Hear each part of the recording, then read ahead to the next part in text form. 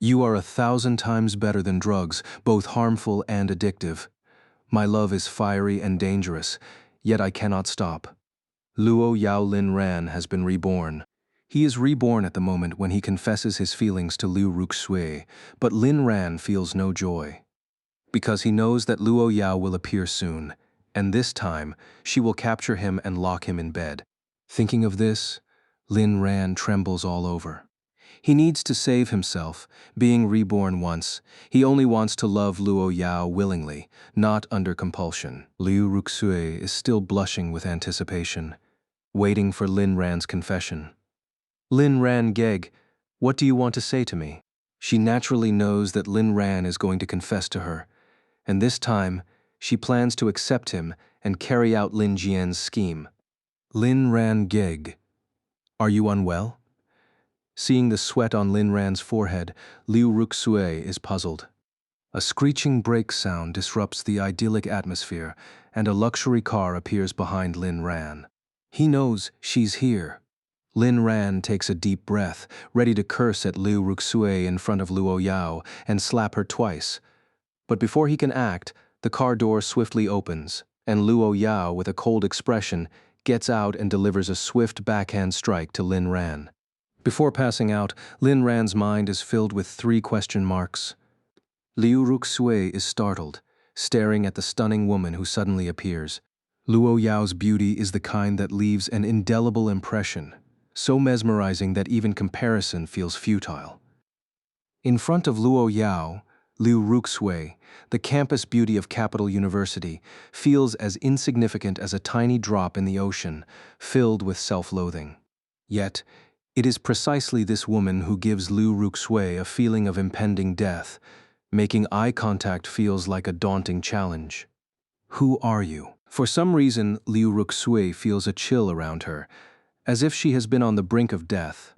Luo Yao dismisses her killing intent, ignoring Liu Ruxue as she carries Lin Ran into the car. If Liu Ruxue weren't someone Lin Ran cared about, she would be dead by now.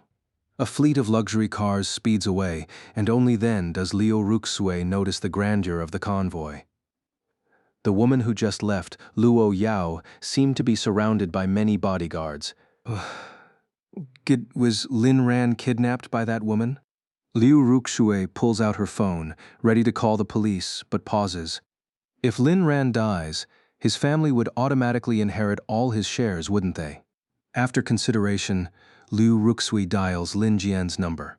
In the dark room at night. Ah, Ran, I want to dig out your eyes and make them into a specimen. That way your eyes will only see me.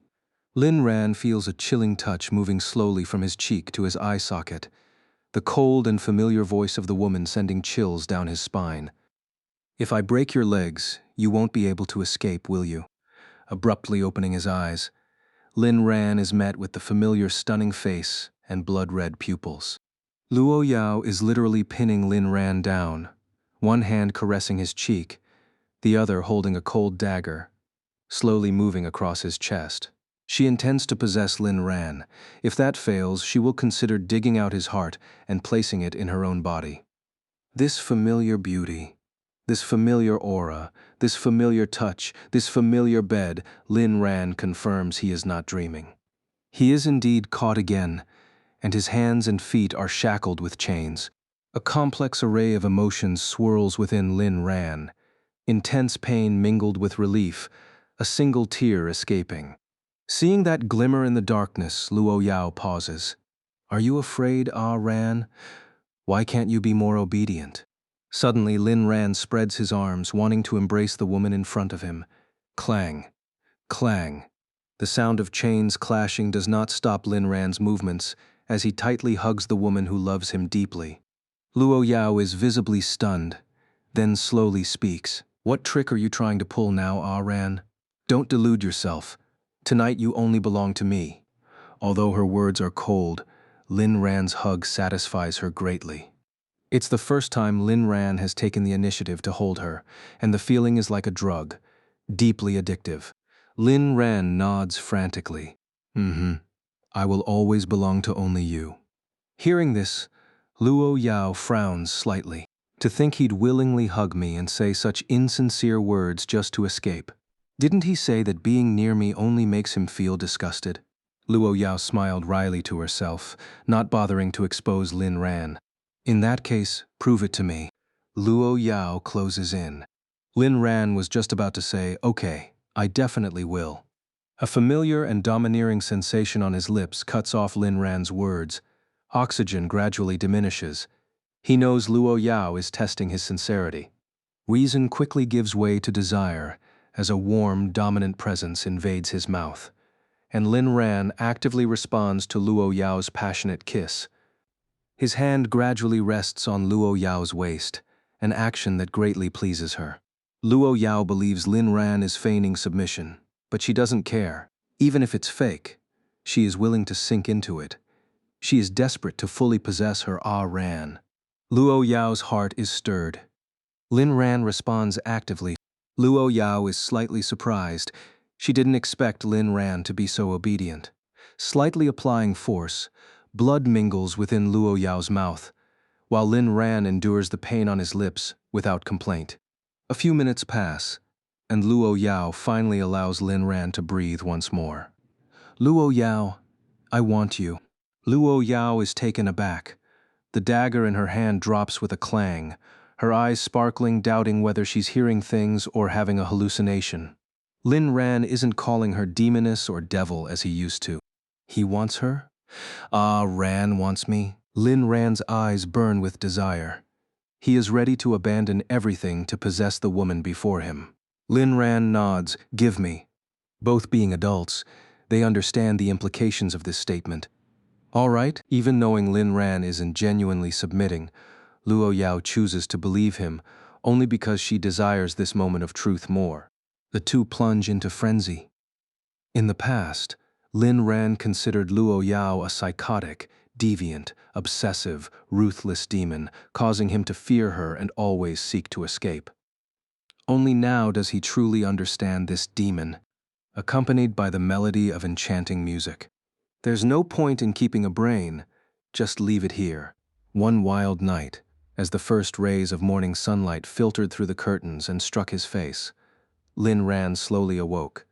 The person beside him coiled around him like a water snake, staring at him with an absent-minded expression. A crimson stain remained on the white sheets. In his previous life, this night had been forced upon Lin Ran, and Luo Yao's behavior at the time had been so violent that she seemed ready to disembowel him. He had been terrified.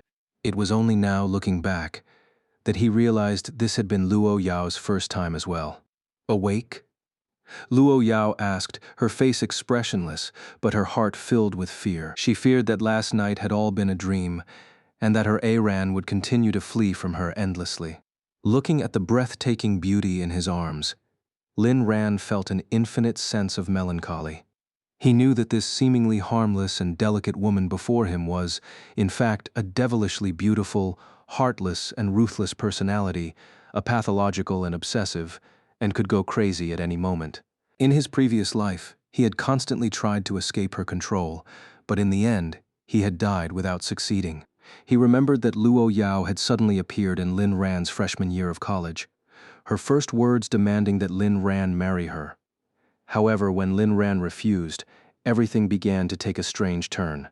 3 years passed in the blink of an eye, and Lin Ran found that he couldn't escape Luo Yao's control. The more he resisted, the closer Luo Yao stuck to him. It all came to a head after Lin Ran repeatedly confessed his love to the campus beauty, Liu Ruxue. Luo Yao went mad. She desperately wanted to tie Lin Ran to her side, force him, possess him, even torture him. Lin Ran and Luo Yao played out the drama of him fleeing and her chasing, making it impossible for him to escape, again for 3 full years. Finally, an accident occurred while Luo Yao was on a business trip. That time, Lin Ran was tricked into signing a share transfer document by his secret girlfriend Liu Ruxue, and then he was pushed off the rooftop by Liu Ruxue along with his stepmother and half-brother. The wind was strong, and the feeling of falling combined with terror left an indelible mark on Lin Ran. As the sound of a heavy object hitting the ground clearly reached Lin Ran's ears, a brief agony followed, and then Lin Ran was dead. His father, holding Lin Ran's suicide note, successfully inherited all of Lin Ran's shares in the Surin group, adding to his own, making him the de facto #1 in the group. As for Lin Ran, he could only turn into a wisp of soul, quietly watching his scumbag father, stepmother, half-brother, and disloyal lover celebrate his death. The scumbag father, wanting to get it over with, hastily buried Lin Ran in the wilderness the very next day. But no sooner had he done so than Luo Yao appeared. Luo Yao went mad, ordering people to dig up Lin Ran's grave. Laughably, there was no coffin, and no cremation had taken place. She held Lin Ran's unrecognizable corpse, crying heart-wrenchingly for a long, long time, before finally, she kissed him. Even as a soul, Lin Ran's eyes widened in disbelief. He didn't understand how Luo Yao could still find the courage to kiss him in such a state. He himself was repulsed by his own appearance. "Aran, why didn't you listen? Why wouldn't you stay by my side? I'm sorry, it's my fault for not protecting you. Wait for me, I'll be with you soon." Luo Yao must have been deeply disappointed in him, right? Luo Yao had Lin Ran's body transported back to Dongtian Manor, and then she simply waited. Not long after, Lin Tianba, Liu Yueme, Lin Jian, and Lin Jian's cousin and lover, Liu Ruxue, were dragged in. The group had been enjoying hot pot and singing at home when they were suddenly brought to the manor. Facing the world-renowned female tycoon who struck fear into everyone, they trembled like a sieve. "You killed Aran. You deserve to be dismembered 1,000 times." They were all terrified, not doubting for a moment that Luo Yao's words were true. Everyone in the world knew how crazy and terrifying this woman was. Weren't they all saying that Lin Ran was just this lady's toy? Why was this mad woman seeking revenge for Lin Ran's death? Lin Tianba stammered, "Miss Luo, this is all a misunderstanding. I am Lin Ran's biological father. How could I have killed him?" Lin Jian, Liu Yimei, and Liu Ruxue were even more panicked. They were the ones who had conspired to kill Lin Ran. "Lin Jian, Miss Luo, this has nothing to do with us." Liu Yueme, "As a mother, I loved little Ran the most. I would never harm him." Liu Ruxue, "It's not me. It's not me. I'm the woman Lin Ran loved the most." In his soul form, Lin Ran watched all this and wryly shook his head. Lin Tianba hadn't been directly involved, but he had definitely been one of the most eager for Lin Ran's death. He just hadn't realized it while alive. Only after dying did he see the true nature of this scumbag father. Or perhaps it was only after dying that he was willing to believe what these people were really like. As the most wealthy and powerful woman in the world, finding out the truth was as easy as pie for Luo Yao. Her cold, bone-chilling voice slowly said, "None of you are going to die well." The murderous intent in Luo Yao's words was palpable. Lin Jian was the first to lose it, flipping over and kowtowing loudly on the ground. "Miss Luo, I was wrong. I was wrong. It was these two wretched women who schemed everything." As he spoke, he shoved his mother and Liu Ruxue forward, leaving both of them in a state of disbelief. Was this their beloved son, brother? Liu Yimei spoke up. "Son, don't be scared. This woman can't do anything to us. This is a society governed by the law." Lin Jian wanted to curse out loud. "Are you out of your mind to talk about the law with the most powerful and wealthy madwoman in the world? Am I the one who's insane? Or are you? Even if we were to talk about the law, doesn't the fact that they murdered someone stand? The law is made for ordinary people, not for the elite." Liu Rushu was still in shock, her eyes widening as Luo Yao's hand suddenly held a bone-cutting knife, making her tremble uncontrollably. "You can't kill me. I'm Lin Ran's favorite woman. If you kill me, he'll never rest in peace." Luo Yao paused. Then her eyes blazed with madness. "That's right. If it weren't for this woman, her Ran wouldn't have died." What did Ran see in Liu Ruxue? Was it just her face? What did he see in Liu Ruxue? Was it just her face? Lin Ran, who had been watching the scene unfold, couldn't help but laugh, though it was a laugh of anger. Holding the knife, Luo Yao approached slowly, her voice cold as ice.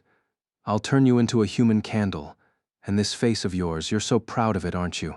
I'll make sure it's displayed for everyone to admire." As agonizing screams echoed, the four of them were left in unspeakable torment, longing for death, but unable to die. Lin Tianba was subjected to 1,000 cuts by Luo Yao, and after death his bones were dumped into a cesspool. That was where he would rest. Lin Jian was castrated by Luo Yao and thrown into the estate's fish pond, where he was devoured by crocodiles.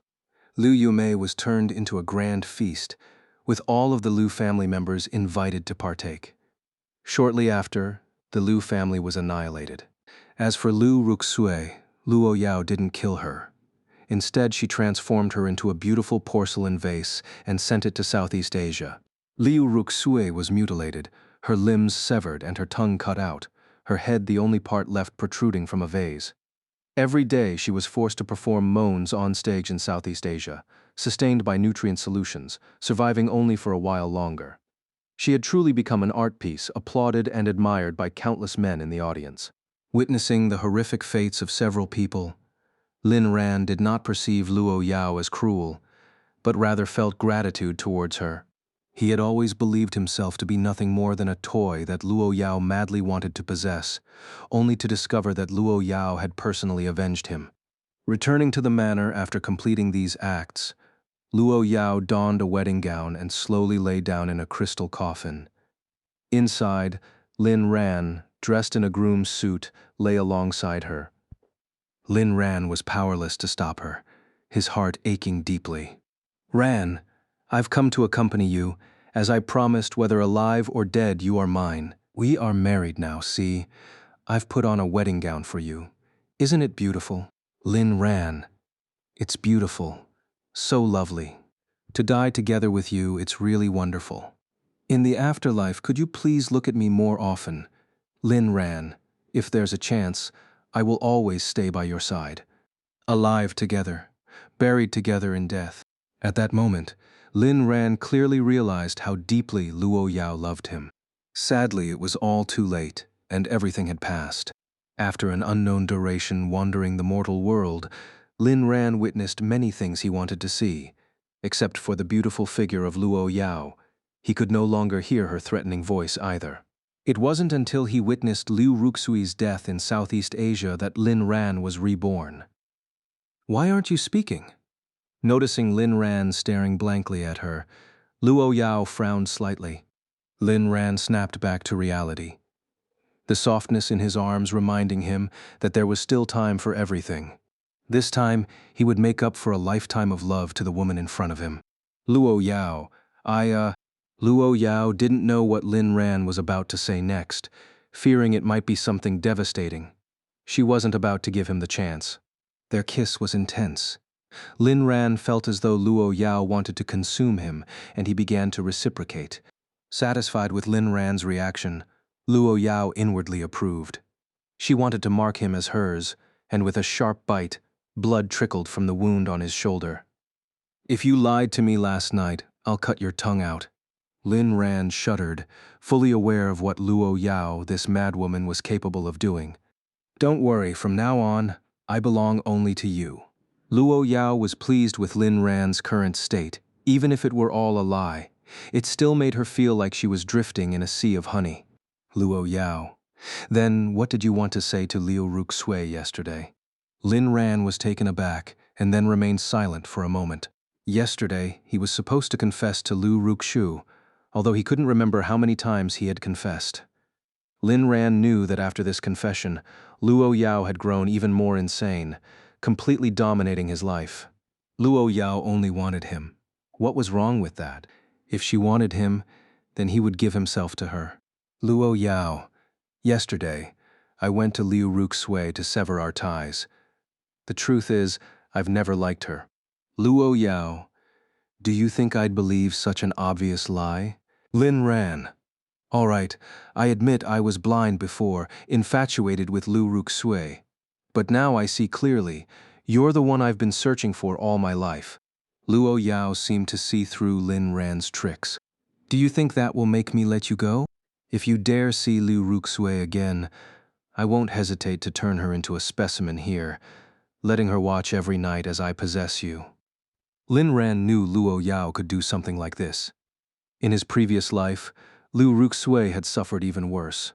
Lin Ran also understood how deeply he had hurt Luo Yao. But it was okay now.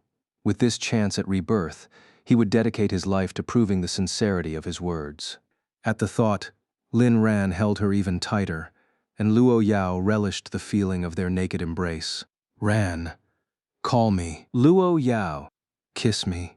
Lin Ran obliged, and after a long time feeling utterly drained, he fell into a deep sleep. Waking up at noon, he found Luo Yao had already left, and the iron chains that once bound his wrists were gone. Luckily, it wasn't time for school yet, or he would have definitely been late. Seeing a small jar of ointment on the table, Lin Ran smiled. He recognized it as a highly effective scar remover, uniquely Luo Yao's. He had used it many times in his previous life.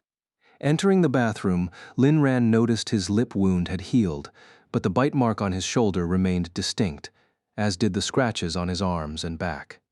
All of this reminded Lin Ran of the kind of madness the woman beside him possessed.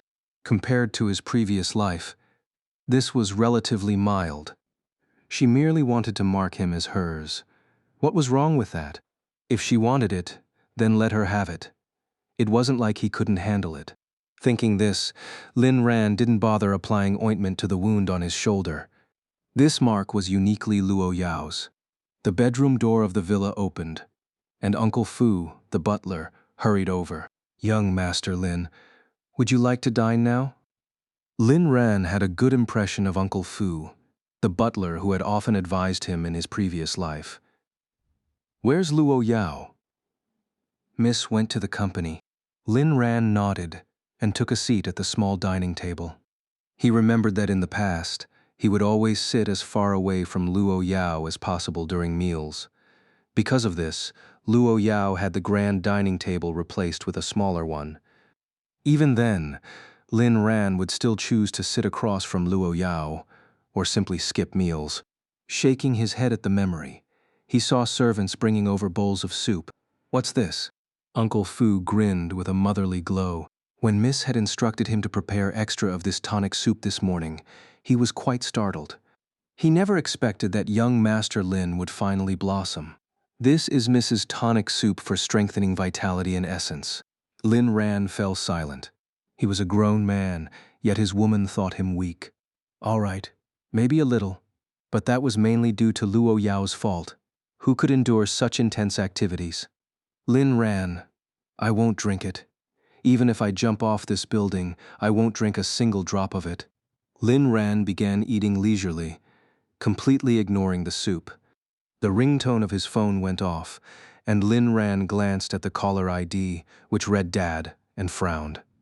After some thought, he picked up the call. Lin Tianba's furious voice came through. "You little brat, where are you? Do you know how worried your mother and brother are? We've been waiting for a whole day and night for the kidnappers to call, and what are you doing?" Lin Ran knew this was Liu Ruxui's doing. In his previous life, he had also received this call, during which he told his father that Luo Yao had abducted him and described his experiences. To his astonishment, after confirming that Luo Yao had indeed abducted him, his father had immediately hung up, as if nothing had happened. Lin Ran narrowed his eyes. Did they already intend for him to die back then? This was bad. He felt like he was starting to develop some sense of logic. "Old Deng. You're not allowed to talk to me like that ever again." "Old Deng, me?" Lin Tianba on the other end of the line was clearly stunned, as if he couldn't believe these words were coming from Lin Ran. Next to him, Lin Jian immediately whispered, "Dad. Maybe brother really got kidnapped and is pretending to have a bad relationship with you so he doesn't drag you into this. The kidnappers might be right next to him." Lin Tianba suddenly realized this must be the case. Otherwise, how could his usually submissive son speak so rudely? Thinking about it, he felt a bit touched. "Son, don't worry. After you're gone, Dad will definitely give you a grand funeral." Xiao ran. "Dad was just too worried. Although Dad can't afford to ransom you right now, you can ask the kidnappers what else they want. As long as it's something Dad can do, I'll do it. I just hope they leave you a whole body." Lin Ran was so angry he laughed, and a surge of killing intent welled up inside him. "Who said I got kidnapped? I just went home with my wife, you motherfucker. You hear rumors and just run with them. Your head is like a hairy watermelon, shaking with rotten pulp inside. You're a damn retard. Having a father like you, I really feel like I've seen it all in life. Slicing my behind with a knife has opened my eyes." Lin Tianba instantly went ballistic. "You little bastard, what did you just say? I'm your father. How dare you talk to me like that?" Lin Ran shot back. "From Jiangnan to Zhangbei, across the whole street. Go ask around who the real dad is. Calling me a little bastard, are you shoving laxatives in your mouth or something? Every word out of your mouth is either shit or crap. Your name is such a dumb joke, you shouldn't call yourself Lin Tianba. You should call yourself Lin Turtle." Lin Ran hung up the phone after venting his frustrations, then blacklisted the entire Lin family's numbers in one go. "You Lin family, just wait for me. Lin Tianba, in a couple of days I'll make sure you know who the real daddy is." Uncle Fu beside him was shocked. He couldn't believe the current situation between Lin Ran and the Lin family had escalated to this level. And what did Lin Ran just say? With his wife going home? Uncle Fu nearly teared up and personally filled another bowl of soup for Lin Ran. Lin ran. He refused to drink it. The Cave Paradise Manor was huge, but Lin Ran was deep into his lazy lifestyle and rarely stepped out of Villa 1. He lounged in the villa, feeling stagnant and thinking about Luo Yao. "I really want to snuggle with my boss wife." As he thought about it, Lin Ran picked up his phone and searched for the chat log full of transfers, which he had never accepted. Meanwhile, at the Lin family mansion, Lin Tianba was so enraged he hurled his phone, which hit Lin Jian right on the forehead. "Ah, damn it." Liu Yuemui was startled and quickly checked on her son's injury, while Lin Tianba was also taken aback, seeing Lin Jian's forehead already bleeding. Liu Yuemei gave Lin Tianba a reproachful look. "Is my son okay?" Liu Yuemei asked with concern. Lin Tianba apologized awkwardly. "Sorry, son. Dad didn't mean it." Lin Jian, despite the pain, put on a virtuous smile. "It's okay, Dad. You should focus on saving brother. At least ask the kidnappers to leave him a whole body." Lin Tianba, "We don't need to care about that ungrateful kid. If he dies, it's his own fault." Liu Yimei also handed her phone to Lin Tianba, saying, "Yeah, dear, just now, Xiao Ran must have been threatened. As a mother, I'm so worried. Call him again quickly. Ask the kidnappers to make sure he gets a whole body." Lin Tianba was moved to tears. "You two are so kind. If that ungrateful kid was half as obedient as Xiao Jian, I wouldn't have made him sleep in the storage room." Lin Tianba took the phone and asked, "What's that ungrateful kid's number?" After asking, all three of them fell silent. They realized they didn't have Lin Ran's number. The number they had just used was one they had asked Liu Ruxue for. Without a choice, Lin Tianba had to call Liu Ruxue again. "Little Shui, what's Xiao Ran's phone number?" "Uncle's phone fell and broke, so I can't find the call log." After getting the number, Lin Tianba dialed Lin Ran's number once more. But no matter how he tried, it wouldn't connect. Even switching to Lin Jian's phone didn't work. "That ungrateful kid, forget about him. Let's take Xiao Jian to the hospital. Look at this wound, it's at least a centimeter deep." Lin Jian gave a virtuous smile. "Thank you, Dad." In the high-level meeting room of Luo Corporation, all the executives sat in silent fear. Every meeting felt like a trip to the execution ground. If it weren't for the excellent benefits at Luo Corporation, they would have left long ago. And today Luo Yao's face was as cold as ice.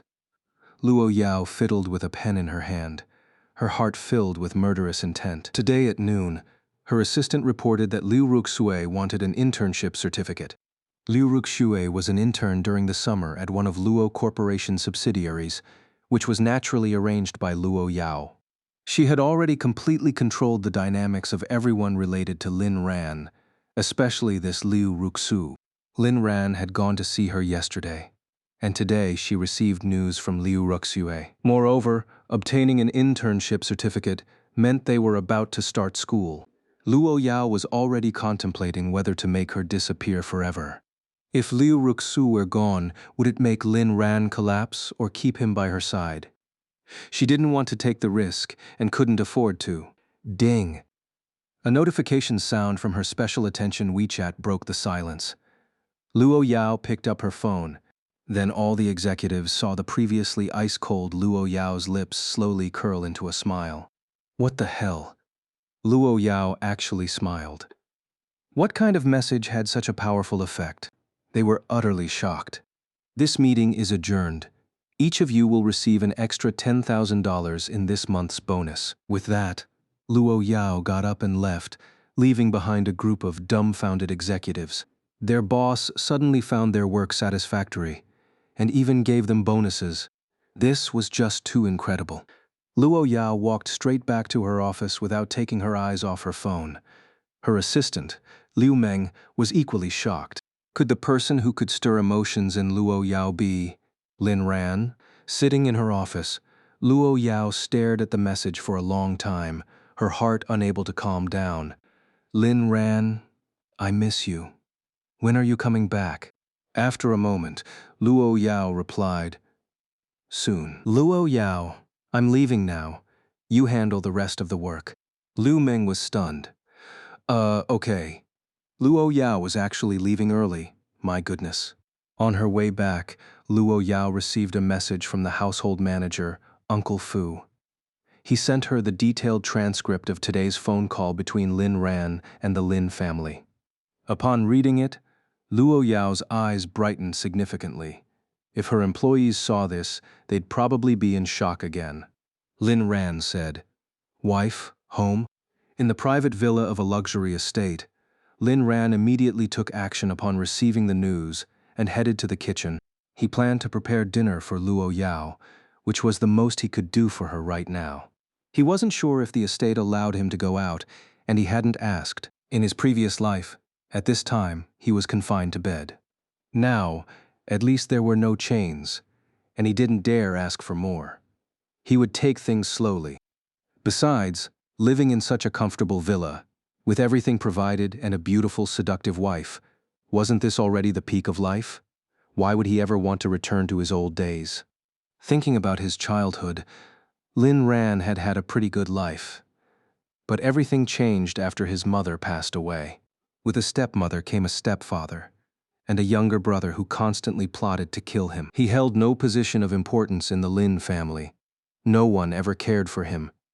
Even the tuition for his university education had been earned through his own hard work. Compared to his brother Lin Jian's life, it was like living in heaven and hell. Wasn't having a wealthy wife enough? When the staff in the villa saw Lin Ran heading to the kitchen to cook, they were all startled. The kitchen was a dangerous place in the household. If Lin Ran got even a little hurt, they would all be in deep trouble. Everyone could see how Luo Yao doted on Lin Ran. Even if Lin Ran blew up the entire estate, it would be the fault of the explosives and the estate, not Lin Ran. No matter how fiercely the chef and the servants pleaded, Lin Ran remained unmoved. Lin Ran, it's fine. I just want to make dinner for Luo Yao. I'm not trying to take your jobs. The head chef was on the verge of tears. Master Lin, it's not about the job, it's about your safety. If anything happens to you, I won't be able to live. Lin Ran made a concession. Okay then, you can watch me. If I can't handle it, you can step in. That works, right? After some thought, the head chef reluctantly agreed. This was already a big compromise on Lin Ran's part. Watching Lin Ran's skillful knife work and deft movements at the stove, the chef was slightly amazed. How could a pampered young master like Lin Ran know how to cook? They didn't know that in the Lin household, it was Lin Ran who did the cooking, not the nanny. After Lin Ran finished preparing his signature 8 dishes and 1 soup, Luo Yao returned. Seeing no one in the hall, she first went upstairs to the bedroom. Pushing the door open, it was empty. Her face immediately cooled. No one was here. Last time no one was here, Lin Ran had run away, and Uncle Fu had taken all the bodyguards and servants out to search for him. This time again, no one was here. Could it be? Ah, Ran, why must you be so disobedient? Luo Yao took out her phone, opened an unknown app, and checked the location. He's in the villa? While Luo Yao was puzzled, Uncle Fu hurriedly came from the kitchen. Miss, you're back. Where is Ah Ran? Master Lin is in the kitchen. He said he wants to cook dinner for you himself. Luo Yao froze for a moment before regaining her normal expression. Uncle Fu wiped the sweat from his brow, relieved that he had spoken quickly enough to avoid possibly losing his life. Miss, Master Lin has almost finished. Why don't you go downstairs? Luo Yao nodded coldly, went back to her room to change, and then walked towards the dining hall. Lin Ran had the servants bring the dishes to the dining hall and followed them out of the kitchen, where he saw Luo Yao. For some reason, seeing Luo Yao made Lin Ran incredibly happy, as if he had just seen the most magnificent thing in the world. It was a feeling he had never experienced before. Lin Ran opened his arms and walked towards Luo Yao, who just stood there in a daze as Lin Ran hugged her and kissed her on the forehead. Welcome home kiss. I made dinner. Let's eat together. Okay. Luo Yao's eyes sparkled with stars. Was this what it felt like to have Ah Ran? Could he not be pretending? Considering it again, it still seemed unlikely, and her expression once again turned cold. Lin Ran was utterly confused. Brother, are you practicing face-changing? Before cooking, Lin Ran had asked the steward about Luo Yao's dietary restrictions. He didn't want to be like those stupid characters in novels who made the female lead allergic. Learning that Luo Yao had no specific dietary requirements, Lin Ran let loose in the kitchen. No requirements meant that even if he cooked something terrible, she wouldn't get angry. Moreover, his cooking skills were actually quite decent. In casual homeware, Luo Yao was alluring beyond imagination. Scenes from the previous night flashed through Lin Ran's mind, and his face turned red. Luo Yao took her seat, and Lin Ran sat beside her, lighting the candles he had prepared earlier and instructing the servants to turn off the lights. This action left Uncle Fu and the other servants in shock. Previously, Lin Ran always sat at the farthest end from Luo Yao, so Luo Yao had even replaced the large, luxurious dining table with a smaller one, yet Lin Ran still sat opposite Luo Yao. And now, he was directly sitting beside Luo Yao and lighting romantic candles. This change was no small feat. Luo Yao also appreciated Lin Ran's transformation. She thought that if he could keep this up, it wouldn't be so bad. Lin Ran served a bowl of beauty soup for Luo Yao and then helped himself to one. Wives needed to maintain their beauty, but so did husbands. Otherwise, once they aged, their wives might not want them anymore. Uncle Fu quickly interrupted. Miss, this soup looks delicious. Why don't you allow me to taste it first? Uncle Fu was genuinely afraid that Lin Ran might have poisoned the food. Luo Yao coldly glanced at Uncle Fu, and he immediately realized his mistake. He had no right to doubt Lin Ran. In this household, no one could question him. Uncle Fu even wondered if Lin Ran's status in this home was even higher than the young ladies. Luo Yao coldly said, No need. This is what Ah Ran cooked. I trust him. Even if it were poison that would tear through her innards. As long as Lin Ran told her to drink it, she would do so without hesitation. Uncle Fu felt awkward, while Lin Ran simply smiled. He didn't blame Uncle Fu. Such concerns were reasonable. Let me try it first.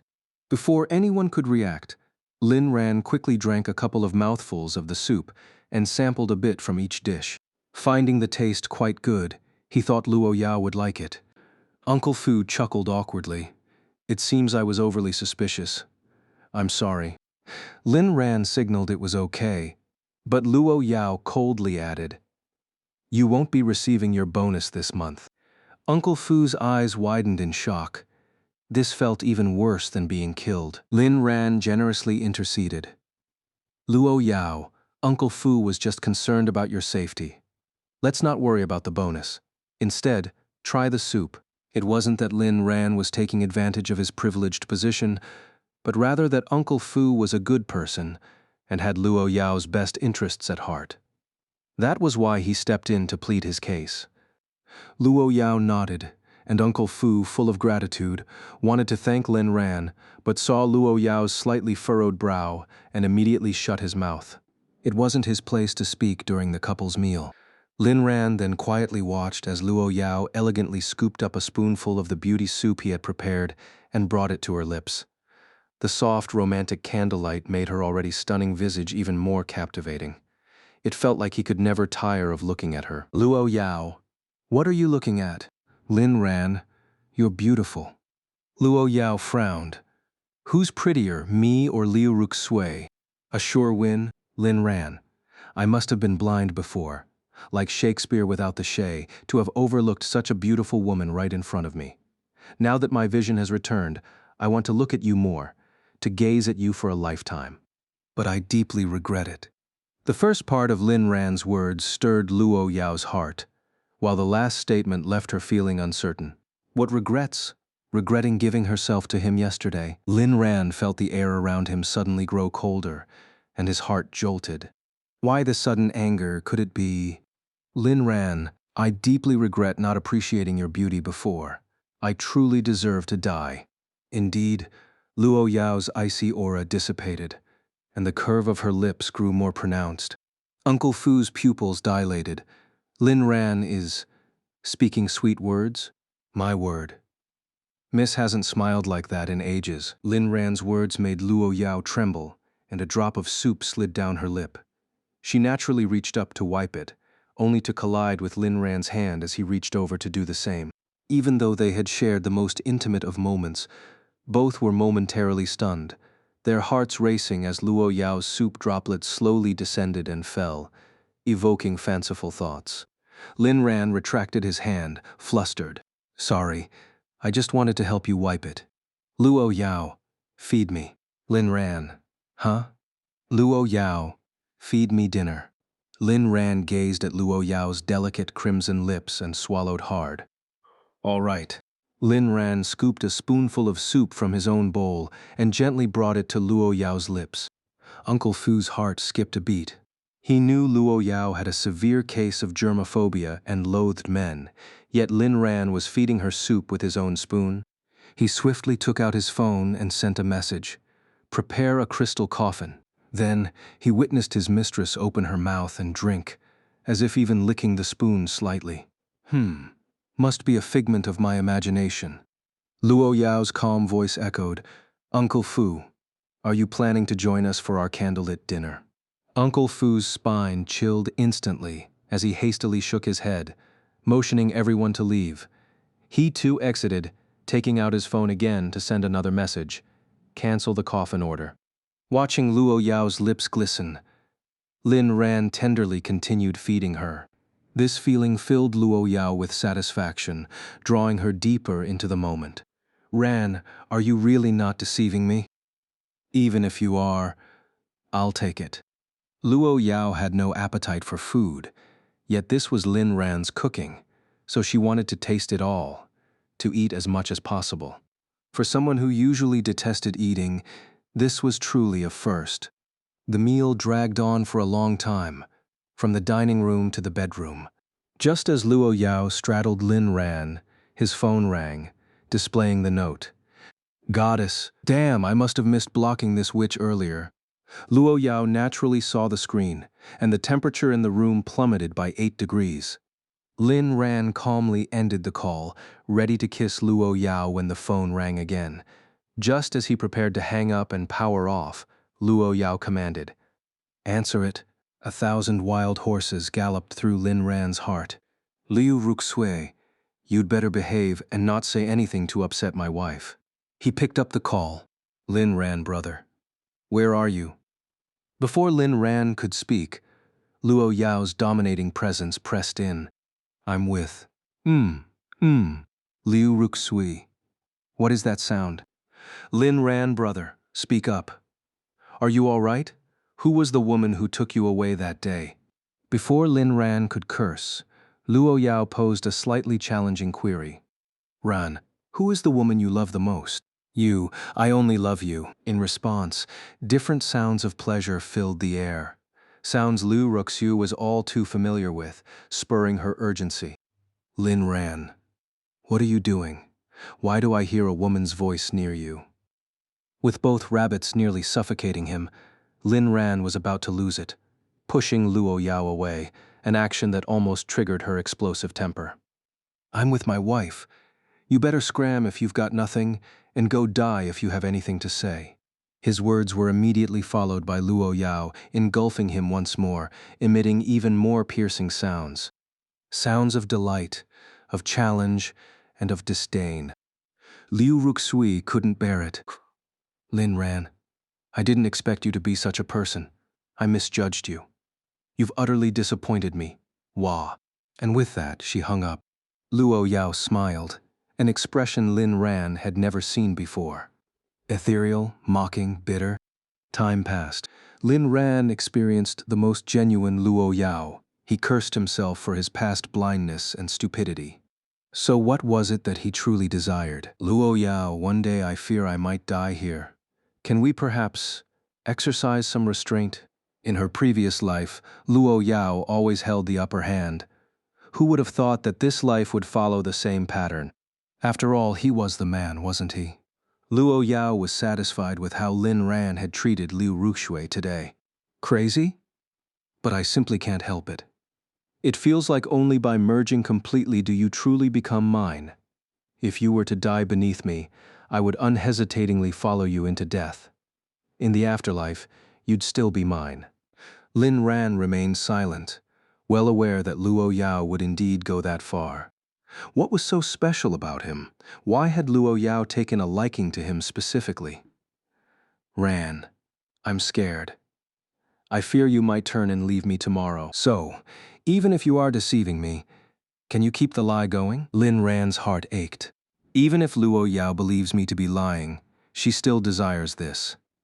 What kind of twisted love is this? Even if it's fake, I cherish it more than pearls. However, Lin Ran was gradually growing fond of this sensation. He could even say that after just 2 nights since his rebirth, he was already becoming addicted. Luo Yao, whether you believe it or not, I'll always be by your side, loving and protecting you. We'll continue like this, trust me, okay? Tears glimmered in Luo Yao's eyes, but she knew she couldn't cry. In this world, everyone can cry, but not her. To cry would be to reveal her vulnerability. Once vulnerable, she'd be trampled upon. She had to be the strongest Luo Yao. Only then could she protect her Ran. If Ran tires of her, leaves her, then she'd turn him into a specimen or burn him to ash and devour it, to be together forever. Delirious thoughts permeated. Lin Ran was utterly overwhelmed. In the early morning, Lin Ran woke up to find Luo Yao gone again. Does this girl not need sleep? After finishing his breakfast, Lin Ran headed to the walk-in closet he had never entered before. It was filled with luxurious clothes he had never even glanced at, because he didn't want anything from Luo Yao. But now things were different.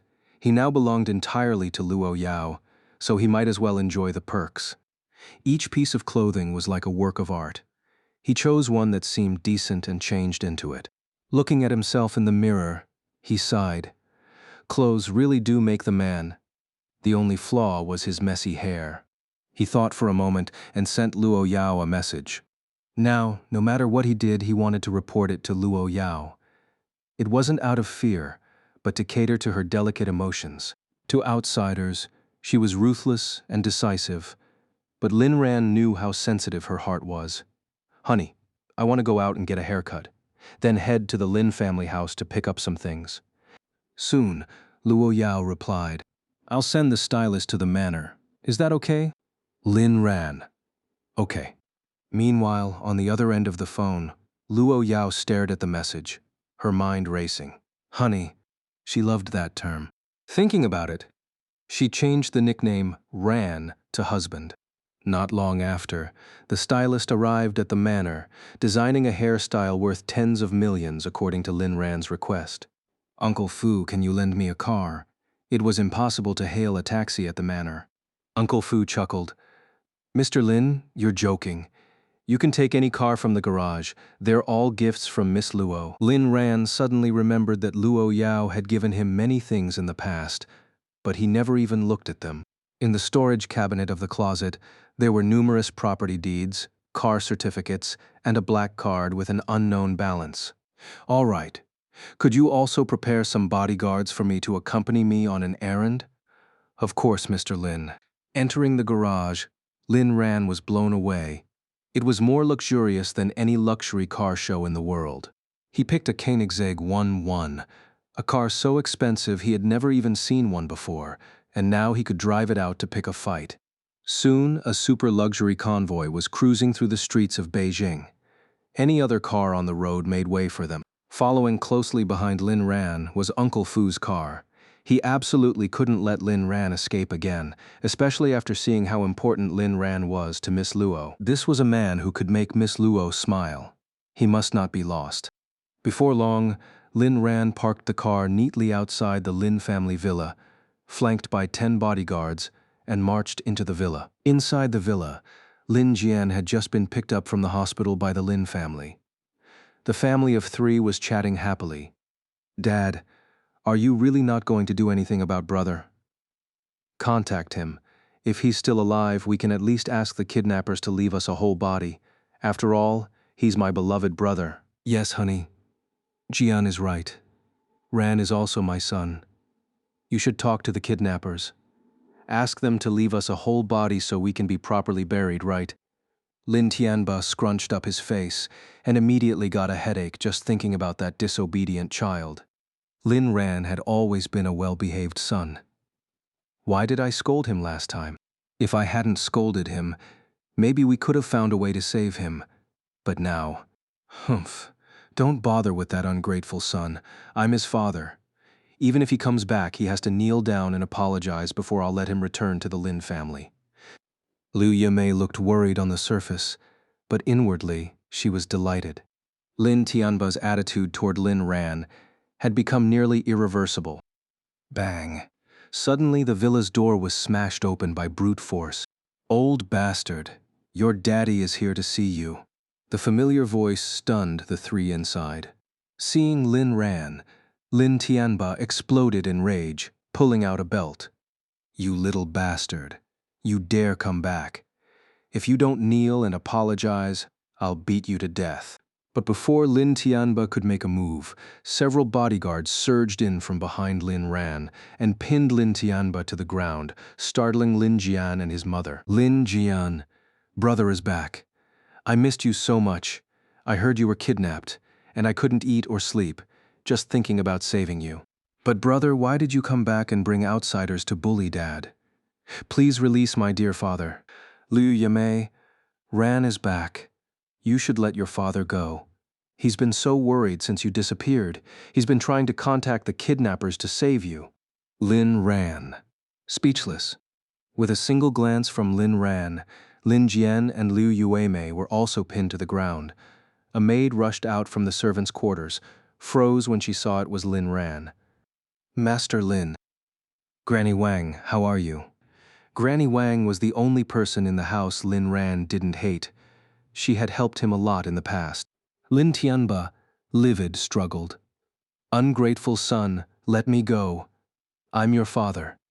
Lin Ran squatted down, took the belt from Lin Tianba, and flipped it around, hitting him hard with the buckle. "Ah!" A scream rang out as Lin Tianba bled from the head. "Old man, remember this. Don't ever say you're my father when we meet. And every time we see each other, you have to kneel and kowtow.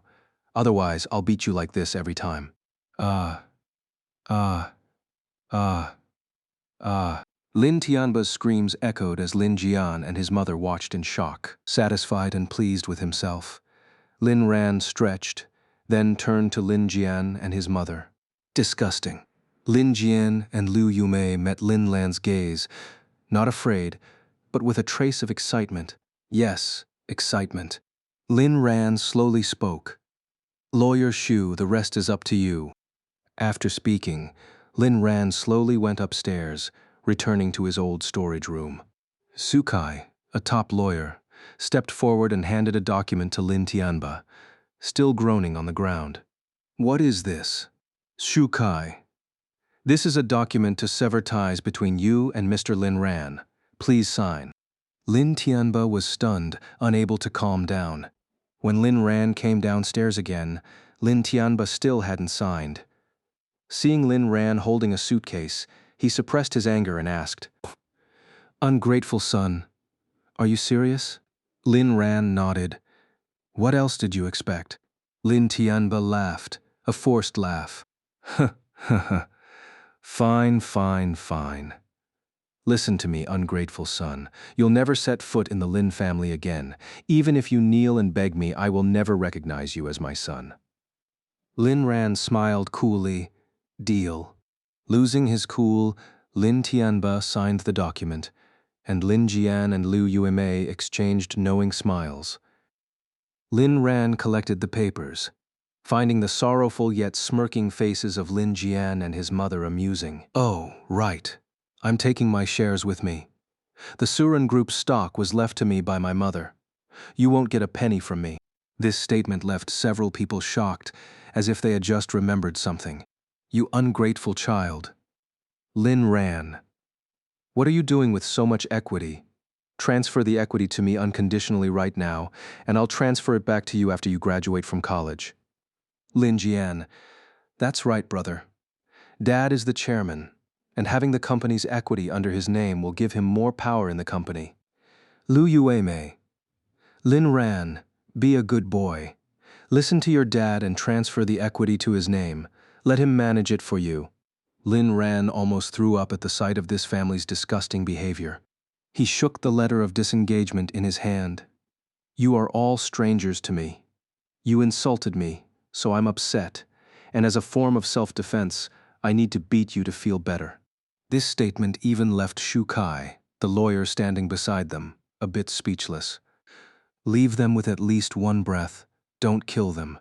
Soon the group was battered and bruised, and Liu Yemei and her son Lin Jian no longer displayed the magnanimity of their past, instead cursing at Lin Ran. "You ungrateful wretch, I'm your mother.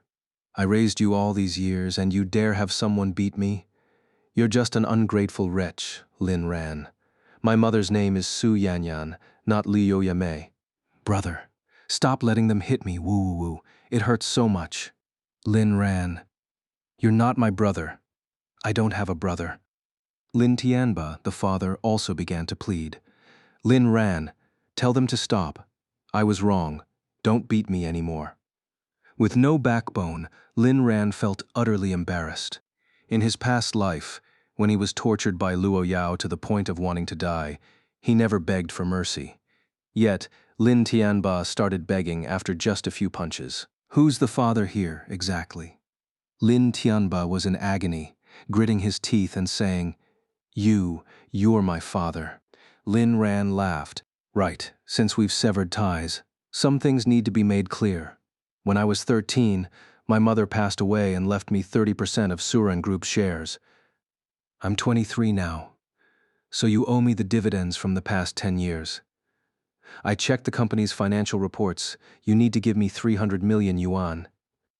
I beat you up today, and based on the highest treatment standard at a pet hospital, I'll compensate you 10,000 yuan.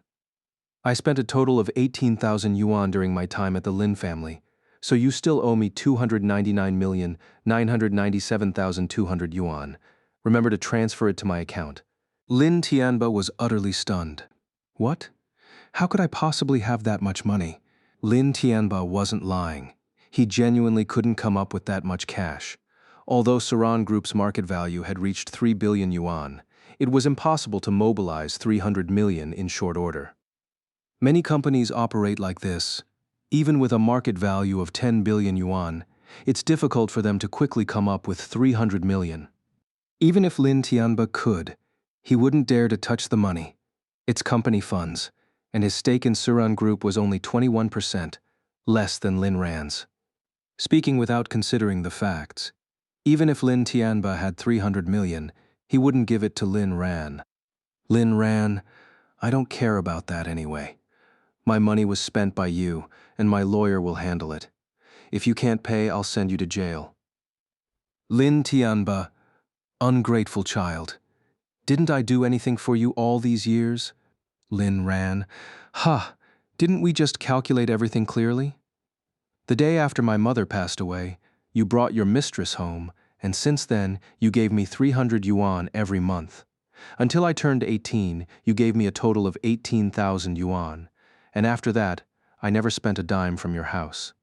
Lin Tianba was stunned. He hadn't expected Lin Ran to have spent so little from the family.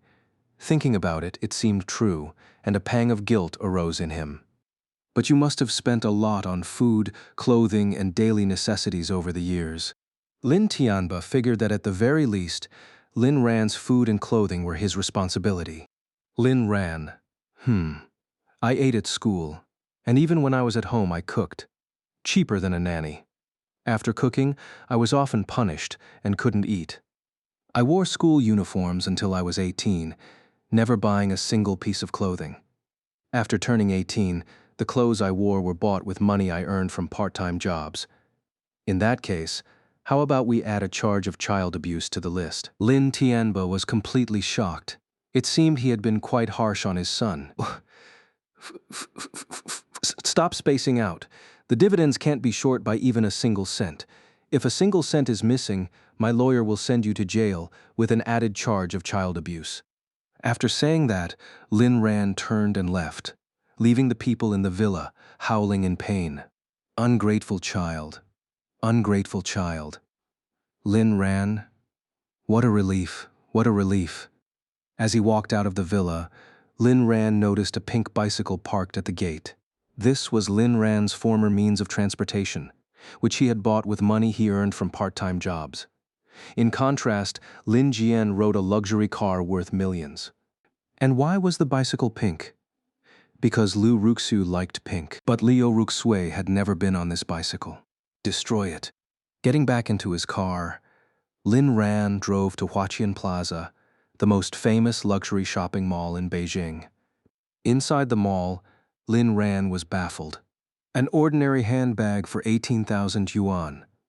A bottle of perfume for 38,000? Is a lump of dog poop also priced at 880 yuan? Despite being born into the Lin family, Lin Ran had never shopped here, as the family never gave him money. Before turning 18, he was given 300 yuan a month. After that, not a single penny. They called it raising a child in poverty. So why didn't they do the same for Lin Jian? Even so, Lin Ran still tried to maintain that non-existent family bond. Crap, I was really a jerk before. Looking at his phone, which showed a balance of 13,000 yuan, Lin Ran fell silent. This was the result of a whole summer of hard work, along with various part-time jobs. Originally, he had planned to buy a bag for Liu Ruxue, but now he decided to buy a gift for Luo Yao. The issue was, everything here was incredibly expensive. Even so, Lin Ran didn't intend to use the black card Luo Yao had given him. It wasn't about being noble. He just wanted to buy Luo Yao's gift with his own money. Perhaps noticing Lin Ran's predicament, the shop assistant started to neglect him. At that moment, Fu Bo walked over. "Mr. Lin, do you like anything? Should I have the entire store wrapped up for you?" Lin Ran shook his head. "No need.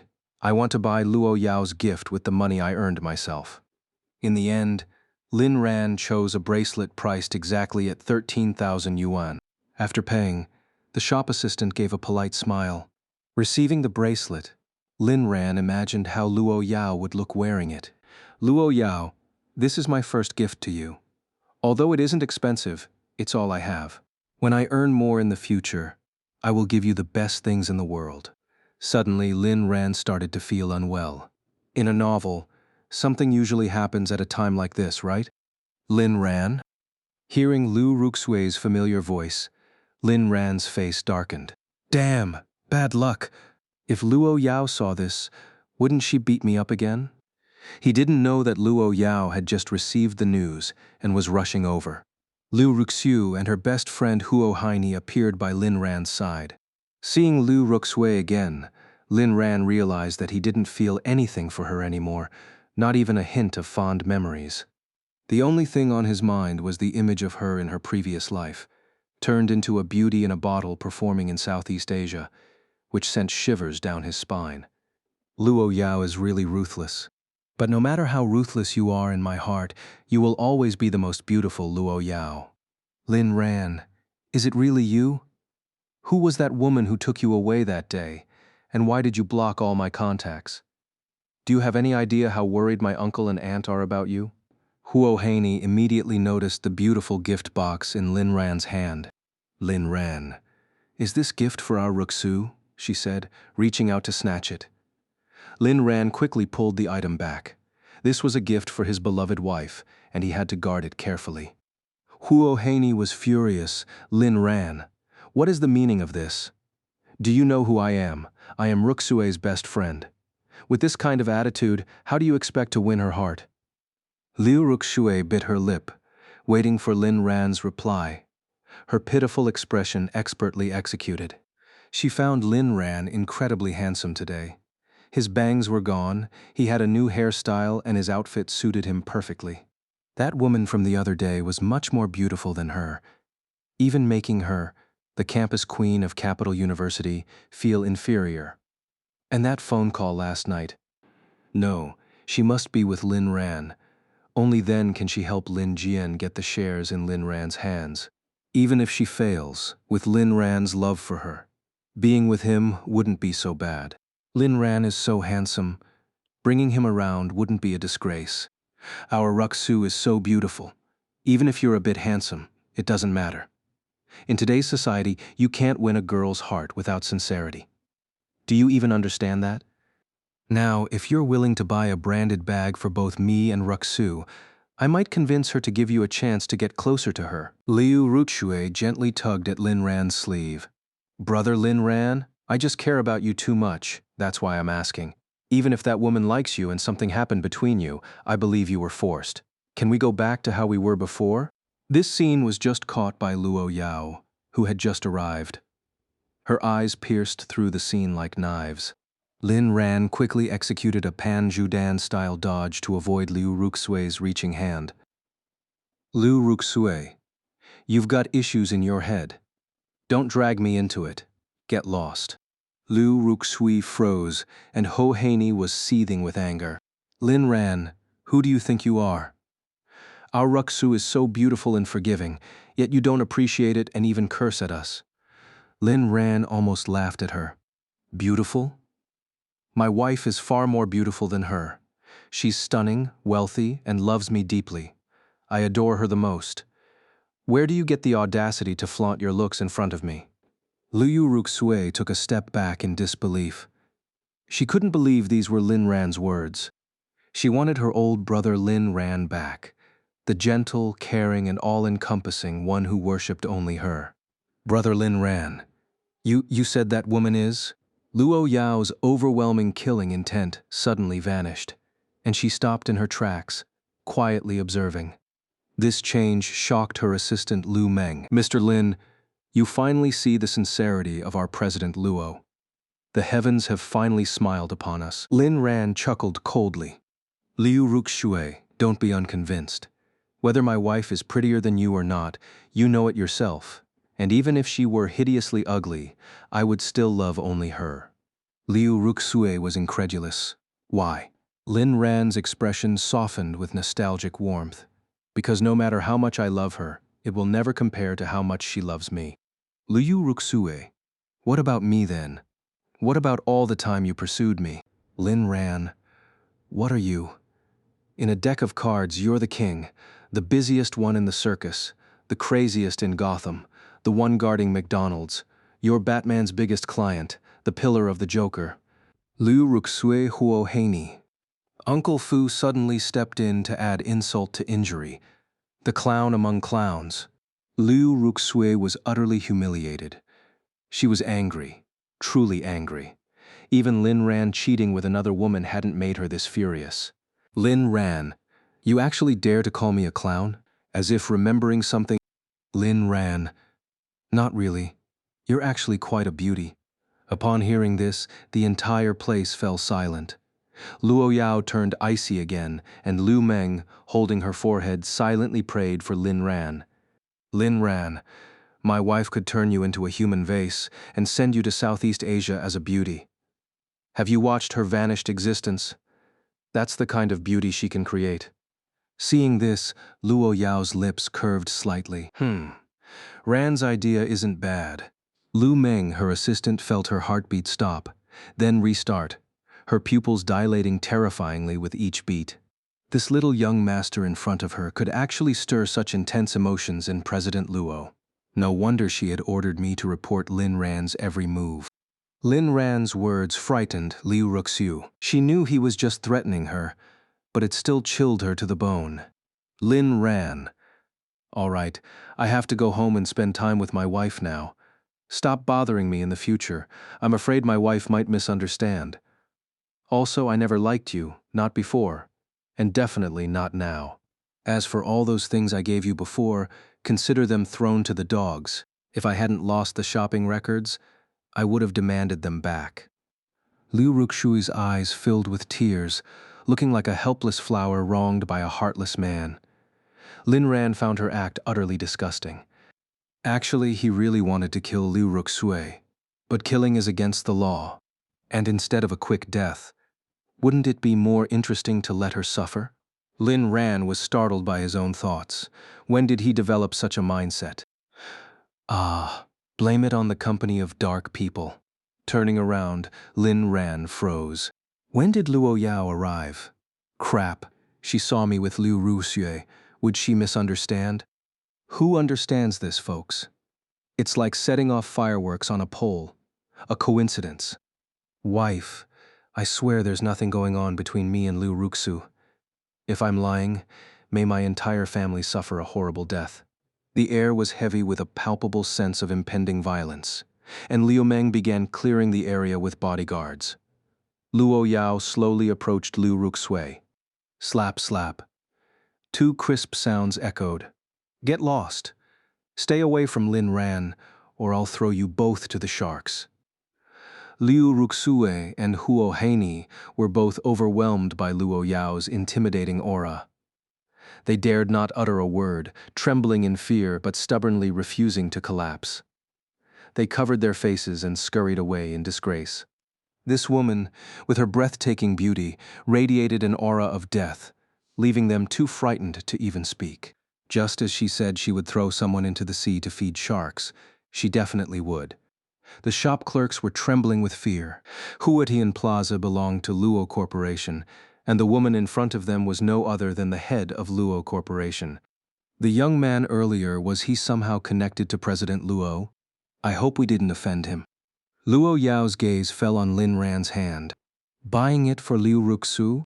Lin Ran immediately clarified. No, it's not for Liu Ruxue. It's a gift for you. Sorry. My means are limited. This is a bracelet I bought with all my money. If I'm lying, my whole family will die. Lin Ran quickly unwrapped the package.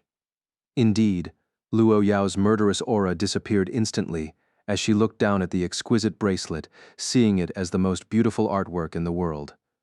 Did Ran mean he spent all his assets to choose this gift for me? She slowly extended her hand. Put it on for me. Lin Ran complied without hesitation, carefully sliding the not-so-expensive bracelet onto her delicate wrist. Luo Yao was very pleased. Transfer the ownership of this plaza to Lin Ran. Liu Meng's eyes widened in shock, but she quickly composed herself. Understood, President Luo. Lin Ran wasn't particularly keen on accepting it, but he didn't protest, knowing that Luo Yao's gifts were not something he could refuse. Otherwise, he would only face severe consequences. The countless assets in the walk-in closet had already proven this point. It's beautiful, and I love it. To be honest, seeing Liu Ruxue with Lin Ran earlier almost triggered her fury. Lin Ran didn't expect that a few words and a small gift would calm Luo Yao down so easily, making her behave like a little girl. If others found out about this, they would be utterly shocked. The ruthless and decisive Luo Yao acting like a little girl? That's absurd. Kiss me, Lin Ran. Lin Ran stiffened, glancing around. Huh? Where's everyone? Uncle Fu? The bodyguards? The assistants? The shop clerks? Lin Ran naturally bent down and kissed her. Luo Yao wrapped her arms tightly around Lin Ran. Ran, why? Why did you lie to me? Let me enjoy this moment. If you leave me in the future, I'll go insane. After a long time, Luo Yao's gaze became slightly dazed. Lin Ran, I want. Lin Ran was startled. Here, let's go home, okay? Luo Yao nodded. They arrived at the parking lot, where Luo Yao pulled Lin Ran into the custom-made Maybach. As for Lin Ran's car, someone else would handle it. With the vehicle starting up, the convoy exited the parking lot. Even amidst heavy traffic, other vehicles still made way for the Maybach and the Koenigsegg. A private car driver sneered. What's so great about fancy cars? Our car for less than 100,000 is more stable. His wife gave a knowing smile. Maybe the people inside are communicating? The driver. Wow, how did you know, wife? The woman, because I often read web novels on Tomato. The driver, my wife, is so knowledgeable. The cars entered the estate, where the driver and Lu Meng tactfully got out, not wanting to disturb the couple. No one wanted to risk their life by intruding. The car's occupants hadn't come out yet. Lin Ran, call me. Luo Yao. Not that. Wife. Again. Baby? Luo Yao loved Lin Ran at this moment. His adorableness made her heart flutter. The car was filled with romance. Luo Yao gazed at Lin Ran intensely. Why? Why what? Why did you suddenly treat me so well? Because I love you. Luo Yao didn't believe it, but she didn't want to endlessly question, fearing that she might discover a reason so heartbreaking that it would crush her. If Lin Ran left her, she would truly go mad and perhaps die. How many gifts have you given to Liu Ruxue? Lin Ran shuddered, unable to comprehend how Luo Yao's thoughts jumped so quickly. A tricky question. I've given gifts to many people in my life. Friends, close buddies, classmates, but the only one I truly wanted to give to my lover is you. This answer was acceptable in Luo Yao's eyes. Remember, you can only give gifts to one woman from now on. Lin Ran. Yes, ma'am. When the two got out of the car, Uncle Fu promptly had the servants prepare dinner. Lin Ran happily spooned and fed Luo Yao, enjoying the task before he started his own meal. Late at night, after the exhausting work, Lin Ran fell asleep, while Luo Yao clung to him, wanting to merge him into herself. Is it because of her body that he chose to stay? If that's the case, that would be perfect. For a long time, Luo Yao shook her head. Could it be that she had people watching him, and everything that happened during the day was just his act? He cut ties with the Lin family and distanced himself from Liu Ruxue. Was all of it to protect them? Because he knew she might use them as leverage to force him to stay by her side. No, Lin Ran, you can't do this to me. The more she thought, the more terrified she became, and cold sweat broke out on her body. She quietly left the room, glancing back at Lin Ran before heading towards the secret chamber. Sometime later, in a daze, Lin Ran seemed to see a stunningly beautiful woman applying something. In the morning, Lin Ran came downstairs and saw Uncle Fu, slightly embarrassed. Uncle Fu, the replenishing soup. Uncle Fu gave a smile that suggested he understood. It's all prepared for the young master. Lin Ran felt a bit awkward, as if he were admitting his inadequacy. It's not that he couldn't perform, it's just that President Luo's demands were excessive. Okay. Though he also enjoyed it, continuing like this could be dangerous. Entering the dining room, he found Luo Yao already there. Don't you have work today? Luo Yao nodded. It's the weekend. Urgent matters can be handled from home. For some reason, Lin Ran felt Luo Yao seemed a bit off. Feeding the little devil had become Lin Ran's routine, and each time he felt a deep satisfaction. Seeing his wife eat so elegantly, seeing her drink soup, so beautiful and alluring. Her gaze when looking at him was utterly captivating. She was perfect in every way. The weekends were wonderful and heartwarming, and Lin Ran was thoroughly enjoying himself until the second evening. Luo Yao, do you want to drink? Lin Ran, huh? Sure. If his wife wanted to drink, he would accompany her, even at the risk of embarrassment due to his poor drinking skills. Luo Yao got up and took a bottle from the liquor cabinet. Mutai. Wait, she's drinking baijiu? Oh well, as long as she's happy. On her way back to the table, Luo Yao felt a sharp pain in her leg, stumbled, and the mutai slipped from her hand. Lin Ran reacted quickly, spinning 360 degrees, one hand supporting Luo Yao's waist, the other catching the falling bottle of mutai. Careful, silly girl. Ambiguous actions made Luo Yao's heart flutter, a feeling only Lin Ran could evoke. Dogman, hold on tight. Dogman? Fine. In my previous life, I guess I was kind of a dog. After a few sips of alcohol, Lin Ran began to feel lightheaded and had many things he wanted to let out. Luo Yao's eyes narrowed slightly. She knew Lin Ran's alcohol tolerance was terrible. Sip after sip until the entire bottle was empty. Lin Ran was spinning around in a daze. Wife, are you upset about something? Why are you flying in the sky? Luo Yao stood up and effortlessly scooped him into her arms in a princess carry. He. Wife, your strength is incredible. Are you going to compete in the Olympics? Why do I see two bunnies running in front of me? Placing Lin Ran on the bed in the bedroom, he twitched all over. Wife, I admit I can't handle it anymore. You've drained me dry. We do it at least 10 times a day. Who can cope with that? Hearing Lin Ran's bold words, Luo Yao was silent for a moment. However, being called wife repeatedly by Lin Ran made Luo Yao quite pleased. Looks like getting him drunk could become a regular thing. Ran, do you still like Liu Ruxue? Lin Ran suddenly sat up, startled.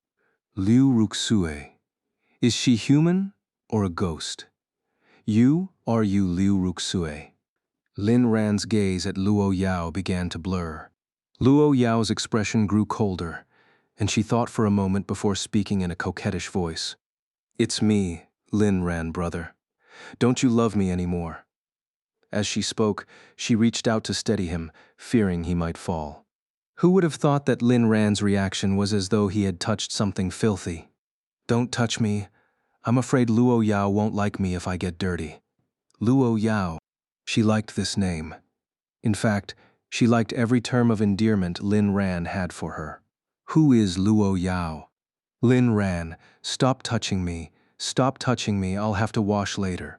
Luo Yao is my wife, my master, my heaven, the person I love most. And also the person who loves me the most in this world. Luo Yao froze, unable to believe these words had come out of Lin Ran's mouth. If he truly loved her so much, why had he never shown it before, even always seeming to despise and fear her? Looking at Lin Ran's state, Luo Yao narrowed her eyes. Was he faking it? Or was it the classic scenario where a man's 7 parts are drunk and his 3 parts are acting till you cry? Ran, I'm Ruxue. Do you really not love me anymore? Lin Ran, I love you less than I love a dog. After uttering these words, Lin Ran collapsed onto the bed. Watching Lin Ran peacefully fall asleep, Luo Yao gently undressed him and covered him with a blanket with utmost tenderness. Overwhelmed by fatigue or truly drunk, Lin Ran seemed to witness his past life. He saw the woman who had gone mad for him. Ran, I've caught you. I want to marry you, take me. Why won't you listen? Why don't you want to marry me? If Ran doesn't want to be with me, then let's go to hell together. Ran, be good, a little more obedient, and you won't be in pain. If you run again, I'll kill you and take out your heart and liver to put into my body. Ran, don't leave me, okay? I only have you. We're married. Look, I'm wearing the wedding dress for you, beautiful, isn't it? To die together with you, how wonderful. When we're down there, will you look at me a little more? The final scene froze over the two of them in a crystal coffin. It was beautiful, truly beautiful. The thousands of lights in the city. There was indeed one waiting for me. This is our tomb, and it's also our home. It's just that my body feels a bit uncomfortable, as if it's about to explode. Waking up, Lin Ran's head was throbbing, and his bladder felt as if it would burst. In the dim moonlight, he saw a beautiful, enchanting figure repeatedly coding something. Why did that feel like a recurring scene? At Lin Ran's grunt, Luo Yao's movements paused. Whether Lin Ran's words were true, fake, or an act, they did stabilize Luo Yao's emotions. Otherwise, she might have gone back into that secret room, the one where she hurt herself to calm her emotions. She diligently applied medicine to all her wounds, not wanting to miss any. If there were scars, Ran wouldn't like them. She didn't want Lin Ran to know about these things, nor did she want to show him her scars. She wanted to try her best to be the person Lin Ran liked. But she knew she couldn't. Are you thirsty? Lin Ran, Luo Yao. What are you doing? A cold aura suddenly enveloped him, and Lin Ran shivered. Could it be? Wife, what are you doing? The cold aura instantly disappeared, and Lin Ran internally marveled at how this was even better than air conditioning. Luo Yao. Nothing. Can't sleep. Lin Ran got up and went to the bathroom, while Luo Yao prepared a glass of water for him. Returning, Lin Ran was still drowning in headache and thirst. Luo Yao. Drink some water. Have my wife feed me. Lin Ran's bold statement made Luo Yao pause, but without much hesitation. Luo Yao took a big gulp of water, held it in her mouth, and kissed him, passing the cool liquid into his mouth. Feeling the coolness being transferred, Lin Ran's Adam's apple bobbed up and down as he slowly opened his eyes. Is that enough? No. Do you want more? Yes. The entire glass of water was transferred to Lin Ran, who finally seemed satisfied. If the lights were turned on at that moment, Lin Ran would be astonished to see Luo Yao's slightly flushed cheeks. But often, it's in these dim, hazy moments that one can truly appreciate the beauty of the person in front of them. Wife. You're so beautiful. After a moment of silence. With that, Lin Ran once again drifted off into a dream, perhaps sparring with the god of dreams.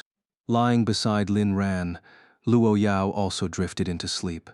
A woman plagued by severe insomnia could only find brief rest when Lin Ran was by her side. Only with Lin Ran could she grasp that fleeting feeling of tranquility. If only she could, Luo Yao would use any means necessary to keep Lin Ran by her side, even if it were cruel. Ran, when will you return to me? The next day, Lin Ran woke up to become a vigorous young man once more. This was one of the few opportunities for him to recover his energy after being reborn. Today, Luo Yao did not go to the company, instead handling work at the manor. She felt that spending her life with Lin Ran here wouldn't be so bad, but she knew she couldn't, so she was now grasping every moment she could be with Lin Ran. If she stopped moving forward, countless others would step over her body to rise. By then, Lin Ran would likely meet a grim fate as well. So she had to be ruthless, channeling her most authentic ruthlessness toward her enemies until no one could stand in her way. Then, she could give all her tenderness to Lin Ran. Today, Shu Kai lawyer finally delivered Lin Ran's newly opened household registration booklet. Mr. Lin Tianba has no intention of handing over the dividends yet. I've already arranged to prepare a lawsuit. But before we sue, I need to confirm with you, since you two are, after all, biological father and son. Lin Ran let out a derisive chuckle. Aside from contributing a single sperm, he hasn't fulfilled any responsibilities. Go ahead. Let that old man face reality, and ideally send him to prison. With Lin Ran's approval, Shu Kai took his leave. The first thing Lin Ran thought of upon receiving the household registration booklet was to head to the Civil Affairs Bureau with Luo Yao to get married. He was startled by his own thoughts. Although in his previous life, Luo Yao had donned a wedding dress for him, but Lin Ran sometimes struggled to discern whether Luo Yao wanted to possess him or if it was just some other kind of obsession. He also wasn't sure if Luo Yao wanted to make their relationship public. Entering the study, Luo Yao was staring blankly at her computer. Lin Ran moved cautiously, making sure not to make a sound. He quietly approached Luo Yao, leaned in, and kissed her on the cheek. Good morning kiss. Startled by Lin Ran's sudden appearance, Luo Yao felt her heartbeat quicken, and her lips curled into a beautiful smile. Turning around, she gave Lin Ran a passionate French kiss. Now that's a good morning kiss. Lin Ran scratched his head, thinking to himself, my wife's still the bold one. Luo Yao, How did it feel? Lin ran. It felt great, even better if it lasted longer. Luo Yao. I meant, how's your body? Lin ran. A bit dizzy in the head, but I'm far from weak. We could go another 300 rounds. Luo Yao narrowed her eyes. Didn't you say you wanted to be more temperate? Lin ran patted his chest. Well, I did rest all night, didn't I? Also, I wanted to discuss something with you. Something. As he spoke, he glanced at Luo Yao's computer. What he saw was a group of people with their jaws dropped, staring in shock. Lin ran froze, and the words, "Let's go get our marriage certificate," stuck in his throat. He had only wanted to see what Luo Yao was doing, but he never expected her to be in a video conference. Luo Yao, the president, was holding a meeting at home. Luo Yao showed no signs of embarrassment, simply gently closing her laptop. As the boss's video feed in the conference room went dark, the executives couldn't hold back. Did I see that right? Who's that young man? Our boss actually likes men. I thought she was repulsed by men. That guy is really handsome, though. He and the CEO look so perfect together. Maybe he's the CEO's brother. Would your brother play like that? In that case, I can only say awesome. Or maybe he's the CEO's kept boy toy. But I think it's the first time I've seen the CEO smile. She actually smiles? Why not keep me? I can be a pet too. You're too ugly. Anyway, it's clear the CEO likes men. Sometimes I'm really afraid she'll make a move on me. My sexual orientation is straight, although I admit the CEO is very much my type cough. But I like men, not my own kind. Even if the CEO likes women, she wouldn't like you. You don't have what it takes to be a kept boy toy. I'm curious. When the CEO's with that handsome guy, who's on top? It's obviously the CEO. What kind of question is that? This is good.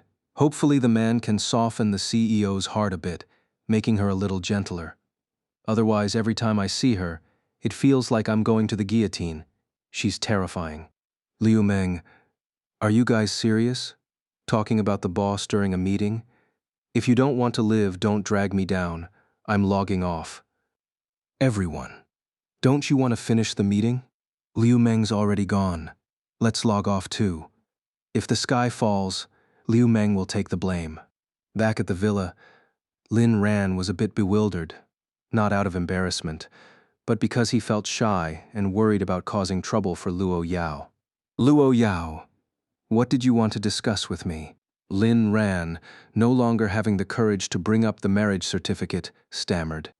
Didn't I cause you trouble, did I? Luo Yao, finding Lin Ran's awkwardness amusing, shook her head. No. You agreed to what? Could it be that she knew he got the household registration booklet and wanted to get married with her? That was too magical. I agreed to let you freely enter and leave the manor, but on the condition that you don't run away. And you must report to me at all times. Come home every night to accompany me, and definitely not go see Liu Ruxue. If you don't follow these rules, I'll capture Liu Ruxue and your family and torture them. Lin ran. Is that even possible? Actually, I wasn't talking about that. I wanted to say I just got my household registration booklet, and I wanted to get our marriage certificate with you. Luo Yao stared at Lin Ran intently, remaining silent for a long time. To Luo Yao, whether or not they got married didn't matter. What truly mattered was whether Lin Ran was by her side. As long as he stayed with her, remaining unmarried for life was fine. But she understood the significance of marriage for ordinary people. Was Lin Ran considering going public with their relationship? Or was he trying to reassure her only to plan an escape later? If they got married, would Lin Ran acknowledge her as his wife in public? Various thoughts raced through Luo Yao's mind. Seeing that Luo Yao didn't speak for a long time, Lin Ran felt a bit disappointed. She seemed reluctant, or perhaps didn't want their relationship to go public. If you're not willing, that's fine. I wasn't implying anything. Before he could finish, Lin Ran was suddenly grabbed by the collar and dragged outside by Luo Yao. Feeling the strength in Luo Yao's hands, Lin Ran was dumbfounded. Wait, Luo Yao, with her seemingly delicate frame, Where did such power come from? In his previous life, to resist Luo Yao, Lin Ran had trained a lot, but in the end, he still couldn't escape her grasp. He thought it was because Luo Yao's subordinates were too strong. Now it seemed that Luo Yao herself was extraordinarily powerful. Once outside, Luo Yao threw Lin Ran into the car and then got in herself. Without a word, she drove straight to their destination. Luo Yao, I'm not going with you to get a marriage certificate. When they next appeared, both of them held a certificate in their hands. Luo Yao, I'm just fulfilling a small request of yours. And just like that, it was done. It felt a bit like a dream. Luo Yao, I owe you a wedding and a ring. Luo Yao, I don't want your ring.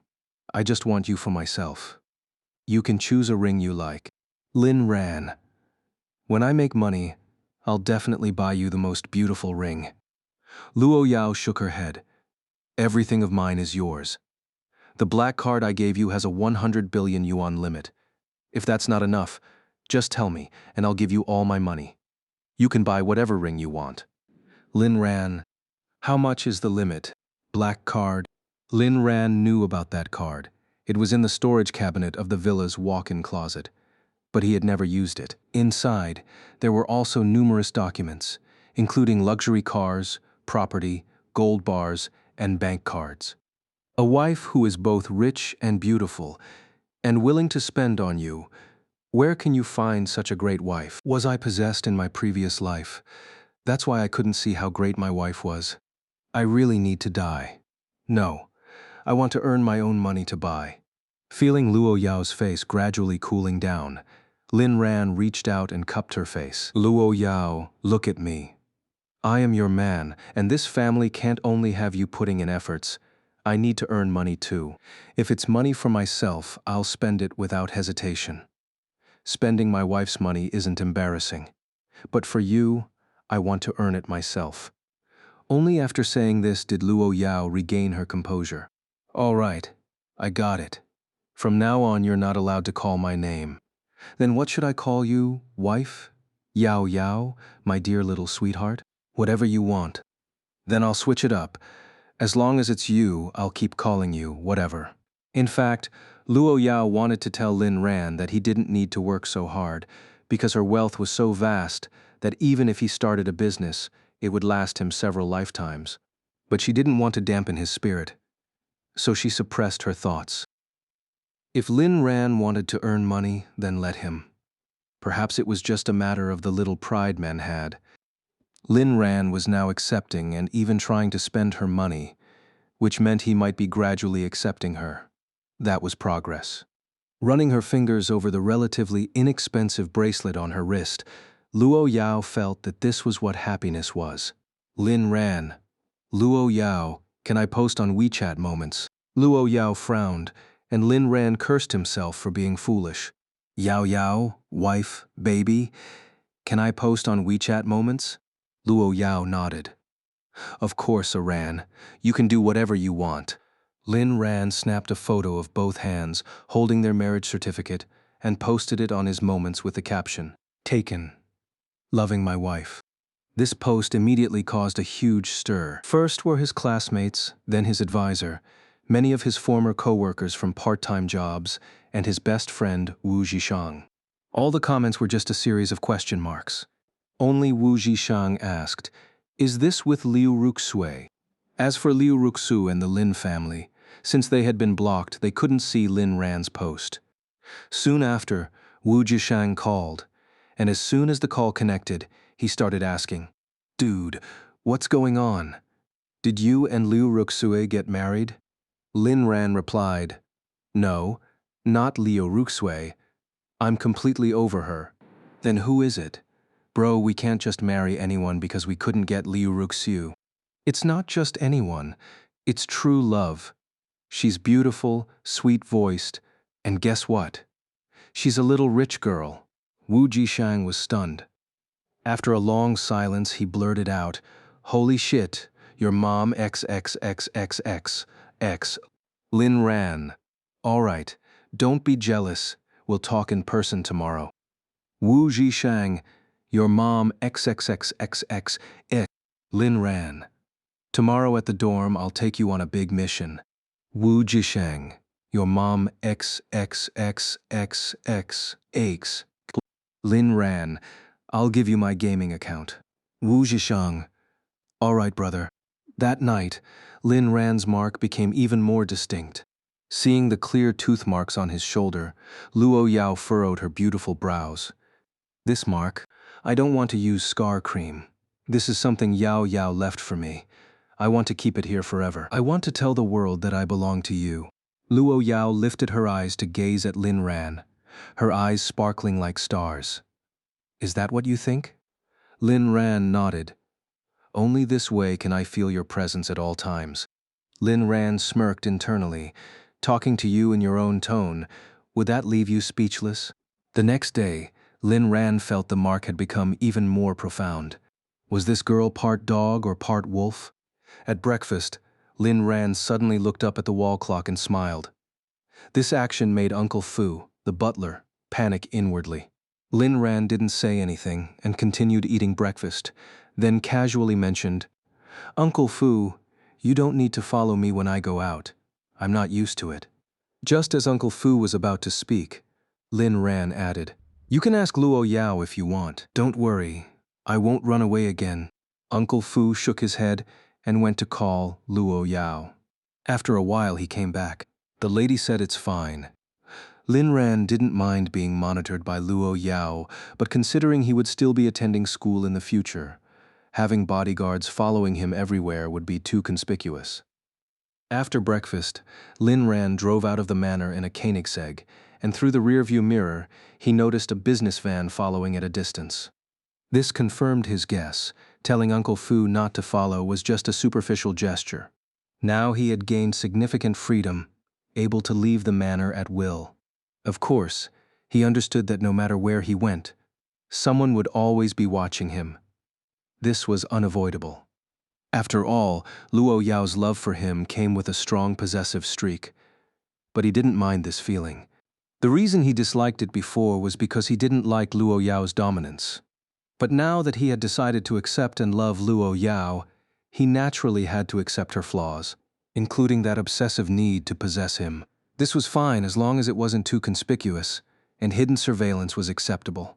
This would also help ease Luo Yao's mind, and Lin Ran didn't object nor planned to expose it. At that moment, Luo Yao, who had already arrived at her office, was staring blankly at her phone screen. She had just seen Lin Ran's smile towards the camera and felt a chill run through her. But seeing that Lin Ran seemed to have noticed nothing, she calmed down a bit. Capital University. With the semester not yet starting, many students were still staying in the dorms, including Lin Ran's best friend Wu Jishang. Lin Ran parked his car in the outdoor parking lot on the school grounds and returned to his former dorm, where he found his buddy Wu Jishang.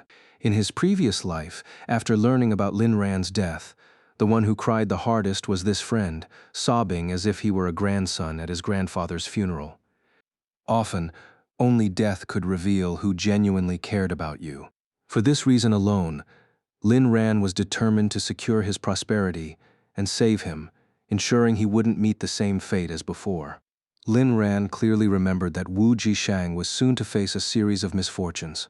The first was that the chairman of his father's company absconded with funds, and as a manager, Wu's father was used as a scapegoat, ending up in jail.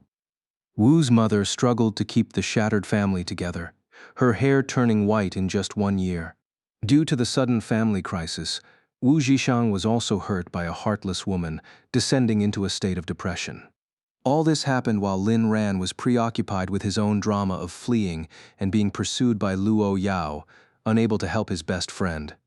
Until his own death, Wu Jishang got drunk and got into a car accident, which broke his legs and left him wheelchair-bound thereafter. This would be considered tragic in any story. Now, speaking of Wu Jishang at this moment, he liked to squat on the toilet seat to relieve himself, but at a crucial moment, his phone slipped out of his hand.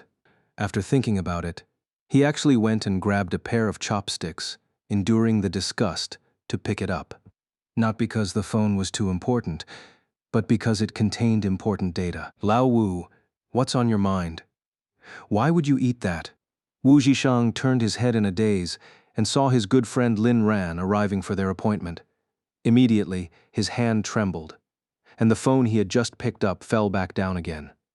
Lin Ran naturally noticed Wu Zhishang's awkwardness and burst into laughter that echoed throughout the dorm. Lin Gi, it's not what you think. My phone fell down. Lin Ran. Right, right. That's exactly what happened. You're really misunderstanding. I was just picking up my phone. Right, right. Picking up a phone and well, while you're at it. Damn it. Wu Zhishang wanted to curse. When the phone finally returned to his hands, he washed it over and over, wiping it clean. Lin Ran nearly threw up from the sight, keeping his distance the entire time. Lao Wu, you're really something. No matter how down on your luck, you shouldn't be eating that stuff. I'm in awe, ugh. With the phone recovered, Wu Zhishang wasn't as upset anymore and decided to ask, "Come on. What's really going on with you, old man?" Lin Ran asks something totally unrelated. "Did you get your internship certificate?" Wu Zhishang shook his head. "I've been working odd jobs all summer. I didn't go for an internship at all." Lin Ran, "Well, I'm planning to start a media company and I want you to be a blogger." Wu Zhishang couldn't believe it. "Are you kidding? Me being a blogger or just an investor?" Lin Ran nodded. "Blogging." Wu Zhishang's eyes widened. "S'mon, bro. Are you crazy? You're not doing any better than me as a regular student at the Lin family. Where are you getting money to start a company?" "My wife has money." "Even if your wife does, by the way, who exactly is your wife?" It seemed like Wu Zhishang just remembered why he had invited Lin Ran today. He was too curious. Lin Ran. "That's a secret." Wu Zhishang. "So I figured you were lying. I mean, I know you're kinda handsome, but you couldn't even get Liu Ruxue. So how could you?" Lin Ran pulled out his phone and shoved a photo of their marriage certificate in Wu Zhishang's face. "My wife's a rich beauty, 3 years older than me. And hey, there's an old saying, a woman 3 years older is like holding a gold brick. For me, it's more like a gold mountain." After Lin Ran explained for a few minutes, Wu Zhishang was fuming. "You should die. This is worse than killing me. Ah." After crying for a while, he finally asked, "Fine. Even if you're starting a company, why would you pick me to be a blogger?"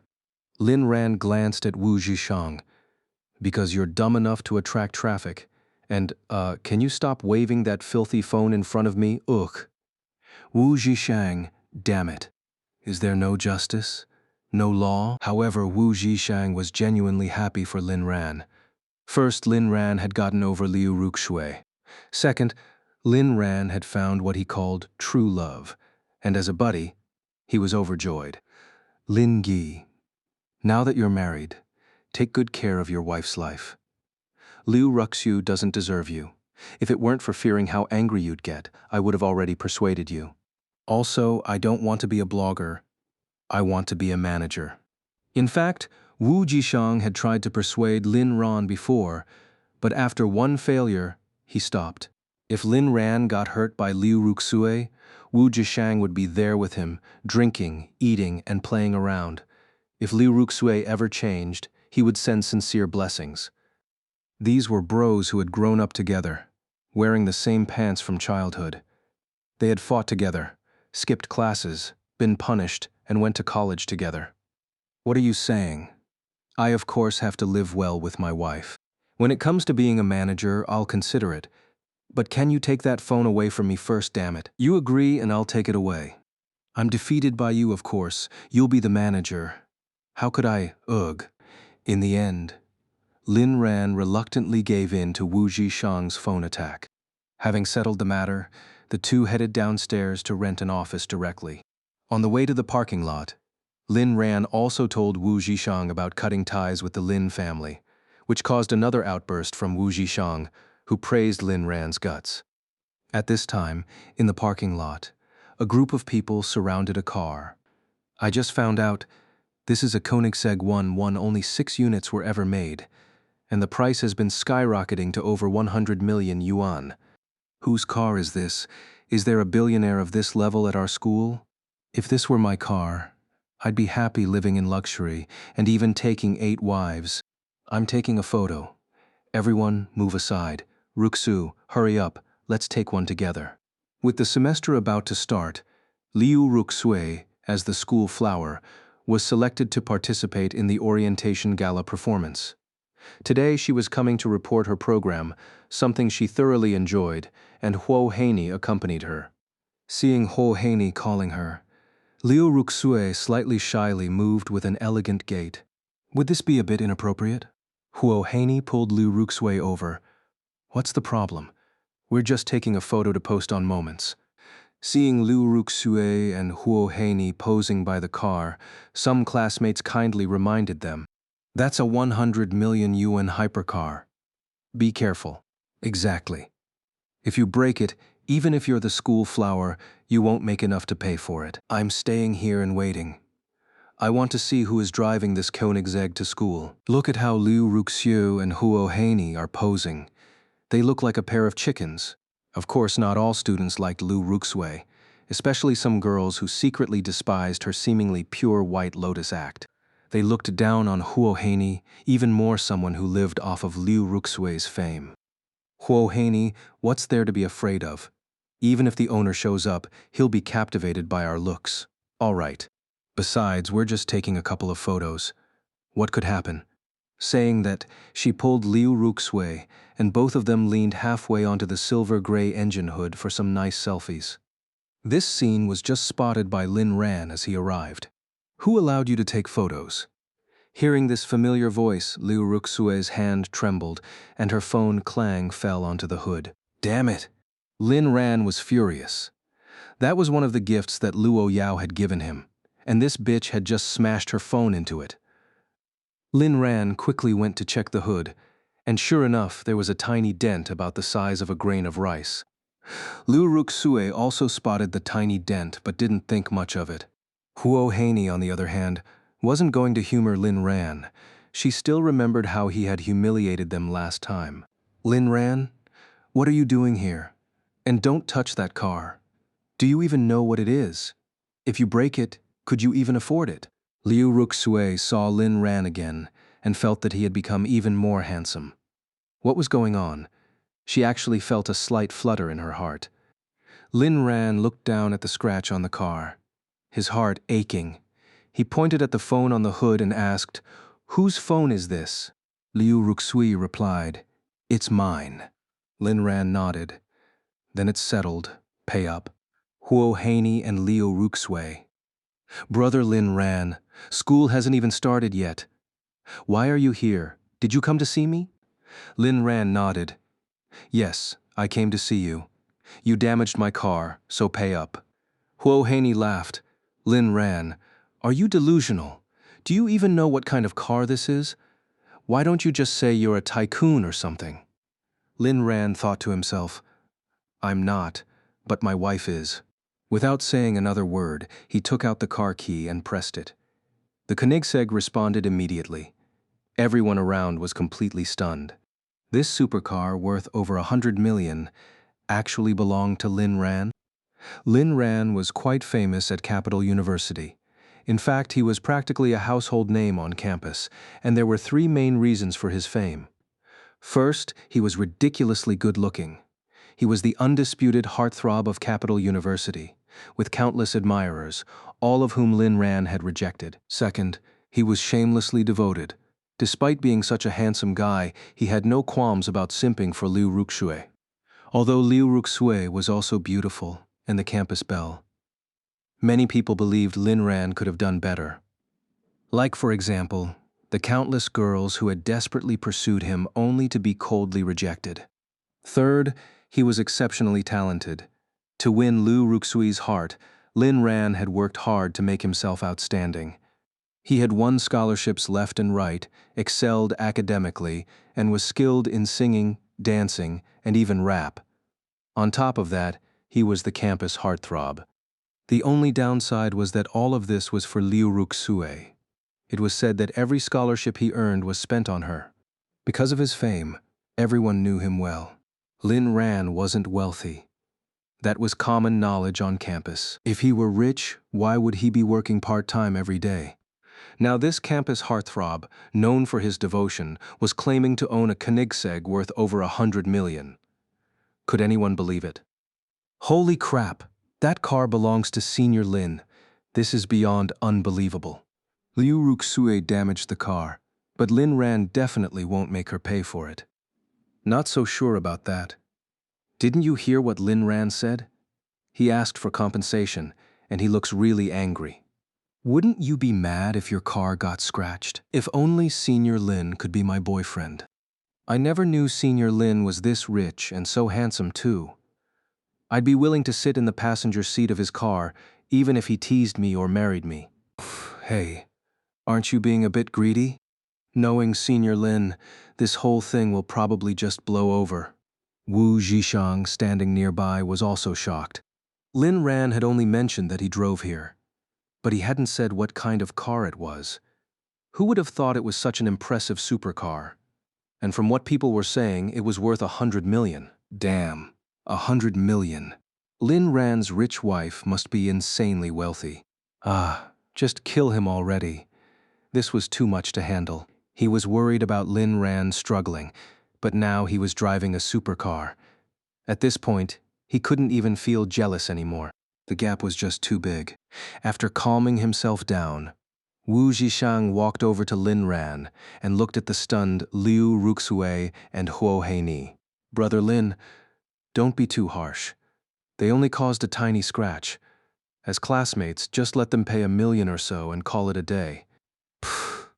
Huo Heini almost spat out blood, but then she realized something was off.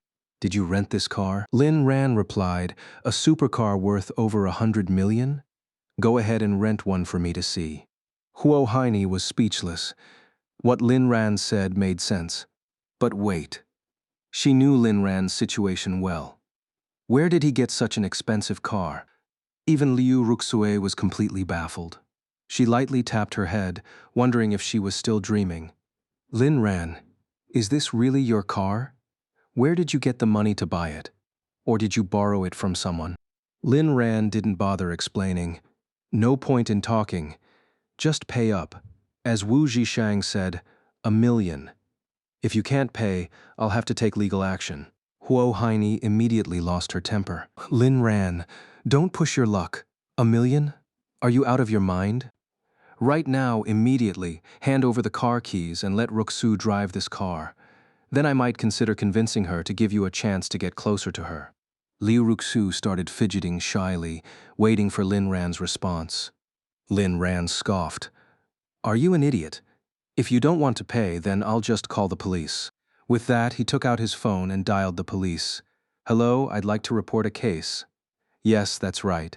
They're also threatening me to hand over the car. I feel like I'm being coerced. Yes, at Capital University.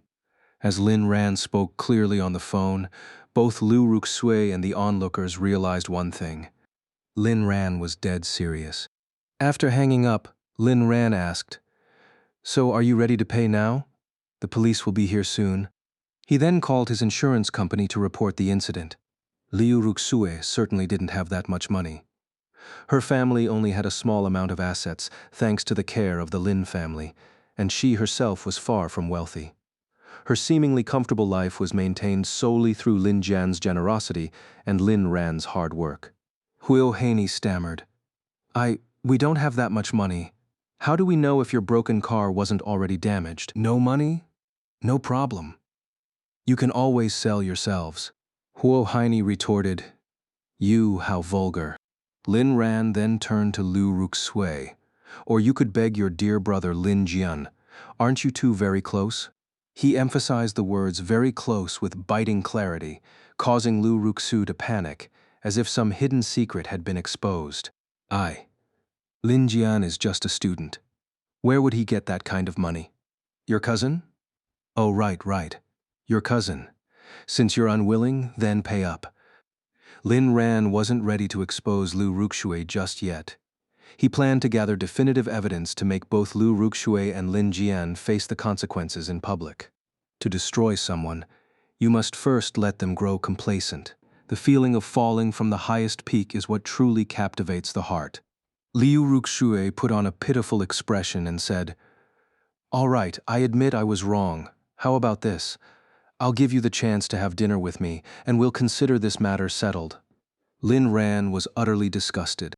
"Liu Ruxue, could you stop being so repulsive? Right now you're like a pile of dung, soft, stinky, and meeting you feels like a curse I brought upon myself." Liu Ruxui whimpered.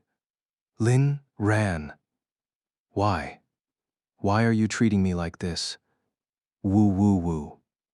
Lin Ran felt a chill run down his spine, almost vomiting on the spot.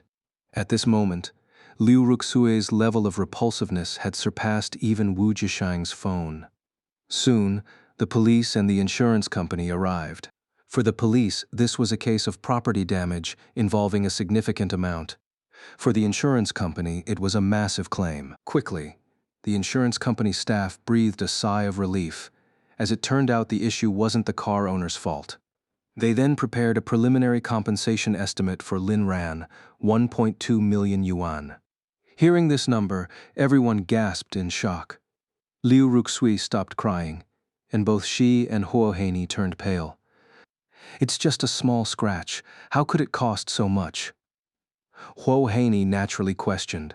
The staff explained, "Although the scratch is small, it's not something that can be easily repaired.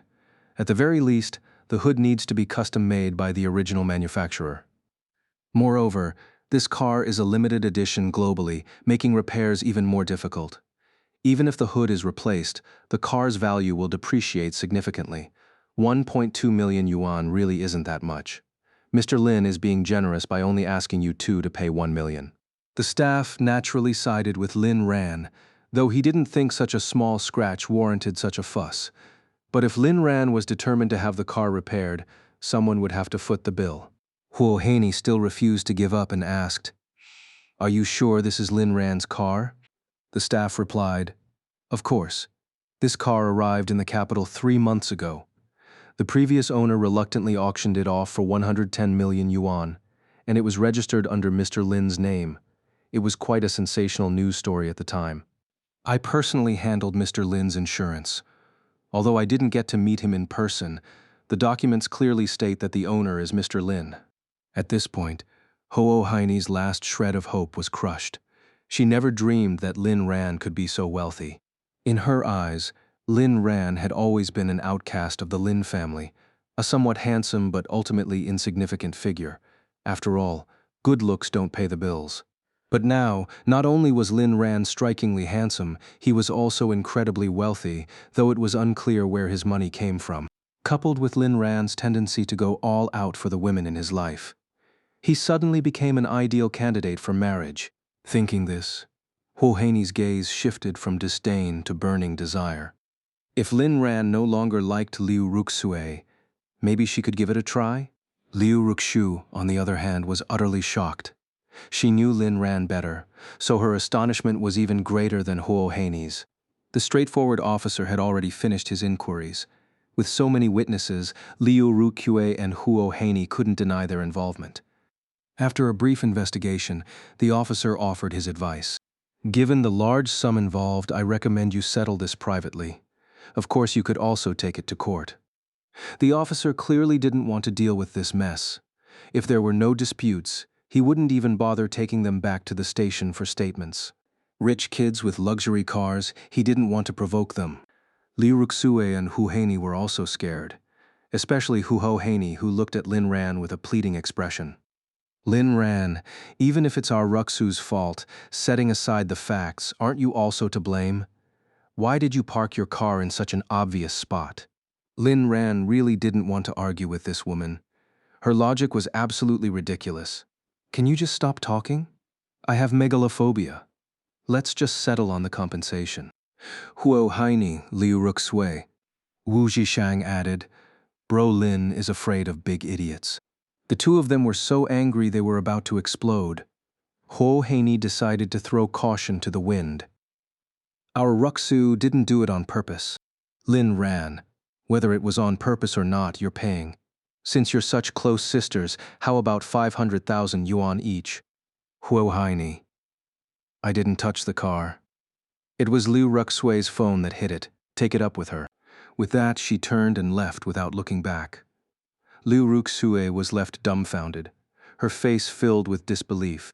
In the end, to avoid further trouble, Liu Ruxui wrote an IOU for 1 million yuan, and only then did Lin Ran let her go. Liu Ruxui. Lin Ran, I never thought you were this kind of person. You're so rich, yet you kept it from me. I hate you. Sob, sob. After saying this, she ran off, utterly humiliated. The incident was quickly posted on the campus forum by the gossip-loving students, instantly becoming the talk of the school.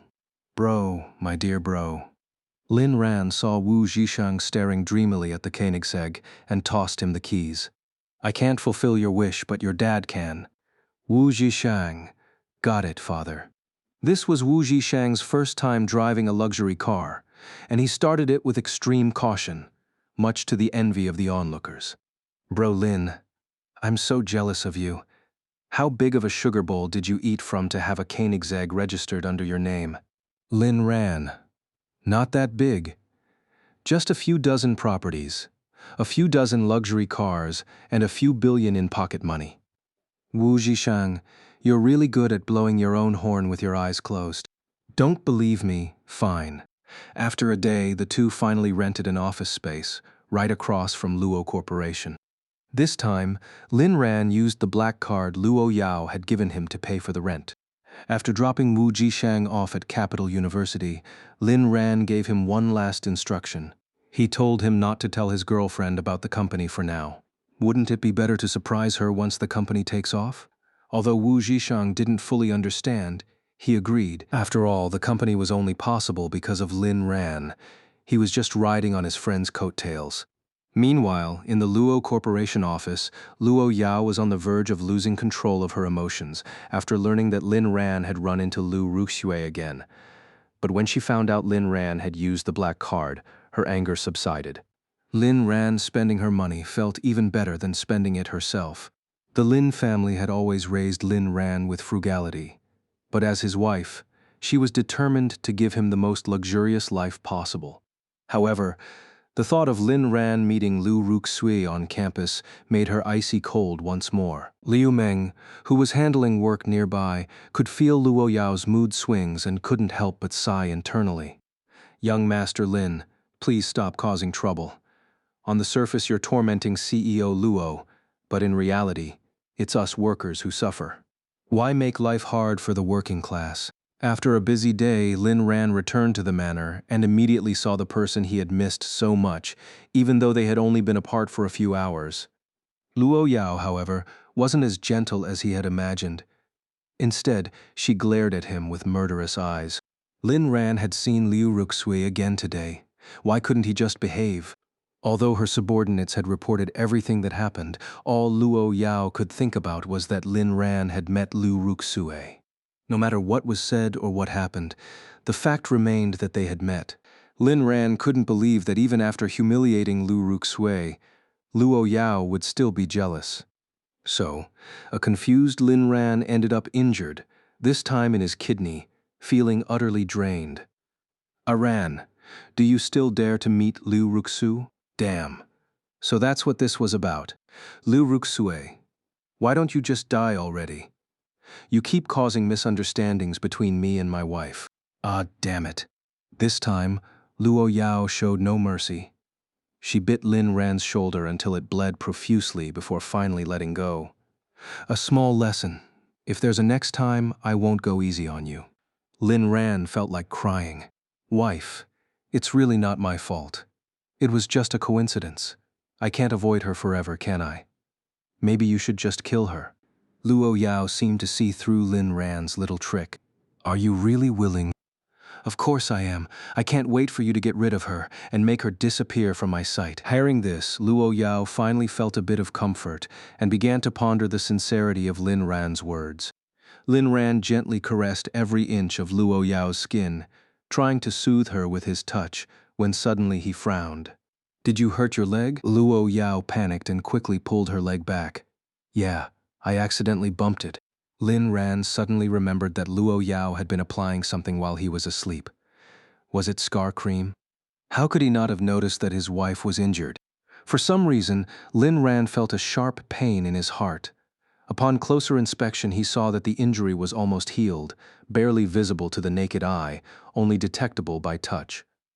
Lin Ran didn't feel relieved. Instead, he blamed himself for being so careless. "I'm sorry, it was my negligence. I deserve to be punished. Go ahead, punish me." Luo Yao's eyes lit up immediately. "Then I'll punish you by making you take me out to look at the stars." "Deal." Under the starry sky, Lin Ran held Luo Yao's hand as they walked to the rooftop garden. He wanted to have a heart-to-heart with Luo Yao, but before he could say anything, Luo Yao covered his mouth, as if she didn't want him to continue. She was afraid that her vulnerability would be discovered by her beloved, afraid that Lin Ran would worry about her. The stars are always beautiful, because they inspire endless fantasies and dreams. In the rooftop garden of the villa, Luo Yao was unusually wild that night, until both of them were exhausted and lay together, quietly gazing at the stars. "Lin Ran, I knew this stargazing wasn't going to be innocent." "Luo Yao, do you like stargazing?" "Lin Ran, I like the stars, but I like you more." Luo Yao stared at the stars, lost in thought. "You know, when I was a kid, a big brother once told me that stars aren't beautiful because when dreams shatter, people feel despair." Lin Ran, "Well, that big brother definitely wasn't me because I'm younger than you." Honestly, why did he feel a little disappointed? Luo Yao ignored Lin Ran's feelings and continued. "I used to think he was right, but now I might change my mind." She turned to look at Lin Ran seriously. "Because you are my star, even if one day you disappear, you'll still be beautiful to me. Just promise me, if the dream ever shatters, lie to me for as long as possible, okay?" Lin Ran, "Then I'll be the brightest star in your sky, one that never fades." Luo Yao nodded, choosing to believe in this moment. She extended her hand, adorned with a bracelet, and intertwined her fingers with Lin Ran's, declaring her happiness to the starry sky. The temperature in the rooftop garden was perfectly comfortable, and even as they fell asleep in each other's arms, it felt just right. "Darling, if you ever have something on your mind, you have to tell me." "Okay, otherwise I'll worry." "I know." Meow. A cat's cry woke Lin Ran. He looked around and saw a black cat with blue eyes quietly staring at him. Lin Ran turned to look at Luo Yao, who was already asleep. "Shh, keep it down. Don't disturb her rest." The black cat obediently ran away, leaving Lin Ran puzzled. Was there a cat in this estate? The next morning, Lin Ran received news that was neither good nor bad. Luo Yao was on her period. "I'll let you off the hook for the next few days. Take it easy and rest." Lin Ran didn't know whether to laugh or cry. "Are you fattening me up to slaughter me later?" After breakfast, Luo Yao left without hesitation, showing no signs of reluctance. Lin Ran even began to wonder if he had become useless. Was she just using him and then discarding him? "Woman, you've successfully ignited my anger." Lin Ran and Wu Zhishang continued working on the company. They spent the morning completing the company registration.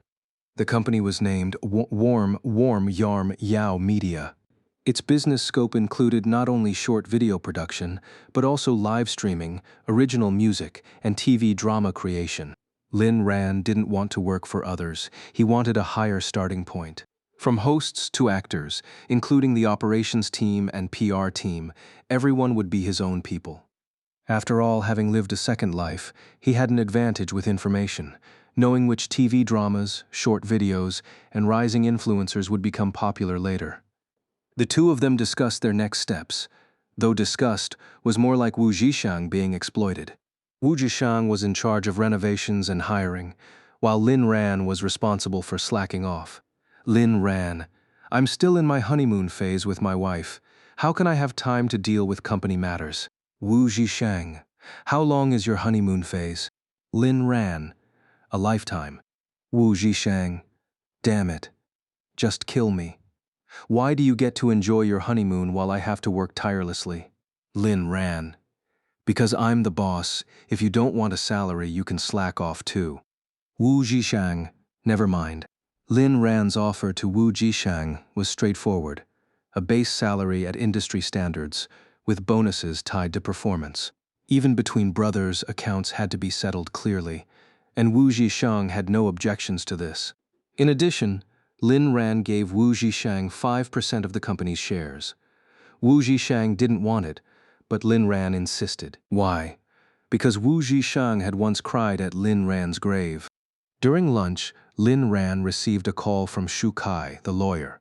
Mr. Lin Tianba wants to meet with you in person to discuss the profit sharing. Lin Ran could imagine Lin Tianba's current state, angry but helpless, forced to seek reconciliation with Lin Ran. He could even guess most of what Lin Tianba would say during the meeting. After completely letting go of familial ties, Lin Ran felt his mind was unusually clear. There's no need for a meeting. Just relay my message, have the money ready, and that's all. No further discussion is necessary. There was no point in meeting, it would only be nauseating. After hanging up, Wu Jishang looked at Lin Ran with admiration and gave him a thumbs up. Bro Lin, you finally stood up. What do you mean finally? It's not like I was kneeling before. Weren't you kneeling and losing your dignity before? Well, I guess you're right. A man's dignity isn't earned by kneeling, it's earned by standing tall. Wu Jishang, let's not talk about the past. Lin Ran nodded. You're right. Let's focus on the present, like how my wife is stunning and even supports the family financially. Wu Jishang, damn it. Lin Ran, it's not a plant, you know. Wu Jishang was speechless. Just wait. When school starts, I'm going to tie my girlfriend to my waist and show off to you every day. Lin Ran frowned. You haven't told your girlfriend about the company, have you? Wu Jishang patted his chest. Don't worry, I haven't forgotten what I promised you. I want to surprise her with our success first, then I'll buy her whatever she wants. Lin Ran thought to himself, finally, you're the one spreading the dog food. I just wonder how many more times you'll be able to do that, Sai. After lunch, the two parted ways. Wu Jishang never wanted to stay with Lin Ran again. The guy kept feeding him dog food. Lin Ran didn't want to stay with Wu Jishang either. What could two grown men even do together? It's still more comfortable to stick close to my wife. School is about to start, and he wants to spend all his time with Luo Yao. Love isn't just about physical intimacy, it also needs a lot of seasoning, like companionship. Of course, physical intimacy can't be neglected either. Before returning to the manor, Lin Ran specifically picked out a gift. For some reason, he always felt like someone was watching him. This Luo Yao, she really doesn't trust him at all. Shaking his head, he returned to the manor alone. Every time Lin Ran came back, the old butler would heave a sigh of relief. Ever since Lin Ran stopped letting him follow, he had been even more cautious. After all, if this young master went missing, the young lady could turn the entire city of Kyoto upside down. Of course, the young lady wasn't foolish either. She had never relaxed her protection, or rather her surveillance, of Lin Ran. When Luo Yao returned to the manor, Lin Ran naturally greeted her with a hug, a kiss, and then presented the prepared gift. Luo Yao opened the gift box curiously, finding a beautifully crafted thermos inside. What's this? Lin Ran had known Luo Yao for quite some time, and he was well aware that she suffered from menstrual pain. He had known about it in his past life, but had never paid it any attention. In this life, he didn't want to miss any opportunity to be good to Luo Yao. Didn't your period just start?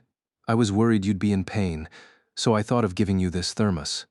I also prepared a warm stomach pack for you, with brown sugar and red dates. Make sure to take it with you when you leave tomorrow. That way, when you drink water from the thermos I gave you during work, you'll think of me, right? Plus, the thermos has a great meaning. It symbolizes a lifetime, our lifetime together. A hint of emotion flickered in Luo Yao's eyes, though she tried hard to conceal it. In the past, it had always been her who gave, while Lin Ran had never given her anything.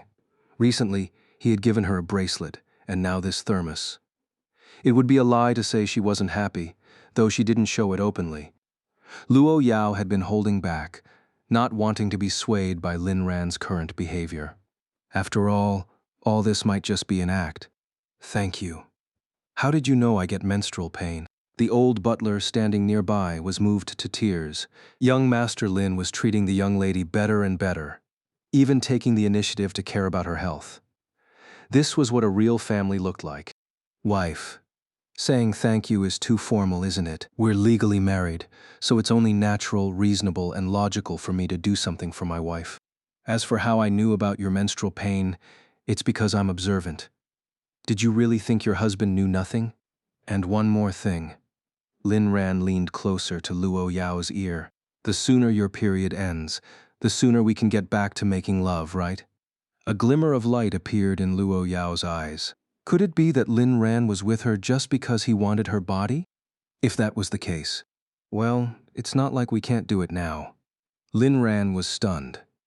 Wife, are you asking me to fight through blood? No way.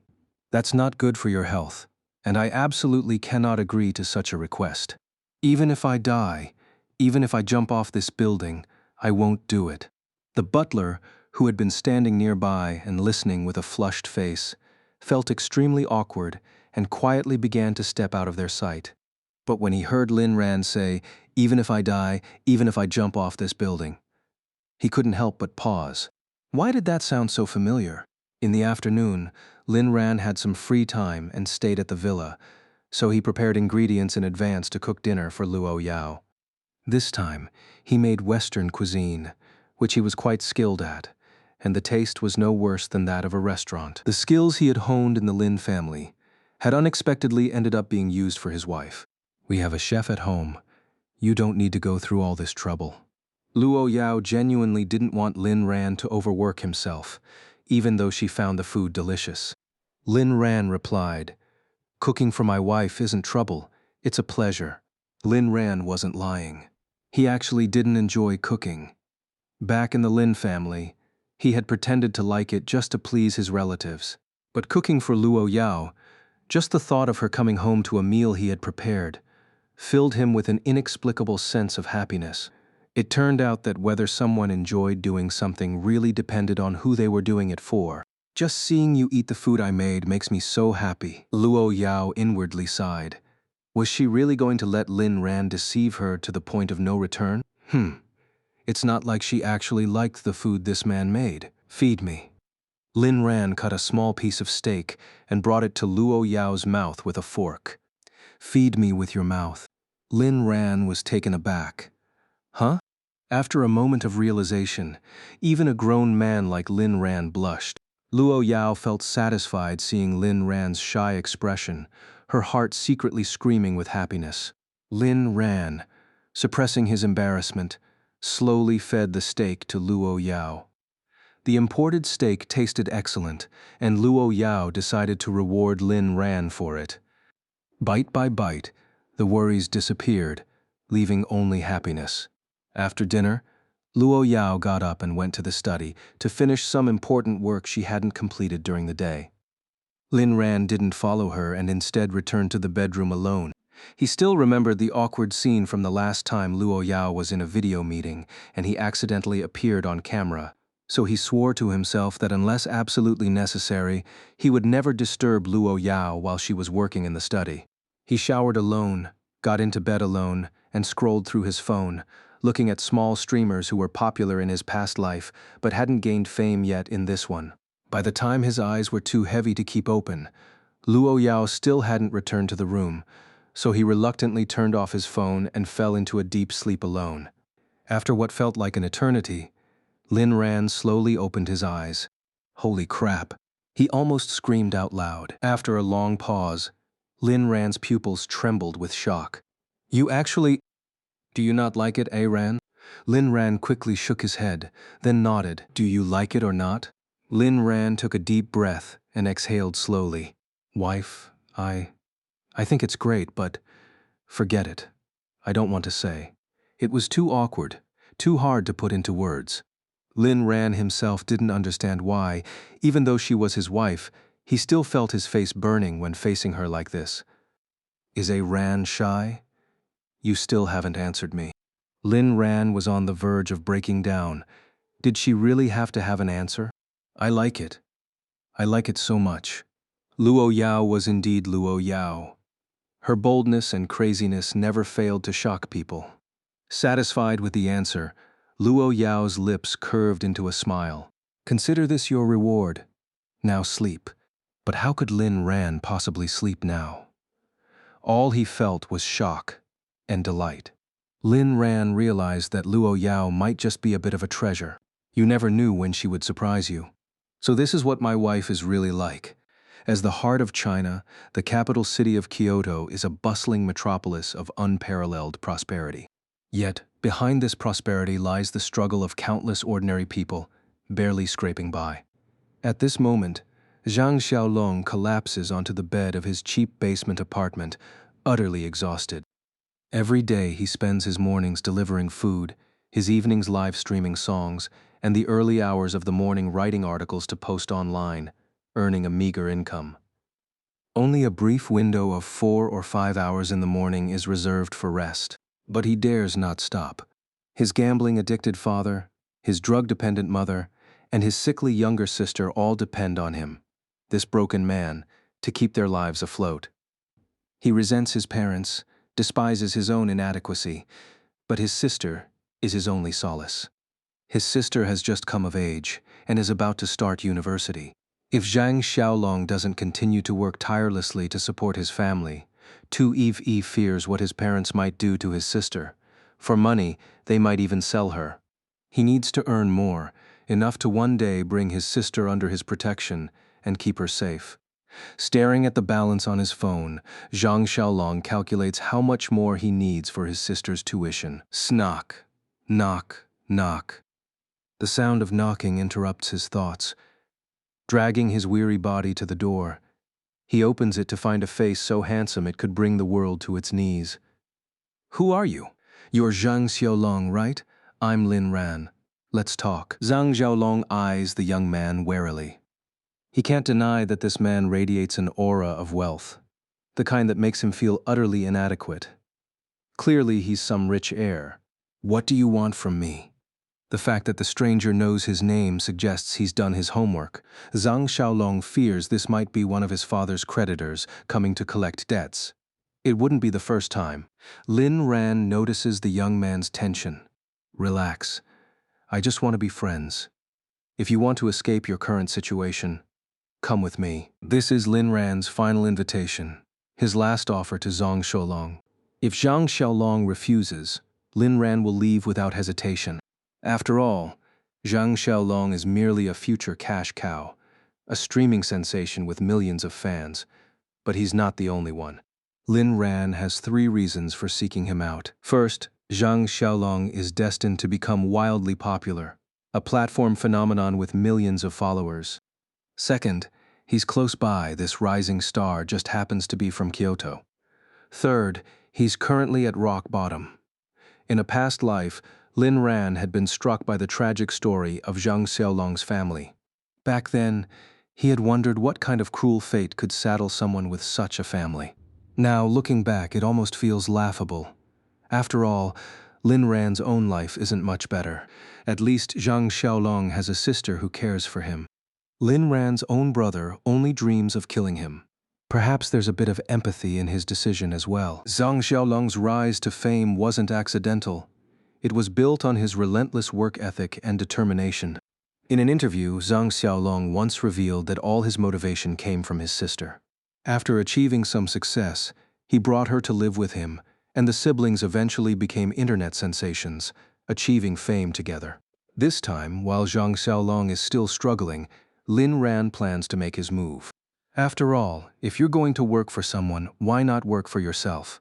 And Lin Ran's offer is far better than anything else out there. As Lin Ran's thoughts race, Zhang Xiaolong finally speaks. All right, I'll go with you. At a nearby cafe, Lin Ran extends a sincere offer. Receiving Lin Ran's invitation, Zhang Xiaolong is taken aback. He's just an independent streamer with a small following. Why would anyone want to sign him? Skeptical, he carefully reviews the contract, only to be even more shocked. Lin Ran's terms are among the best in the industry, the kind usually reserved for top-tier streamers. And here he is, a small-time streamer with barely 10,000 followers. Does he even deserve this? Zhang Xiaolong is a cautious person. Even though the contract seems fair, he knows these deals can often feel like selling your soul. Of course, selling his soul isn't the main issue. If it means earning money, he's willing to do it. But his complicated family situation weighs on him, and he doesn't want to deceive anyone. Mr. Lin, you might not know this, but my family situation is complicated. Lin Ran. I know. Zhang Xiaolong, you know? Lin Ran nods. Your father is a gambling addict, drowning in over $1 million in debt. Your mother is a drug addict. But none of this has broken you. You probably realize that on your own, you'll never escape your parents' grip. No matter how much you earn, it'll never be enough to cover their excesses. Yet you keep working to support your sister's education and hold on to hope for a better life. That's the kind of spirit I admire. That's why I sought you out. Even though you only have 10,000 followers now, I believe that with your attitude, your hard work, and the company's backing, your future is limitless. Lin Ran emphasizes the words, company's backing. Zhang Xiaolong bites his lip, hesitating over whether to accept Lin Ran's offer. Your sister is about to start university, right? Surely you don't want her to drop out because of a lack of funds. All right, I accept. After signing the contract, Lin Ran takes him to the company. As they step out of the elevator, Zhang Xiaolong frowns at the sight of the floor, which looks like it's been ransacked. Is this company even legit? Sorry, we're still renovating. It should be ready in a couple of days. The two proceed to the office area, which is nearly finished. Wu Zhishang is directing workers as they install a projector. Across the street stands the headquarters of Luo Corporation, a prime location by any standard. Seeing Lin Ran arrive with someone, Wu Zhishang quickly greets them. Boss Lin, is this the streamer you mentioned? Zhang Xiaolong has already been briefed about Wu Zhishang, so he greets him warmly. Hello, Mr. Wu. I'm Zhang Xiaolong.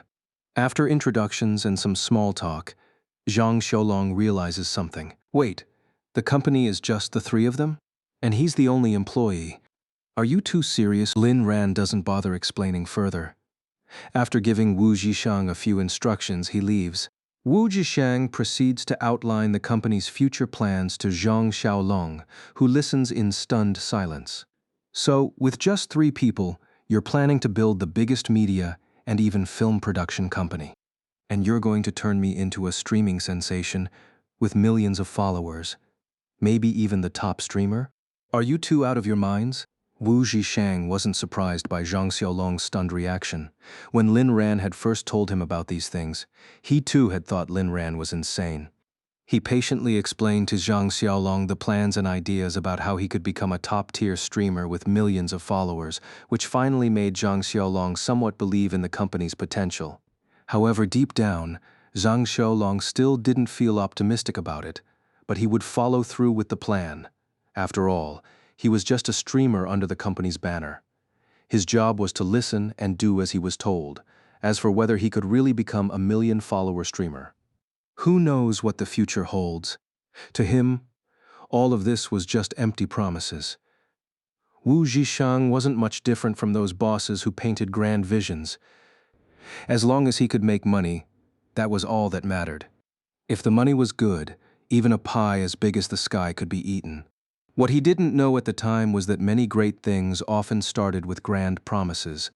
After leaving the company, Lin Ran planned to meet Luo Yao, but didn't directly enter the Luo Corporation building. He wasn't sure if Luo Yao wanted him to appear in public. After some thought, he sent her a message. Where are you? I miss you. Luo Yao's reply came quickly. Just finished a meeting. I miss you too. Lin Ran smiled, just because of Luo Yao's simple, I miss you, inviting my princess to lunch. There was a brief silence before Luo Yao replied, Sure, find a place and I'll come over. Lin Ran found a well-rated Western restaurant nearby and sent her the location. 10 minutes earlier, Luo Yao's office was divided into 2 areas.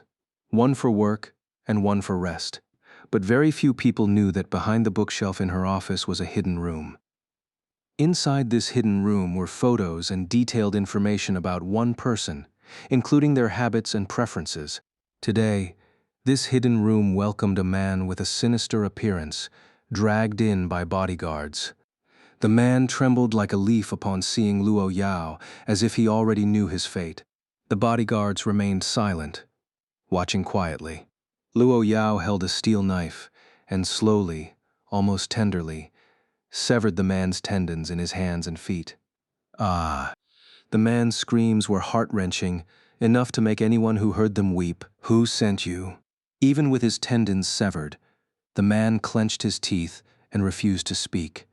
Luo Yao seemed to be in the mood to play. She methodically cut off his fingers, one by one, then his toes. Since you won't talk, you've lost your chance. After the man passed out, the bodyguards revived him with salt water, and Luo Yao continued her slow, deliberate torture, no longer asking questions. Everything felt so natural, as ordinary as eating or drinking. Finally, the man couldn't take it anymore and twisted in agony, crying out, "I'll talk, I'll talk." Luo Yao shook her head. "No need. You've already lost your chance, and I can guess it was the old man who sent you to follow Lin Ran, wasn't it? He really doesn't learn, does he? Breaking his legs was too lenient. I'll have to go back and give him a little punishment. Since he likes spying so much, I'll pluck out his eyeballs and keep them with me. No need for middlemen." The man's eyes widened in shock. He hadn't expected Luo Yao to figure it out so quickly. Remembering the crazy things Luo Yao had done in the past, the man was terrified and began begging for mercy. "Kill me. Please, just kill me." Luo Yao smiled, a devilish grin that seemed to come straight from hell. "Hee, daring to target Lin Ran. Your fate will be quite delightful." She then slowly cut off the man's nose and gouged out one of his eyes. Holding the eyeball on the tip of her knife, Luo Yao seemed lost in thought. Lin Ran has been overworking himself lately. This eyeball could be used to make wine to nourish him. But then she shook her head. This one's too dirty. Lin Ran wouldn't like it. With that, she tossed the eyeball to the ground and crushed it under her foot. Kill me, please." The man, now on the verge of losing consciousness from the pain, only wanted a quick death. Just as Luo Yao was about to start on the man's other eye, Lin Ran's message arrived. "Husband, where are you? I miss you." Seeing the message, Luo Yao's lips curled into a smile. But when she read the second message, her brows furrowed. Opening her phone's location app, she panicked when she saw Lin Ran was near her office building. She was covered in blood. How could she let Lin Ran see her like this? Lin Ran would be scared, horrified, and might even run away. She couldn't let him see her in this state. No, absolutely not. After a moment of thought, she replied, "Sure. Find a place, and I'll come over." After sending the message, she ignored the bodyguards and the mutilated man on the floor, focusing only on cleaning herself up quickly. "Miss, what should we do with him?" Luo Yao glanced at the man writhing in agony on the floor, her expression cold and emotionless. "Pack him up and send him to the manor. Lock him in the basement and throw in some rats to keep him company." She took a few photos with her phone and then left. The bodyguards followed her orders, cleaning the hidden room spotlessly, leaving no trace of blood. After cleaning up in the restroom and disposing of her blood-stained clothes, Luo Yao happily walked out of her office. Lin Ran had come to see her. He said he missed her and wanted to have lunch together. As she stepped into the elevator, she sent another message. "Photos. Photos. Old man, clean your neck. I'll be back to deal with you." The recipient of the message, however, remained silent. At the Luo family old mansion, Old Master Luo sat in his wheelchair, his face dark. "That crazy girl dares to threaten me? If she really wanted to deal with me, she would have done it years ago. Breaking my legs was as far as she'd go." A soft-spoken man beside Old Master Luo spoke up. "Old Master, Monkey probably won't survive. What should we do next?" Old Master Luo was silent for a moment before speaking slowly. That useless fool. I didn't expect that girl to have someone skilled enough to catch monkey. But it doesn't matter. She won't really do anything to me. After all, I'm her grandfather. The soft-spoken man hesitated before saying, but she didn't spare her own parents. Second uncle is imprisoned, and third and fourth uncles are dead or crippled. None of the younger generation dares to oppose her. Old Master Luo rubbed his forehead, knowing the man was right. Luo Yao's methods were no less ruthless than his own. With his current weakened position, taking on the crazy girl was too risky. But at least he was her grandfather and the former head of the family. Luo Yao would still have some reservations when dealing with him. Otherwise, he would have died when she went on her rampage years ago. At least now, she wouldn't take his life. To succeed, he needed to bide his time. Once he regained power, he would make her pay with the harshest punishment imaginable. Old Master Luo, don't provoke the crazy girl for now. Since we've found her weakness, we'll find our opportunity. The soft-spoken man. Understood. Old Master Luo. Hey, who would have thought you actually care about someone? Back to Lin Ran. He had been waiting for Luo Yao for a long time, and his heart was growing anxious. It seemed that even a second earlier to see Luo Yao would make him incredibly happy. This feeling was absolutely non-existent in his past life, but after being reborn, it became increasingly apparent. He was utterly convinced that this wasn't guilt towards Luo Yao, nor was it some kind of emotional compensation. It was genuine love for this woman. He wanted to stick to her every moment. A woman who could bare her heart and soul to you. How could he not love her? In the past, he simply hadn't felt it, but now, having been reborn, this feeling gushed out like a spring. If possible, Lin Ran wanted to take out his own heart and show it to Luo Yao, to see if their names were written on it. Brother, what are you doing here? A familiar voice came, and Lin Ran cursed under his breath. It was Lin Jian, whom he hadn't seen in days. Lin Jian was wearing a large baseball cap and a mask, his eyes wide with surprise as he looked at Lin Ran. Lin Ran knew that Lin Jian's injuries from last time hadn't healed yet, and this getup was merely to hide his wounded face. Oh, so it's the young master of the Lin family. What happened to your face? Lin Jian immediately took a nervous step back, glancing around to make sure his previous bodyguards weren't nearby. Brother, you're the real young master of the Lin family. I know you don't like me, but it's fine. As long as you can forgive me, I'd even be willing to leave the Lin family. All I ask is that you go back and kowtow to Dad, apologize, and admit your mistakes. He'll forgive you. Lin Ran laughed. Lin Jian, there's no one here but strangers and you and me. Can you stop pretending? Aren't you tired? Brother, what are you talking about? Lin Ran, I'm saying you're a trash can, you're really good at putting on an act. Lin Jian bit his lip, suppressing the anger deep in his heart. Dad's been talking about you a lot these past few days. Brother, could you go see him? He's not in good health. After you left last time, he was hospitalized. If you're willing to kowtow and apologize, Dad will definitely let it go. It's only a matter of time before you return to the Lin family. Lin Ran, are you out of your mind always talking about kneeling and apologizing? Your mother kneeled as a mistress for so many years. Did she pass that habit on to you? Lin Jian, how can you say that about Mom and Dad? After all, it was you who had Dad beaten and hospitalized. Lin Ran, he deserved it. But even if he dies, he still owes me money. If he doesn't pay up, I'll kick him out of the board. Lin Jian, brother, why are you so heartless? He's your father. Lin Ran made a gagging gesture. Don't make me sick. He's not my father. I don't have a son like him, and I certainly don't have a grandson like you. Don't call me brother anymore. If you want to call me something, bark like a dog. Maybe I'll throw you a bone to chew on. Lin Jian was on the verge of losing it, but he held back, knowing that Lin Ran still held a significant amount of shares. Brother, after all, we're still brothers by blood, aren't we? Lin Ran, I don't have a brother. Your mother was a mistress. You're only a few months younger than me, which proves that Lin Tianba cheated on my mom while she was pregnant with me. That scumbag doesn't deserve to be called my father. He's only fit to be a dog. And you? You are the product of a dog and a mistress. Let's just call you 3 dogs for short. Lin Jian took a deep breath. What will it take for you to forgive Dad? Lin Ran was a bit surprised. Even with no one else around, Lin Jian could still hold back. Go kill your parents. Then send Liu Ruxue to the Myanmar compound, and I'll give you my shares. Lin Jian's eyes lit up. Really? Uh, I mean, do you really hate them that much? Lin Ran was amused.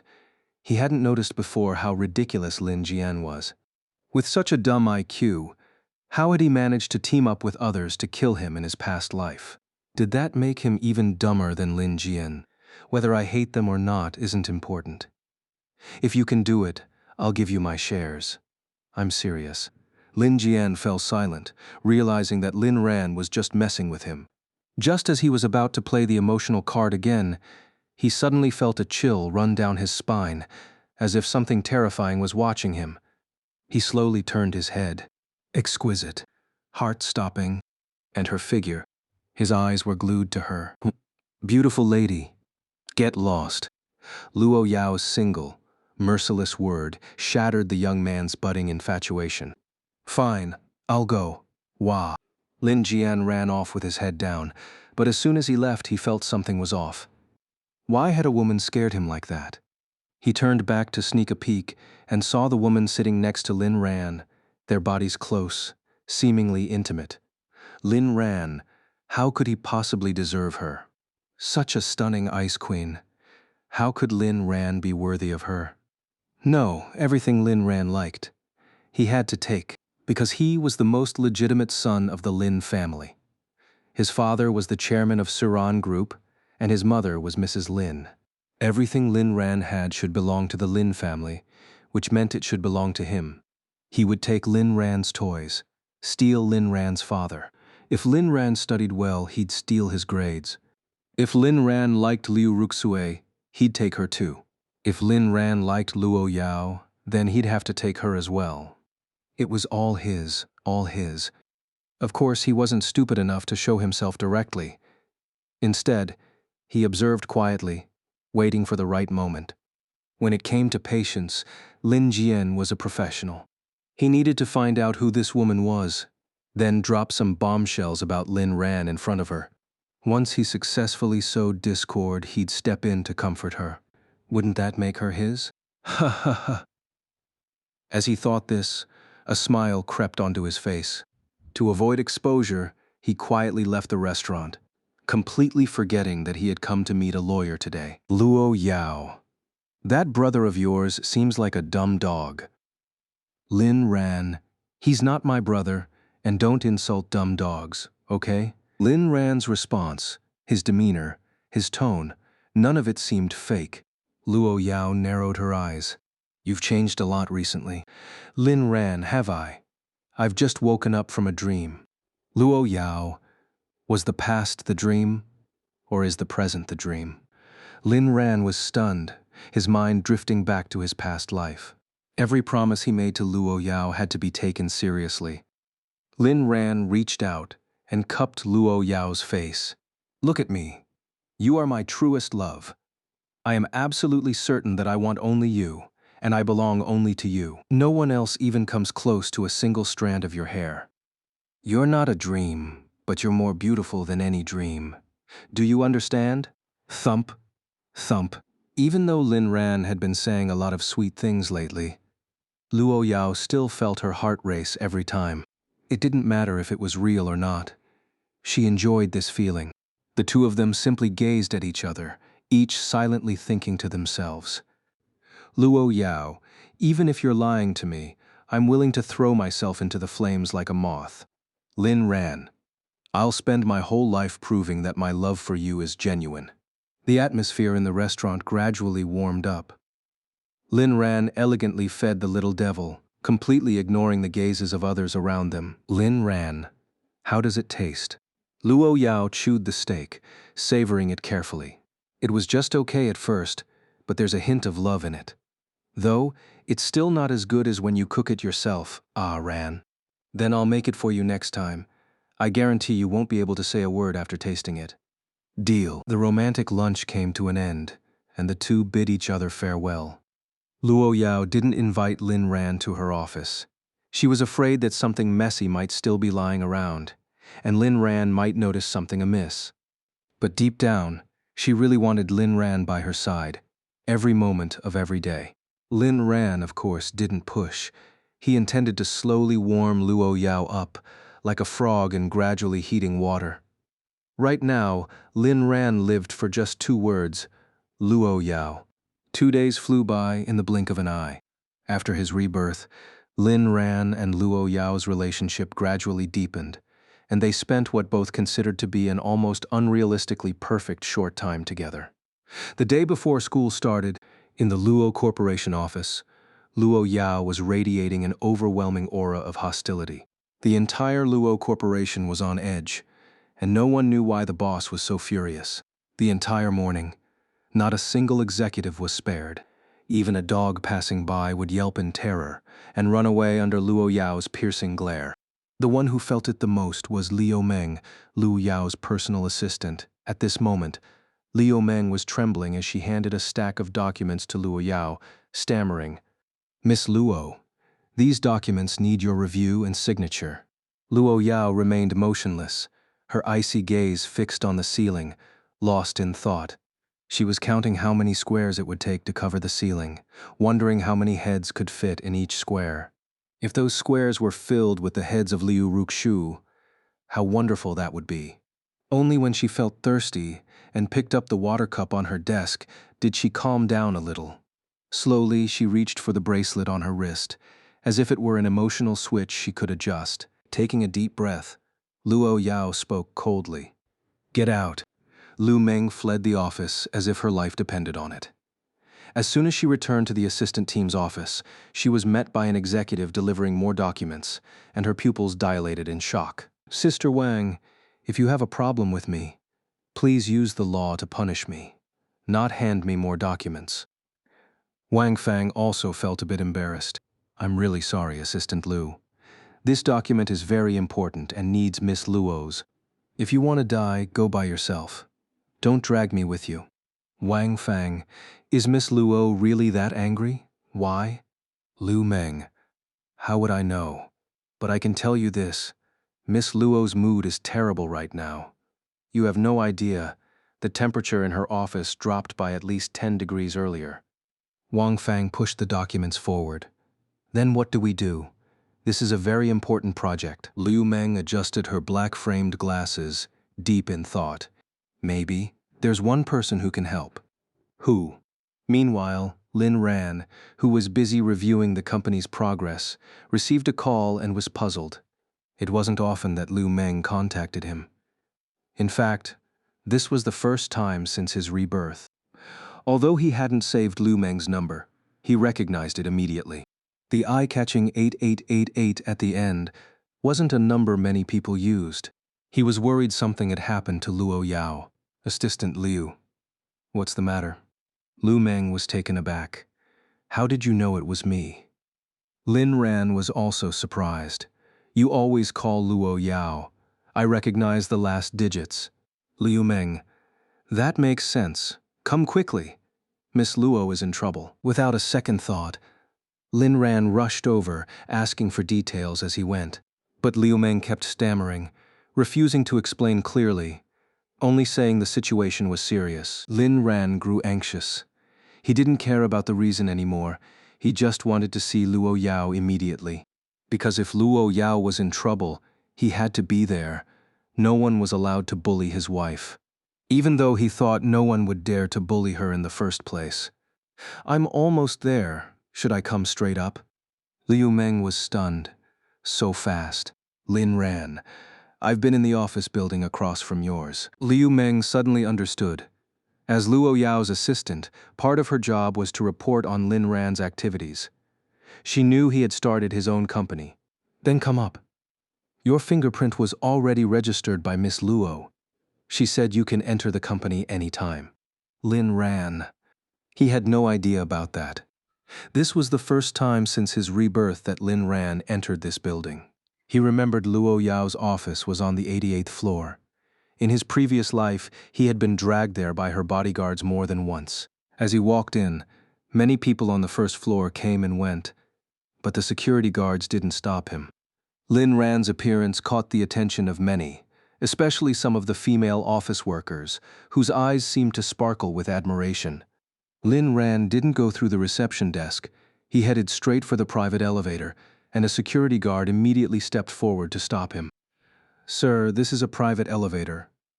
Only Miss Luo and her assistant team are authorized to use it." Lin Ran nodded. "I know. I can use it too." The security guard chuckled. "Sir, Miss Luo has a severe aversion to men. She would never hire a male assistant. You should come up with a better excuse." The guard had misunderstood Lin Ran's meaning. Lin Ran didn't have time to argue. He had no idea what was happening with Luo Yao, and he was in a hurry. He pressed his fingerprint, and the elevator started moving, leaving the security guard who had just called for backup completely stunned. Over the walkie-talkie, "Old Liu, why aren't you saying anything?" "Old Leo, never mind. I think I'm too young for this." Lin Ran stepped into the elevator and politely nodded at the security guard, acknowledging his professionalism. The private elevator was incredibly fast, and soon it arrived at the 88th floor. As the elevator doors slowly opened, Liu Meng was already waiting. "Mr. Lin, you're finally here. Come with me, quick." As she spoke, she handed Lin Ran a stack of documents and explained the situation. "So, you called me here in such a hurry just to deliver these documents to Luo Yao?" Liu Meng nodded. "Not just the documents. The main thing is that Miss Luo is really angry right now. No one knows why, but you're the only one who can calm her down. Delivering the documents is just a bonus." She was about to push Lin Ran into the office, but suddenly stopped herself. If Miss Luo found out she had touched Lin Ran, would her hands be chopped off? Although Luo Yao was just the CEO of Luo Corporation, those in the know understood she was a truly ruthless woman. Liu Meng knew all too well about Luo Yao's obsessive possessiveness. She was the one who received and compiled reports on Lin Ran's daily activities. And because she knew, she was even more terrified. Lin Ran didn't notice Liu Meng's hesitation. He walked straight into Luo Yao's office. Luo Yao was upset. His wife was in a bad mood, and it was his duty to cheer her up. Lin Ran gently knocked on the door, but there was no response. He held the doorknob and pushed it open softly. It wasn't locked. He stepped inside quietly, but no one was there. The office area was empty, and so was the lounge. Lin Ran was utterly confused. Where was everyone? Had he come here just to entertain the air? Suddenly, a faint sound broke the silence, like something being dropped. It was so quiet that one wouldn't notice it unless they listened carefully. Fortunately, Lin Ran's hearing was sharp enough to catch it. He paused, wondering where the sound was coming from. He retraced his steps from the lounge back to the office area and realized the noise was coming from behind the bookshelf. But what was behind the bookshelf? A wall, of course. Lin Ran placed the documents on the desk and listened more intently, confirming that there was indeed a faint sound coming from behind the bookshelf. He tapped on the wall. It wasn't solid. There must be another room hidden there. "Luo Yao, are you in there?" he called out loudly. After calling twice without a response, Lin Ran turned to leave, intending to ask Liu Meng about it. But just as he was about to go, the bookshelf slowly began to move, revealing an opening just wide enough for a person to pass through. Luo Yao stepped out, and as soon as she did, the bookshelf slid back into place. When she saw Lin Ran, a flicker of panic flashed in her eyes. "Well, well, I never knew there was a secret room in your office," Lin Ran teased with a grin. "Are you planning to hide a lover in there, my dear?" Luo Yao quickly masked her unease and shot back. "Would you like to be the one hidden inside?" To her surprise, Lin Ran nodded. "If it's you, my dear, then I'd gladly let you hide me away." As he spoke, Lin Ran moved closer, playfully wrapping his arms around her. He gently pushed up her sleeve, revealing a series of fresh scars on her arm. Luo Yao froze, trying to pull her arm back, but she was too slow. Seeing the wounds, Lin Ran felt as if his heart had been gripped by an invisible hand. "I noticed your arm seemed stiff earlier," he said softly. Luo Yao stammered, Lin Ran, it's not what you think. She couldn't let him fear her again. The past few days had been everything she'd ever dreamed of. Lin Ran held her arm gently, his gaze fixed on the pale, delicate skin now marred by those wounds. Each scar was a painful reminder to him. His love for Luo Yao was still far from enough. He helped her sit down. Do you have a first aid kit? Still in a daze, Luo Yao pointed weakly to a corner of the bookshelf. Lin Ran retrieved the kit and knelt before her, carefully lifting her arm. Don't move, he said softly. His tender touch left Luo Yao momentarily lost. As Lin Ran meticulously cleaned and disinfected her wounds, she didn't flinch or show any sign of pain. Instead, she simply watched him, her gaze fixed on his focused expression. It's not your fault, it's mine. I haven't been a good husband, and that's why you're hurting like this. Did you do this to yourself? Suddenly, Lin Ran understood why he'd seen scars on her leg before. He cursed himself inwardly for being so oblivious. Luo Yao's mind worked differently from most people's. Her actions often seemed unpredictable, even incomprehensible. To an outsider, Luo Yao might seem unstable, even ill. But Lin Ran didn't want to change her. He just didn't want her to hurt herself.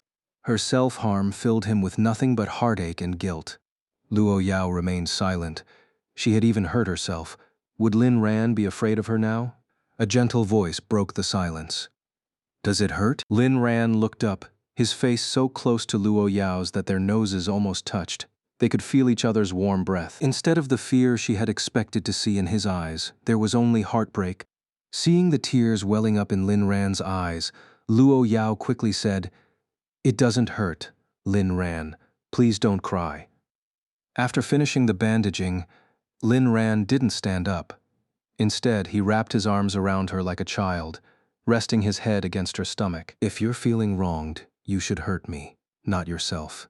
If you ever feel like harming yourself again, let me share that pain with you. It breaks my heart to see you like this. Luo Yao placed her hand on Lin Ran's head, closing her eyes as a single tear rolled down her cheek. She didn't want to agree, but she whispered, Okay. Lin Ran wasn't afraid of her. He didn't fear her, he cared for her. They held each other for a long time before Lin Ran finally loosened his embrace and looked into her slightly reddened eyes. So she could cry after all. She wasn't an unfeeling machine. She was a woman, his wife. Can you tell me why? If you don't want to, that's okay too, Lin Ran said gently, careful not to upset her further. After a moment of silence, Luo Yao spoke. You're starting school tomorrow. I want to keep you by my side, but I don't want to trap you. I'm so conflicted. I feel like I'm going crazy, so... Lin Ran finished her sentence. So you hurt yourself to calm down? But why? We'll see each other every night. Why would you do this? Luo Yao looked at him intently. Because of Liu Ruxue, I'm afraid that once you see her, you'll leave me. The thought of you going to her makes me feel like I'm suffocating. I want to kill both you and Liu Ruxue. I want to rip out my heart and show it to you. Now Lin Ran understood everything. To the outside world, Luo Yao was a powerful, ruthless business magnate, a machine devoid of emotion. But she had her vulnerabilities, her weaknesses, and they all revolved around him. Her mind was a tangled web of nerves, each one resonating with darkness at the slightest touch. Luo Yao, look at me. I'm your husband. Liu Ruxue is nothing but a stain on my past. You're the only one I love. I'll never love anyone else. So please, trust me. No one will ever take me away from you. I'll never leave you. And I won't let you abandon me either. Luo Yao's mind was a mess. But Lin Ran's words gave her a sense of security she desperately needed. Perhaps she needed to make an effort to change, to truly believe in Lin Ran. Okay, I trust you, she said softly. Lin Ran could feel the shift in her emotions. He made a silent vow to himself. He would give Luo Yao all the tenderness she deserved, healing her wounded soul. As for Liu Ruxue, he needed to resolve that issue quickly. Otherwise, she would always remain a thorn in Luo Yao's heart.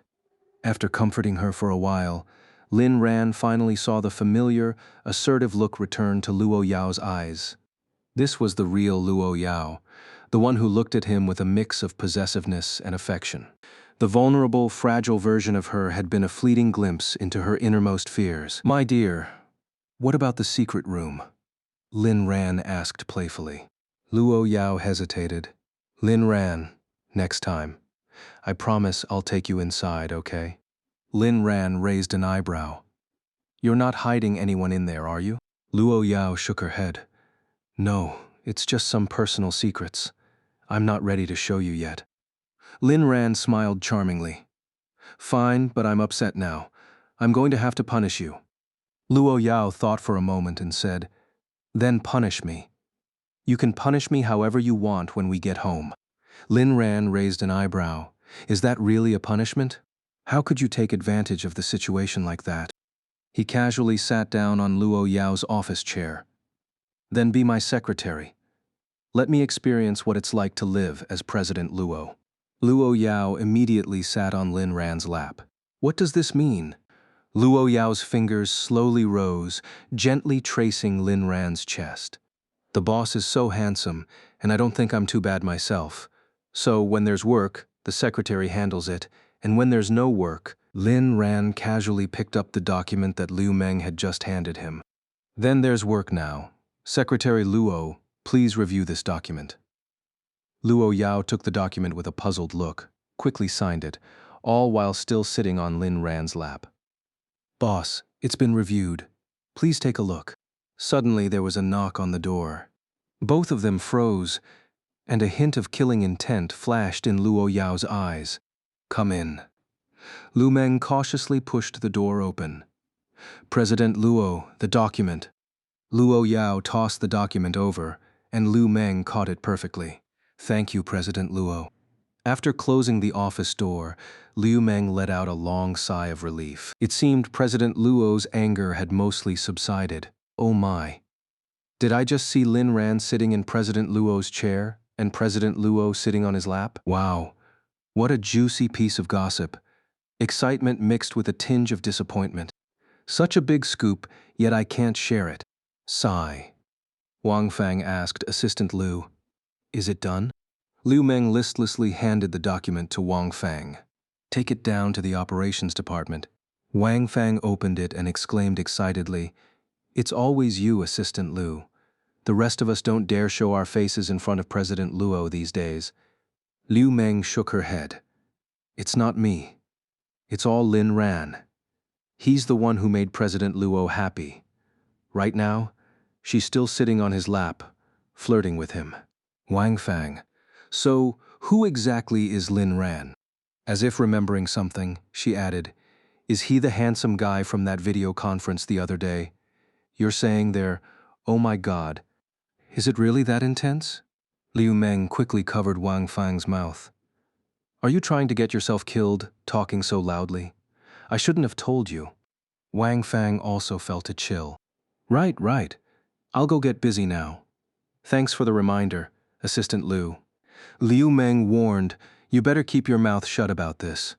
If anyone finds out you leaked it, I won't be responsible for cleaning up your mess." Wang Fang nodded. Got it. After delivering the document, Wang Fang returned to her desk, scratching her head in frustration. The feeling of knowing such a big secret, but not being able to share it, was unbearable. She turned to her colleague beside her. "Little Zhang, go get me a cup of coffee and I'll tell you a secret." Little Zhang immediately perked up and went to make the coffee without hesitation. Back in the office, after Liu Meng left, Luo Yao turned around and froze. Her desk was very simple, with just a computer, a water cup, and a few small decorations. Lin Ran was staring at a small bottle on the desk, inside of which was a hidden note. Curious, Lin Ran picked up the bottle, but Luo Yao snatched it back without a word. Lin Ran teased wife, "I've noticed you've been keeping a lot of secrets lately." Luo Yao asked, "Ran, do you really want to see it?" If Lin Ran wanted to see, Luo Yao wouldn't stop him, but she felt a little conflicted. Noticing Luo Yao's hesitation, Lin Ran decided not to push her. "If you want to show me, I'll look. If you don't, I won't. Luo Yao quickly put the bottle away, blinking her beautiful eyes. I'll let you know what's inside someday. Lin Ran sighed on the surface, but deep down he wasn't giving up. It's just a small bottle. He had 100 ways to find out what was inside. If he kept coming to the office, he'd eventually uncover all her little secrets. Lin Ran was determined to see how many secrets the usually cold Luo Yao was hiding. Aran, I still want to be your secretary. Lin Ran smirked. I didn't expect Secretary Luo to be so cooperative. From the office to the lounge, of course. Since Luo Yao wasn't feeling well, they didn't take things further. Luo Yao asked Aran, do you want to be the real boss of Luo Corporation? What if I gave it to you? Lin Ran was startled and quickly shook his head. No, I don't. What would you do if I became the boss? Luo Yao gave a charming smile. I'd keep being your secretary. Lin Ran chuckled helplessly. Stop joking. I just want to be a carefree slacker, not a workaholic. Luo Yao teased, then why did you start a company? Lin Ran replied, that's different. I used your money to start a company so I could earn some extra cash to buy gifts for my wife. As for me, I'll just wait for you to make money and support me. Why should I work so hard? Luo Yao's heart was suddenly struck by a wave of happiness. Then I'll support you for a lifetime. Lin Ran grinned. Of course. Did you think you could back out halfway? It's a promise. It's a promise. This life of being a kept man, Lin Ran was determined to hold on to it tightly. Soon after, the two left Luo Corporation hand in hand. Lin Ran's appearance shocked the entire company, but no one dared to openly discuss it. The executives, recognizing Lin Ran's familiar handsome face, exchanged knowing smiles, while the regular employees were buzzing with gossip and shock. Did you hear? The entire executive floor is talking about President Luo's young lover coming to the company. The whole company knows by now. If President Luo becomes gentler because of love, we'll all be in for a treat. Apparently, this news is only supposed to stay among the executives, but the cleaning lady overheard it. President Luo isn't the same as before. She's been completely conquered by love. How does a security guard like you even know about this? Of course I do. I was the one who opened the elevator for that handsome guy when he arrived. The company had seen many young men trying to charm Luo Yao and climb the ranks. After all, who wouldn't like a beautiful and wealthy female president? But anyone who showed interest in Luo Yao would mysteriously disappear. So eventually, no one dared to try. This icy female president might secretly be a cold-blooded killer. She had scared off every man in the company. She had even discouraged a few sapphic admirers. Lin Ran frowned as he walked out of the building, holding Luo Yao's hand. Why does it feel like everyone in your company is looking at me strangely? Really? They dare to look at us? Their courage is growing. I'll deduct their bonuses later. Lin Ran felt a bit sorry for them, silently mourning their loss. Luo Yao took Lin Ran to Huatian Plaza. It was the plaza that had been transferred to Lin Ran's name, with the mall being just a part of it. This time, Luo Yao wanted to give Lin Ran a complete makeover. Her man had to be the most dazzling guy around. In the past, no matter what she did, Lin Ran would resist. But now that Lin Ran had started to change, she was determined to be even more devoted to him. It was the first time she went shopping with Luo Yao without any bodyguards trailing them, though they might still be lurking in the shadows. There was no butler to act as a third wheel, and Liu Ruxue wasn't around to cause any trouble either. Standing together, Luo Yao and Lin Ran looked like a couple, and even with masks on, they turned heads as they walked by. They were just too perfect together. However, Luo Yao's shopping style completely shattered Lin Ran's expectations. At every store they visited, she would buy everything that fit Lin Ran's size, having it all delivered to their address. From head to toe, from watches to underwear, she even bought over 100 belts. Watching Luo Yao swipe her card repeatedly, Lin Ran's jaw dropped in disbelief. Is this how the elite shop? So effortlessly cool. Lin Ran, let me emphasize again, being a husband is about the feeling. Word of Luo Yao's shopping spree quickly spread among the staff in the mall. Many of them also knew that the handsome young man accompanying her was the new owner of the plaza. And the woman, she was none other than Luo Yao, the formidable business tycoon who struck fear into the hearts of the entire Kyoto business circle. Although the mall was under Lin Ran's name, the stores were all leased out, which was the norm for large shopping centers. So, every shop eagerly awaited their arrival, knowing that their visit would mean a hefty commission. But Lin Ran felt it was all too much and finally managed to talk her into stopping after some persuasion. Luo Yao then took Lin Ran to a beauty salon. "This is a place for women. What's a guy like me doing here? Didn't you say you'd listen to me? All right, fine." After a spa session and a series of treatments, Lin Ran finally stepped out of the mall. "Ah, Ran. Remember, only I can spend this much on you. Can anyone else spend this much on you? Buy you so many things? Make you this handsome?"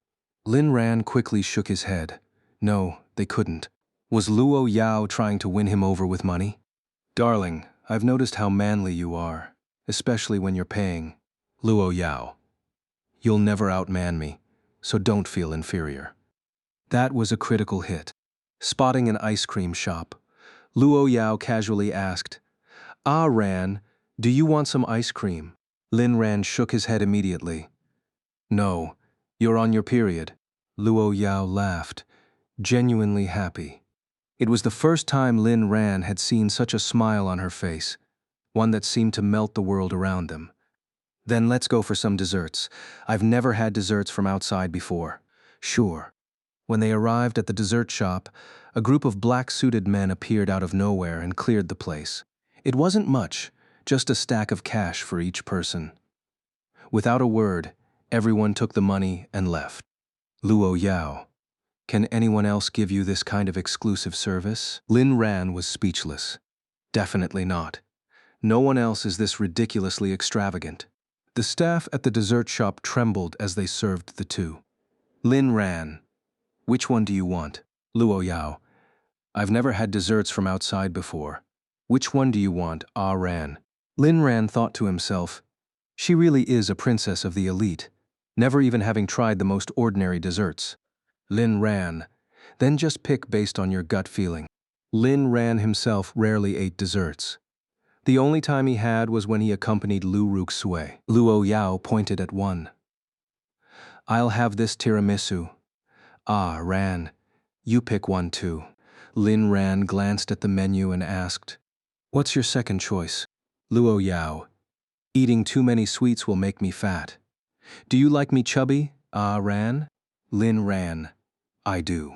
"Luo Yao, how about this strawberry cheesecake?" Lin Ran turned to the server. "We'll take these two." Sitting in a cozy spot on the second floor, Lin Ran fed Luo Yao first. "Luo Yao, it's not bad."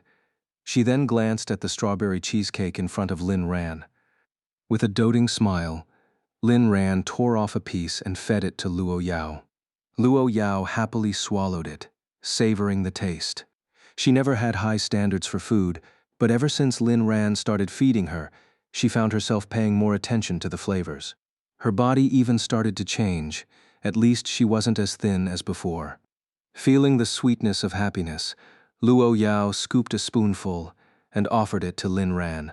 The two took turns feeding each other. "There's a message wall here. Let's write something." Lin Ran tore off 2 sticky notes, handing one to Luo Yao and keeping the other. "Luo Yao, it's a bit silly, but since you like it, I'll write something." Luo Yao, "Ah, Ran, always stay by my side." Lin Ran, "I'll always be with Luo Yao." When they both stuck their notes on the wall, they looked at each other and smiled. "Luo Yao, I know a place with 18 kinds of torture devices, especially for those who break their promises to me." Lin Ran, "Then I guess I'll never get to see it in this lifetime." After leaving the dessert shop, Lin Ran bought a cup of milk tea. Lin Ran, "I made sure it's not iced. I heard girls like this. Try it." Luo Yao, "Does Lu Ruxue like it?" Lin Ran laughed helplessly. "She only likes eating crap. Can we stop bringing her up?" Luo Yao took a sip. It's not bad. You try it too. It was her first time trying milk tea and desserts from outside, and Luo Yao was pleasantly surprised by the flavors. When Lin Ran handed her the milk tea, he didn't hesitate to take a sip as well.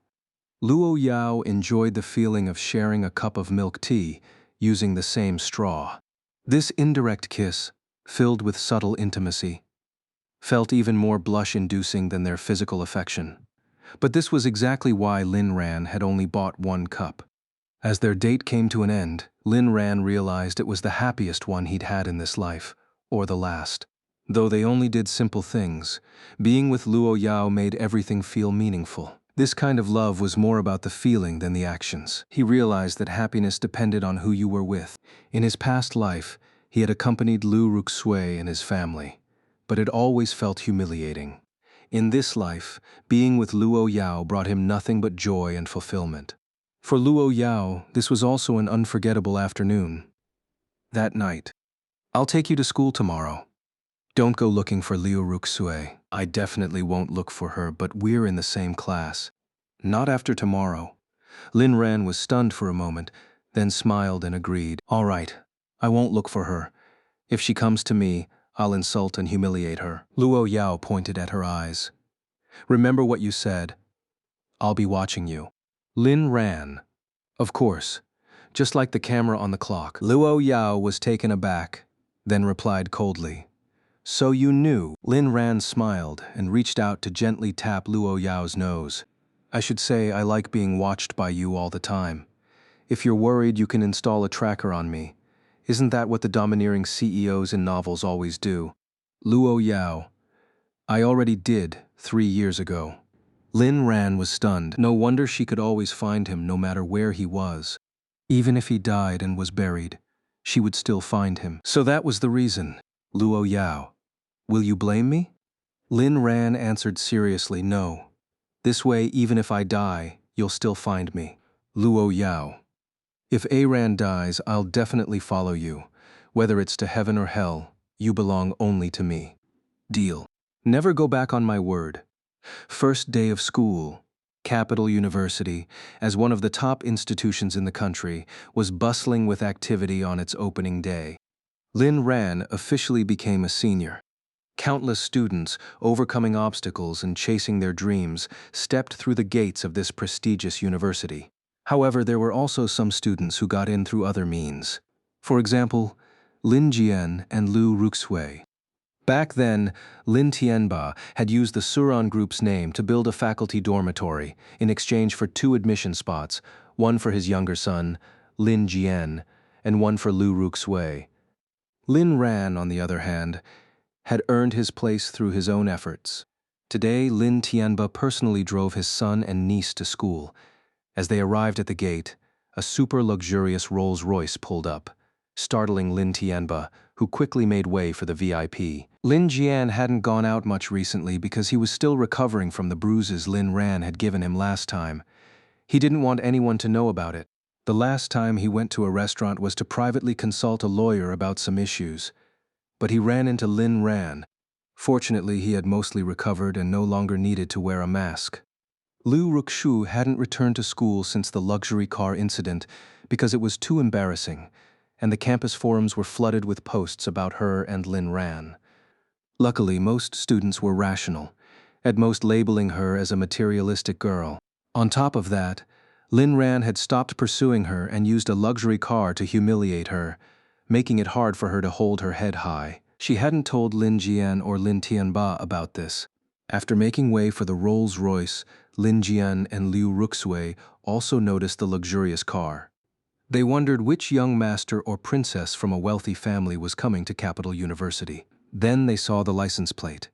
Jing A00001. Lin Tianba. Is that the Luo family's car? While others might not know, Lin Tianba, as someone of some success, was well aware. The Luo family was, without a doubt, one of the top-tier elite families in the country, arguably the number 1. It was said that the head of the Luo family, Miss Luo Yao, was only 26 years old but already held immense power. Her rise to power was nothing short of legendary.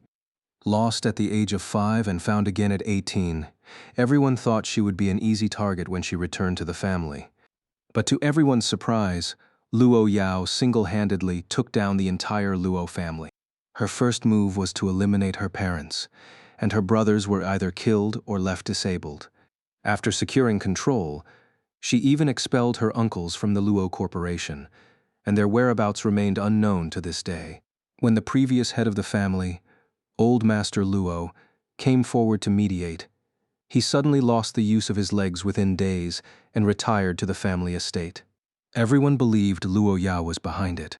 Yet, this cold-blooded and ruthless young woman had completely taken control of the Luo family in just a few years, with no one daring to oppose her. By the time she took power at 23, the Luo family had already become a formidable force. Back then, Lin Tianba had even considered befriending her. At a banquet, he overheard Luo Yao's assistant, Liu Meng, mention that Luo Yao was searching for someone. Lin Tianba had thought about helping, but within days, he heard the person had been found. Missing the chance to curry favor with Luo Yao, Lin Tianba was deeply frustrated, though he consoled himself by thinking she was just a woman. But this mere woman had, in just 3 years, elevated the Luo Corporation to the top of the world. Who could believe it?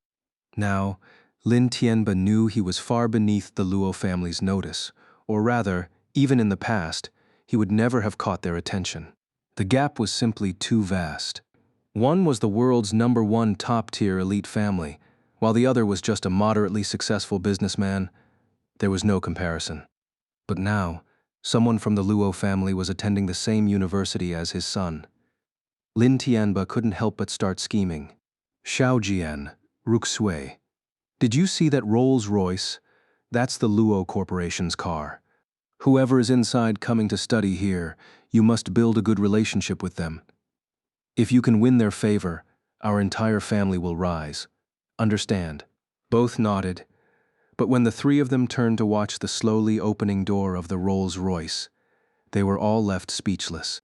Lin ran. When Lin Ran stepped out of the car, not only were Lin Tianba and the others stunned, but everyone at the school gate was shocked. The upperclassmen were surprised that Lin Ran had arrived in a Rolls-Royce, while the freshmen were amazed that such a wealthy guy could also be impossibly handsome. Who is that? So handsome, so rich. I want to get close to him. New student, huh? That's Lin Ran, our school's heartthrob, but I never heard his family was that wealthy. Wow, such a handsome guy. I want to pinch his cheeks. Lin Ran, look over here. Is it true you're not chasing Liu Ruxu anymore? How about me? Lin Ran's not chasing Liu Ruxue. Where did you hear that? Go check the campus forums. Liu Ruxue's face turned pale as she listened to the girls around her. Her heart ached. It felt like she was about to lose something important. Since when had Lin Ran become so popular? Just as Lin Ran was about to walk away, the car window rolled down, and Luo Yao's icy voice rang out. Honey, a kiss. Lin Ran immediately turned back and kissed her. A goodbye kiss. I'll come home early tonight. Satisfied with the kiss, Luo Yao coldly scanned the crowd of students. She was making a statement. This man is mine. Don't even think about it. The scene startled Lin Tianba, who was about to get out of the car with a cigarette in hand. He quickly retreated back inside. Was he seeing things? The face that had appeared in the Rolls-Royce window. Was that Luo Yao? Unsure, Lin Tianba pulled out his phone to check. My God, it's really her. Lin Jian also saw her. His heart skipped a beat the moment he laid eyes on Luo Yao. She was breathtakingly beautiful. Why would such a stunning woman kiss Lin Ran in public? Was there no justice in the world? Lin Ran was just the unwanted outcast of the Lin family, while he was the family's treasure. Liu Ruxue's face turned pale. The woman she had met twice left an indelible impression on her. Every time they met, Liu Ruxue felt as if she was about to be slaughtered by this woman. Dad, brother actually kissed that beauty in public. Isn't this damaging the reputation of our Lin family? Lin Tianba glanced at Lin Jian, but said nothing. Sensing Lin Tianba's mood, Lin Jian quickly changed his tone. It's all my fault. I haven't been paying enough attention to my brother, so I didn't notice how he's been tarnishing our family's reputation. This is on me. Dad, don't be too hard on him. Just let him kneel and apologize and then forgive him. Don't hit him either. If you hit him, it'll hurt me too. Lin Tianba sighed. Xiaojin, you're just too kind, which is why he keeps taking advantage of you. Now he's even pressuring me to hand over my dividends. Even if this unfilial son kneels and apologizes, I'll never forgive him. He's lost me as his father forever. Lin Jian. Dad, don't blame brother. I wonder who that woman in the car was. Suddenly, a thought flashed through Lin Tianba's mind. Xiaojian, I have something to tell you. He leaned close to Lin Jian's ear and whispered something. As he spoke, Lin Jian's eyes widened in shock, then gradually filled with excitement. Lin Tianba naturally wanted Lin Jian to get close to Lin Ran, and through Lin Ran, get closer to Luo Yao. Ideally, he could gain Luo Yao's attention, or even stay by her side. That scoundrel Lin Ran was only a little handsome. Even if Luo Yao had some interest in him, it was probably just because of his looks. When it came to talent, his younger son, Lin Jian, was his pride and joy. Even if things didn't work out, he could always go to Lin Ran and squeeze some benefits out of him. After all, he was Lin Ran's biological father. What could Lin Ran possibly do to him? Wasn't it only fair that he, as the father, got a share of the benefits from the Luo family? He had brought Lin Ran into this world, so Lin Ran owed him everything. Even a dog understood this basic principle, and Lin Tianba certainly did. After receiving his father's instructions, Lin Jian thought of something else. He and Lu Ruxue walked into the campus together, whispering to each other. Soon, Lu Ruxue's eyes also widened in shock, then slowly filled with excitement. Lin Jian sneakily pinched Lu Ruxue's butt. Oh, not bad. I'll have to give you a health check sometime. Lu Ruxu blushed. Lin Jian, you're so bad. You're asking me to go after Lin Ran? Aren't you jealous? Lin Jian, go ahead. I trust you can protect yourself. As long as Lin Ran is with you, I'm sure that young lady won't let him off easily. Lu Ruxui, so you're not jealous? She knew that her relationship with Lin Jian could never be made public. Lin Ran, on the other hand, was a perfect cover. Besides, Lin Ran had become more handsome and wealthy. Being with him didn't seem like a bad idea. The thought of managing both brothers was thrilling. It wasn't so much that Lin Jian was asking her to seduce Lin Ran, but rather that she had already wanted to get close to him. On the first day of the semester, many senior students were busy as volunteers, helping with orientation and club recruitment. But Lin Ran had no intention of wasting his time on such things. He went straight to find his best friend. Opening the long, unseen dormitory door, he found Wu Zhishang still asleep. The other two roommates hadn't returned to school yet.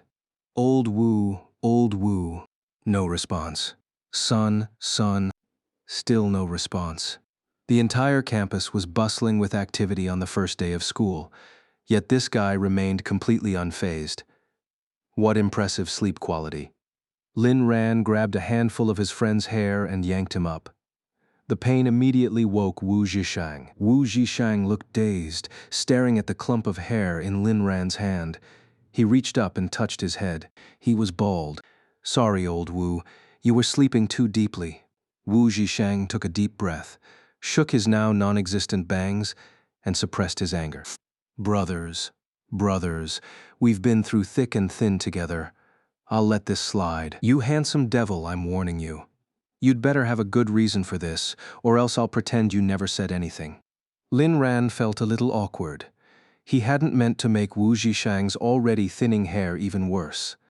Old Wu, how's the company doing? Wu Zhishang smirked proudly.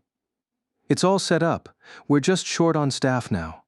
Being on campus is perfect. We can recruit directly from here. Both the students and the school will support us. After all, everyone wants an internship certificate. Lin Ran nodded. Let's find an opportunity to talk to the dean. Of course, we won't take just anyone. People like Lu Ruxue, for example, are out of the question. Wu Zhishang gave a thumbs up. Got it. I heard Liu Ruxue interned all summer, but didn't get her certificate. Hilarious. Apparently, she tried to seduce her boss and got fired on the spot. Lin Ran was stunned. That was quite the scandal. Wu Zhishang. It's annoying to think we'll have to see that trashy woman around. Lin Ran. After today, she won't be in our class anymore.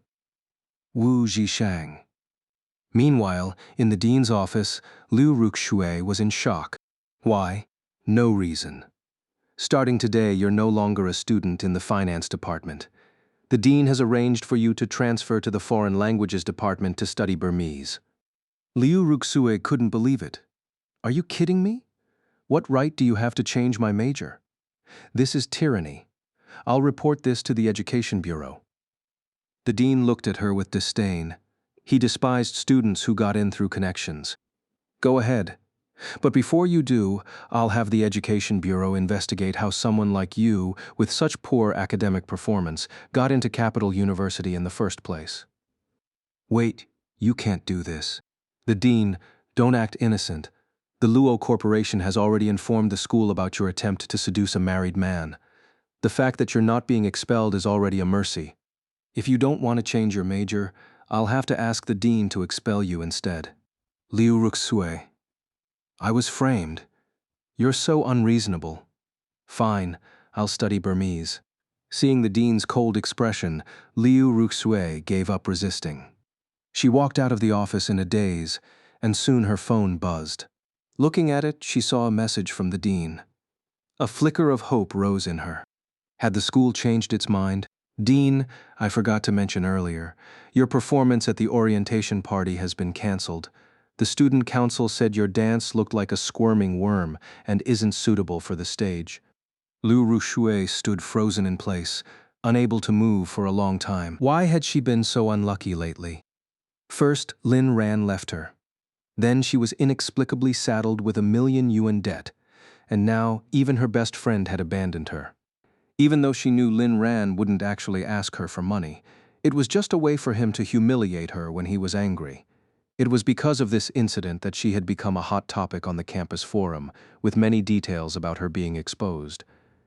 She couldn't even get her internship certificate at work, was accused of seducing a married man, expelled from her major at school, and her show was cancelled. What was the point of all the hard work she had put in these past few days? Everything had started going downhill since Lin Ran left her. Lin Ran, I hate you. No. She had to go find Lin Ran. She still had a mission to complete. She needed to find an opportunity to confess her feelings to him, leaving no room for retreat. If she wanted to gain something, she had to lose something first. Since she had already lost, she had to make sure she gained something in return. After today, she wouldn't be in the same class anymore, and her chances of interacting with Lin Ran would become fewer and fewer. Today was the perfect opportunity. As Lin Ran and Wu Zhishang were walking to the classroom, Wu Zhishang suddenly exclaimed, "Holy crap, Lin Ran! You're on the forum's front page. You and your girl were caught kissing in public on the first day of school." Lin Ran quickly took out his phone and logged into the forum. Sure enough, there were posts about him, more than one. Fortunately, none of the posts had clear photos of Luo Yao. Most of them were blurry, and the clearest one only showed a corner of her face, as Lin Ran had blocked most of it during their kiss. Even so, it was enough to tell that Luo Yao was a beauty. Wu Zhishang complained, "What the heck? There's no clear photo of your girl. But even from this little bit, it's obvious she's stunning. Did you save the Milky Way in your past life or something?" Lin Ran smiled but didn't respond. In his past life, he hadn't saved the Milky Way. He had hurt an angel. At the entrance of the large classroom, Lin Ran was stopped. "Lin Ran, I need to talk to you." Liu Ruxue's actions caused the entire classroom to fall silent. "What?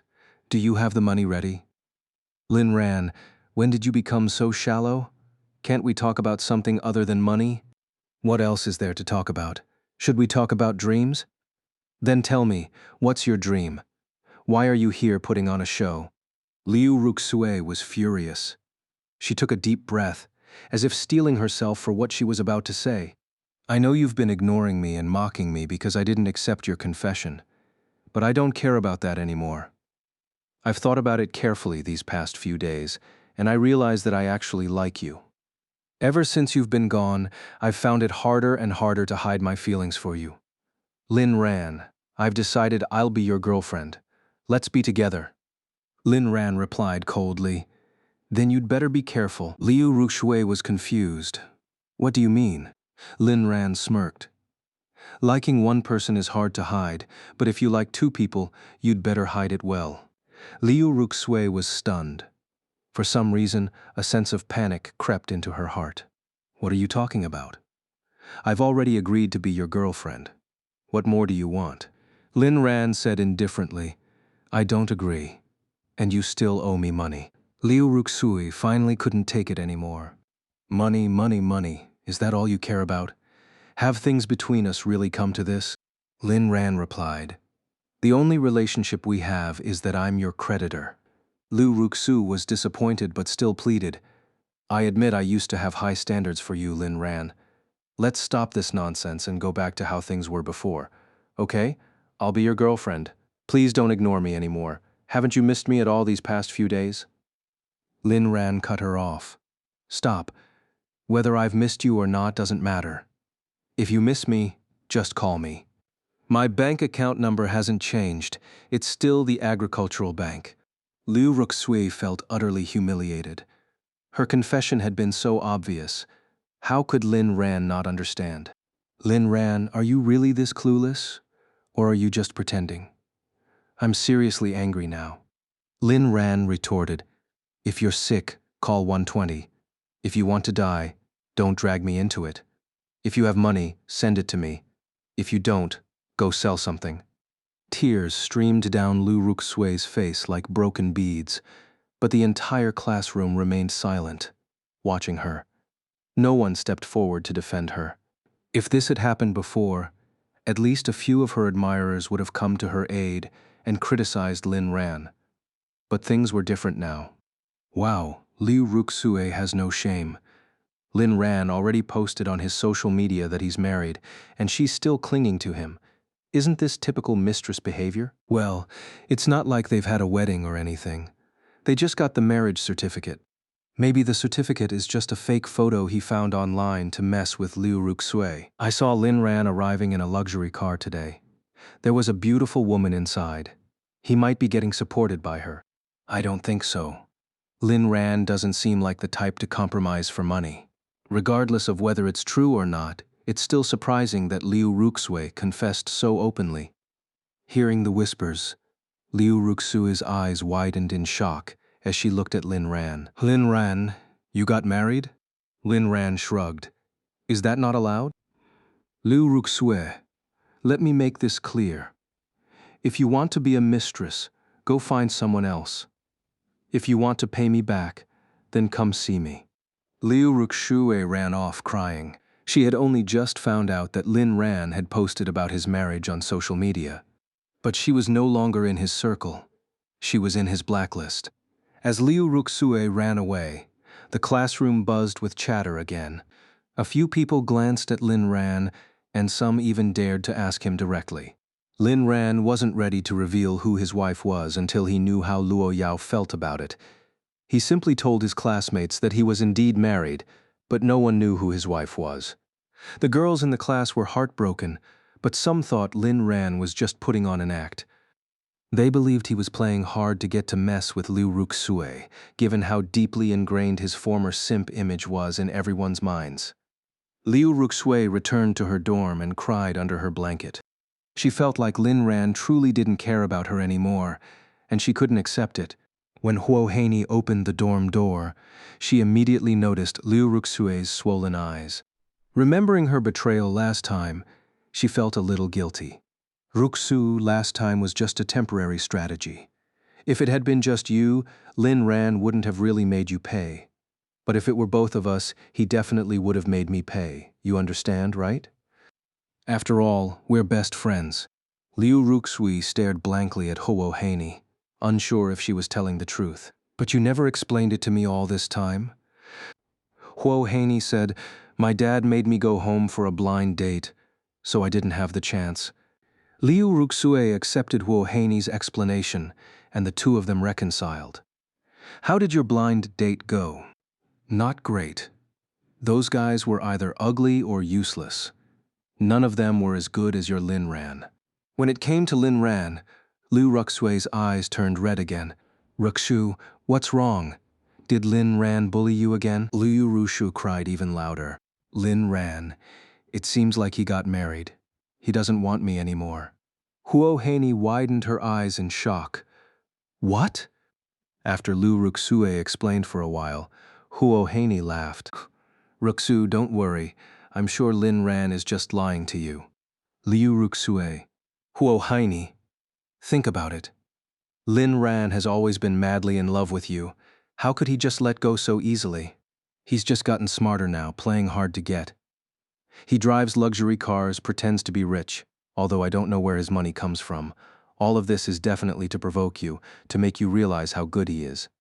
Plus, you've always spent his money without committing to him. He's probably upset, which is why he rejected you today. Liu Ruxue suddenly understood. She lifted her head and thought of the woman who had taken Lin Ran away. Could it be because of her that Lin Ran didn't dare to get too close to her? It must be. There's no way Lin Ran doesn't like her. He must be under some kind of pressure, and there's no way he would marry someone else. Woo Lin Ran is lying just to provoke me? I only spent his money to motivate him to work harder. How could he be so clueless and not understand? Huo Haney looked at Liu Ruxue as if she were a fool. If it weren't for wanting to get closer to Lin Ran, she wouldn't have bothered staying friends with such a clueless woman. These past few days, she had also used her cousin who worked at an insurance company to investigate. It turned out Lin Ran was indeed the owner of that Koenigsegg. Not only that, but Lin Ran also owned dozens of luxury cars, the cheapest of which cost millions. This discovery shocked Huo Haney. Now, Lin Ran's coldness toward Liu Ruxue seemed genuine. He really didn't like Liu Ruxue anymore. So didn't that mean she could try to take his place? Lin Ran was so handsome, rich, and outstanding. He was the complete package, tall, rich, and handsome. If Liu Ruxue didn't appreciate him, she certainly would. After knowing him for so many years, she hadn't even held his hand once. Yet, she kept spending his money. How shameless. Ugh, what a gold digger. It's okay, Ruxu. You're the most innocent girl I've ever met. You'll definitely make Lin Ran fall for you again. Thank you, Haney. You're right. Lin Ran loves me so much. He must be lying to me. No need to thank me. Aren't we best friends? That afternoon, in the principal's office, Principal Tang was contacting his former students to see if he could use his connections to secure some internship positions at various companies. The job market was getting worse. Big companies were monopolizing opportunities, while small companies struggled to survive. Positions at big companies were highly competitive, and small companies didn't want to waste resources. As a result, it was becoming increasingly difficult for college students to find jobs. Even at Capital University, a top-tier institution, many students were struggling to find employment. This wasn't something Principal Tang wanted to see. On top of that, the library was aging, and the funding from above was delayed. All these trivial matters required his personal attention. At just 50 years old, his hair was already completely gray. Knock, knock, knock. The sound of knocking came from the door. Come in. Seeing two students enter, Principal Tang looked puzzled. What can I do for you two? 10 minutes later, Principal Tang, you're saying you've started a media company and want to recruit some students from the university? Lin Ran nodded. Principal Tang immediately smiled warmly. Of course that's possible. Not only will this provide talent for your company, but it will also help solve the employment problem for our students. In the past, there had been students who had done similar things, but the results were never satisfactory. How many positions can you offer? Wu Zhishang handed a document to Principal Tang, who widened his eyes as he read through it. You need 100 students? Such a large-scale recruitment, if the results aren't ideal, can you handle it? Lin Ran, thank you for your concern, Principal Tang, but it's fine. We have sufficient funds. These 100 people are just the first batch. As the company grows, we'll continue to recruit more. We hope you'll continue to support us then. Principal Tang's eyes welled up with tears. Of course, of course. 100 people is no small number. After the freshmen finish their military training, you can announce it at the welcome party and conduct on-the-spot recruitment. Lin ran. Thank you, Principal Tang. Besides recruiting from the arts and finance departments, we may also hire from other faculties. Principal Tang, that's fine. That's fine. A company needs diverse talents to thrive. I understand. After leaving the principal's office, Lin Ran and Wu Zhishang exchanged smiles. Mission accomplished. The day passed quickly, and soon it was evening. In the morning, Luo Yao had personally driven Lin Ran to school. In the evening, Lin Ran left in his Koenigsegg. This scene left many students in awe. Everyone was filled with curiosity about Lin Ran. The younger female students were practically swooning, eager to throw themselves at him. From that day on, Lin Ran became the undisputed prince of Jingda University. Combined with his previous fame, he became the center of attention for countless students. When Lin Ran returned to the manor, he was shocked as soon as he opened the door. "Welcome home, sir." The servants lined up in 2 rows, a red carpet rolled out in the living room, and the butler stood at the end, holding a bottle of champagne. Lin Ran was confused. "Master Lin, Miss Luo said today is your first day of school, so she had us prepare a welcome-back celebration." "A celebration for starting school?" "Indeed, with money you could do anything. Is Luo Yao back yet?" At that moment, Luo Yao walked in from outside. Lin Ran turned around, hugged Luo Yao, and kissed her. "Luo Yao, you're very punctual." Lin Ran, of course. "I promised to come home early." Luo Yao lifted her eyes, her gaze suddenly sharp. "Did you see Liu Ruxiu today?" The room fell silent. "Yao, I don't want to lie to you. Yes, I did see her, but I have absolutely no feelings for her. I only asked her for money because she damaged the car you gave me." Luo Yao already knew everything. In fact, she knew exactly where Lin Ran had gone, what he had said, and even how many words he had spoken. Fortunately, Lin Ran hadn't done anything outrageous, but this still left Luo Yao feeling dissatisfied. She wanted to punish Lin Ran, to make him feel the pain, so he would be more careful in the future. Lu Ruxue had dared to publicly confess her feelings for Lin Ran. She was practically asking for trouble. The dining table had been transformed into a grand banquet table. Lin Ran still sat next to Luo Yao, doing his best to give her a sense of security. Otherwise, he might never be able to leave this manor again. Luo Yao's gaze lingered on Lin Ran. The show was about to begin. To celebrate Lin Ran's return to school, Luo Yao opened a bottle of red wine. The two shared a warm and cozy meal, during which Luo Yao showed no signs of behaving differently than usual. Lin Ran knew his alcohol tolerance was low and was afraid of saying something inappropriate if he got drunk, so he kept himself in check. Luo Yao picked up her wine glass and walked behind Lin Ran, wrapping her arms around his neck before speaking softly. "Ran, happy start of the semester. Let me feed you this last sip of wine." Lin Ran blushed and nodded. "Okay, this girl sure knows how to flirt." Luo Yao leaned in and kissed him, feeding him a sip of imported red wine in the process. That sip of wine was poisoned. Literally, Lin Ran felt his head grow heavy, and when he woke up again, he found himself lying naked on the bed. "What the—" He tried to get up but realized he couldn't move. This familiar feeling, memories from the past immediately flooded back, sending a chill down Lin Ran's spine. He slowly turned his head to see a figure standing by the bed. "Wife, what? What are you doing?" Luo Yao didn't say a word. Instead, she leaned over Lin Ran, her face close to his, staring into his eyes. Her gaze seemed to say, "You've been naughty again. Luo Yao, you're not serious, right?" "Right?" Luo Yao put on a pitiful expression. "Husband, do you love Yao Yao?" Lin Ran nodded frantically. "Yes, yes, I love you the most." "Then no matter what I do, you won't blame me, right?" Lin Ran nodded like a bobblehead. Of course. Of course. How could I ever blame you?" 49 minutes later. This girl is really something. Lin Ran knew that the more he resisted, the angrier Luo Yao would get. This was a lesson he had learned in his past life. Luo Yao was still that little devil, even if she had been acting gentler recently. It didn't change her true nature. Lin Ran remembered a time in his previous life when things had been even worse. He had been left bloodied and bruised. The reason? On Luo Yao's birthday, Lin Ran had used the excuse of preparing a gift to meet Liu Ruxui. Afterward, Luo Yao had personally applied medicine to his wounds. At the time, Lin Ran had fought back fiercely, even slapping Luo Yao across the face.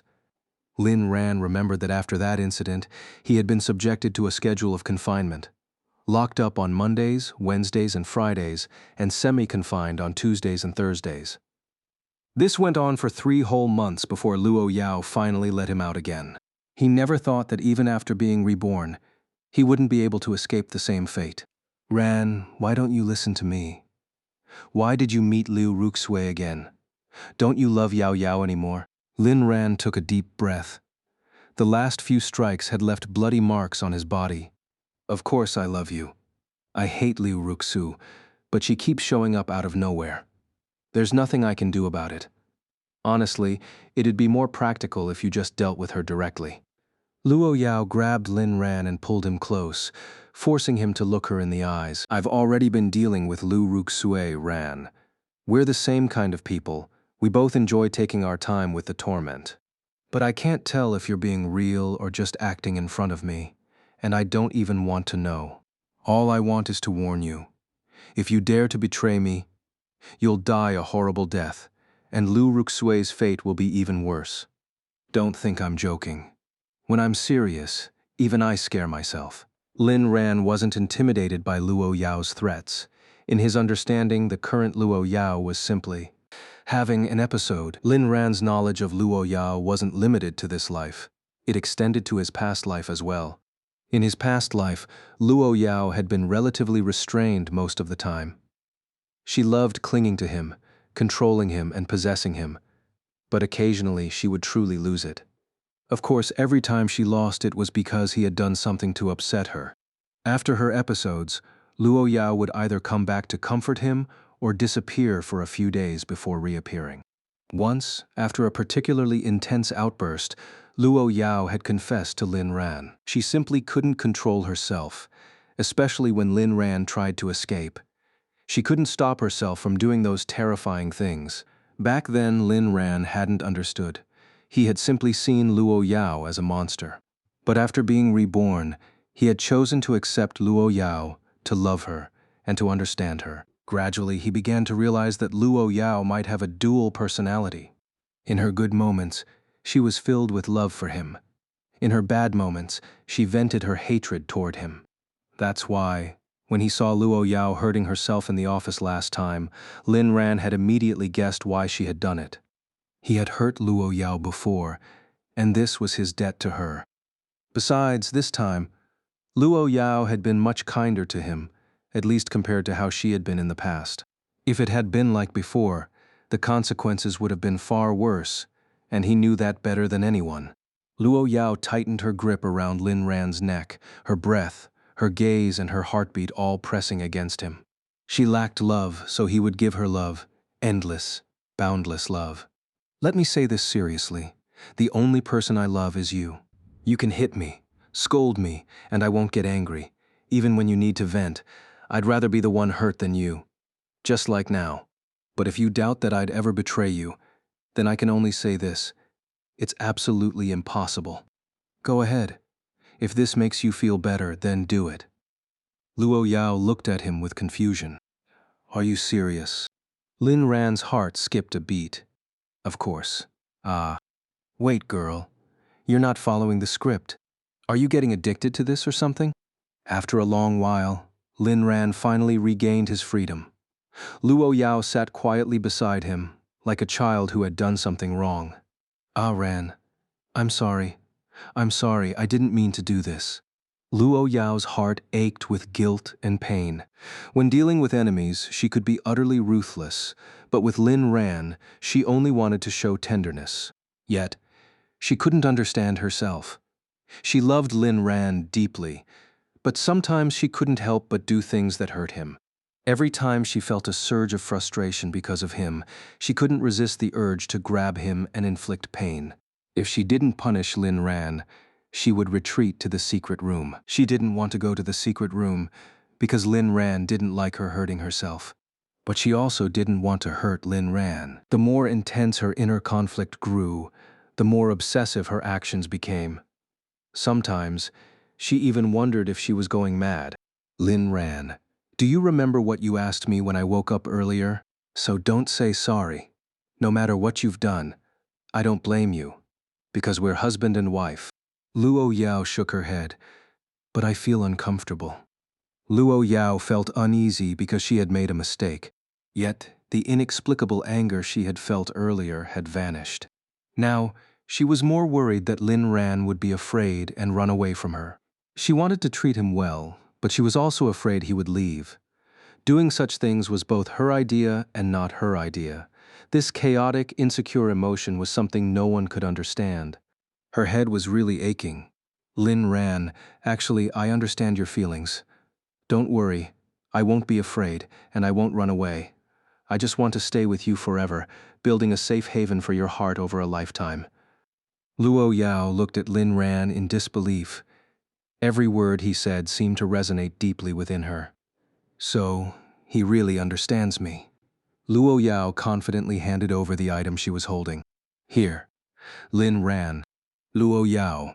It's for you. Lin Ran's eyes lit up, and he immediately sat up. Whether forced or willing, he had indeed suffered a lot in this life, and the last. Wasn't this the perfect opportunity for some well-deserved payback? Lin Ran gripped the small object tightly, raising his hand. Luo Yao looked up at him directly, her eyes unblinking, not avoiding his gaze in the slightest. As long as Ran was happy, as long as he didn't blame her, he could hit or scold her as much as he wanted. Lin Ran's hand lingered in the air. Looking into Luo Yao's eyes, he ultimately couldn't bring himself to do it. In this regard, Lin Ran admitted he was no match for Luo Yao. Luo Yao loved him more than he loved her.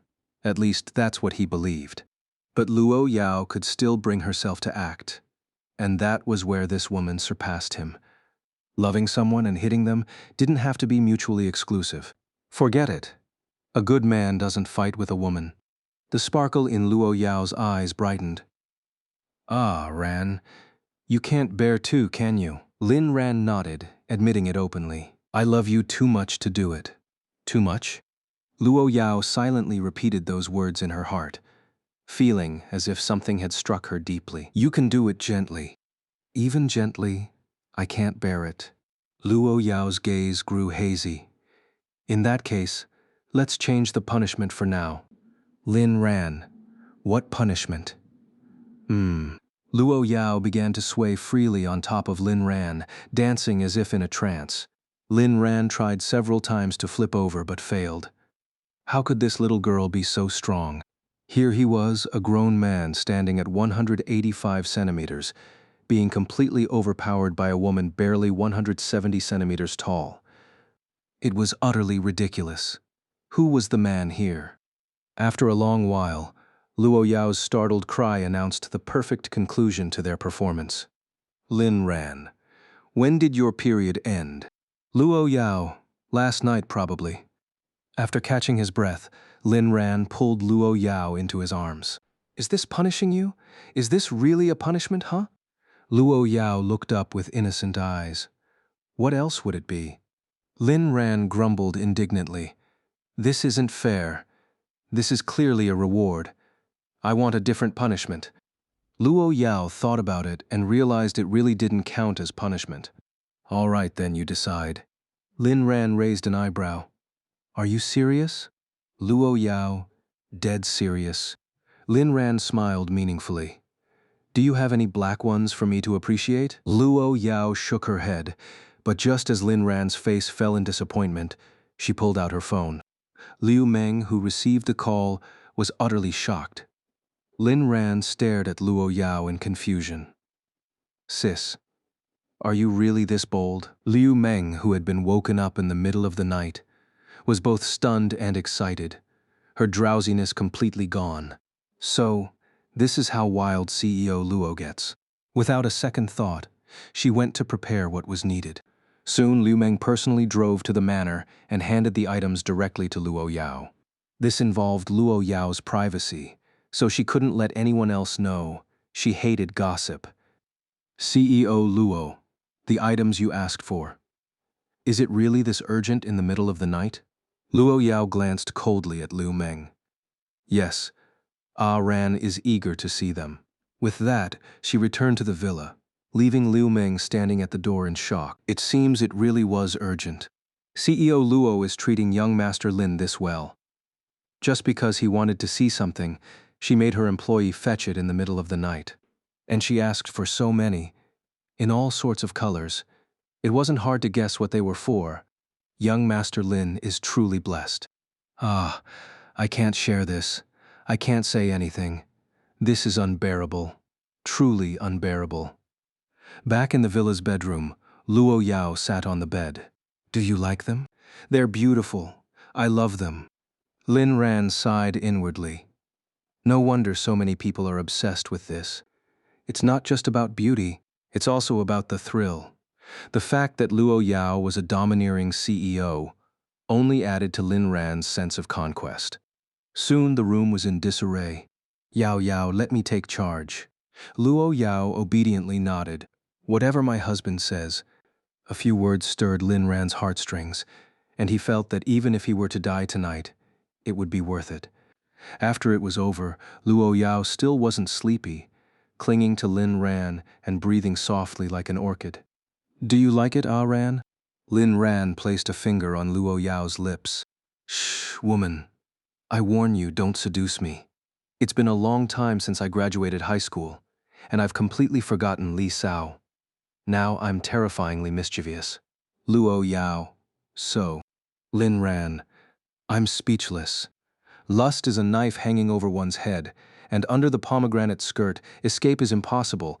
Each stroke of the blade cuts deep into the waist. Early in the morning, opening the window, the mood was delightful.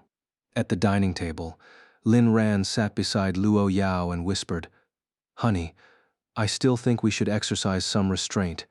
After all, I'm only human. Luo Yao. Then I'll have Liu Meng throw away the things she prepared. Outside the villa, Liu Meng, who had been waiting for Luo Yao, was resting with her eyes closed.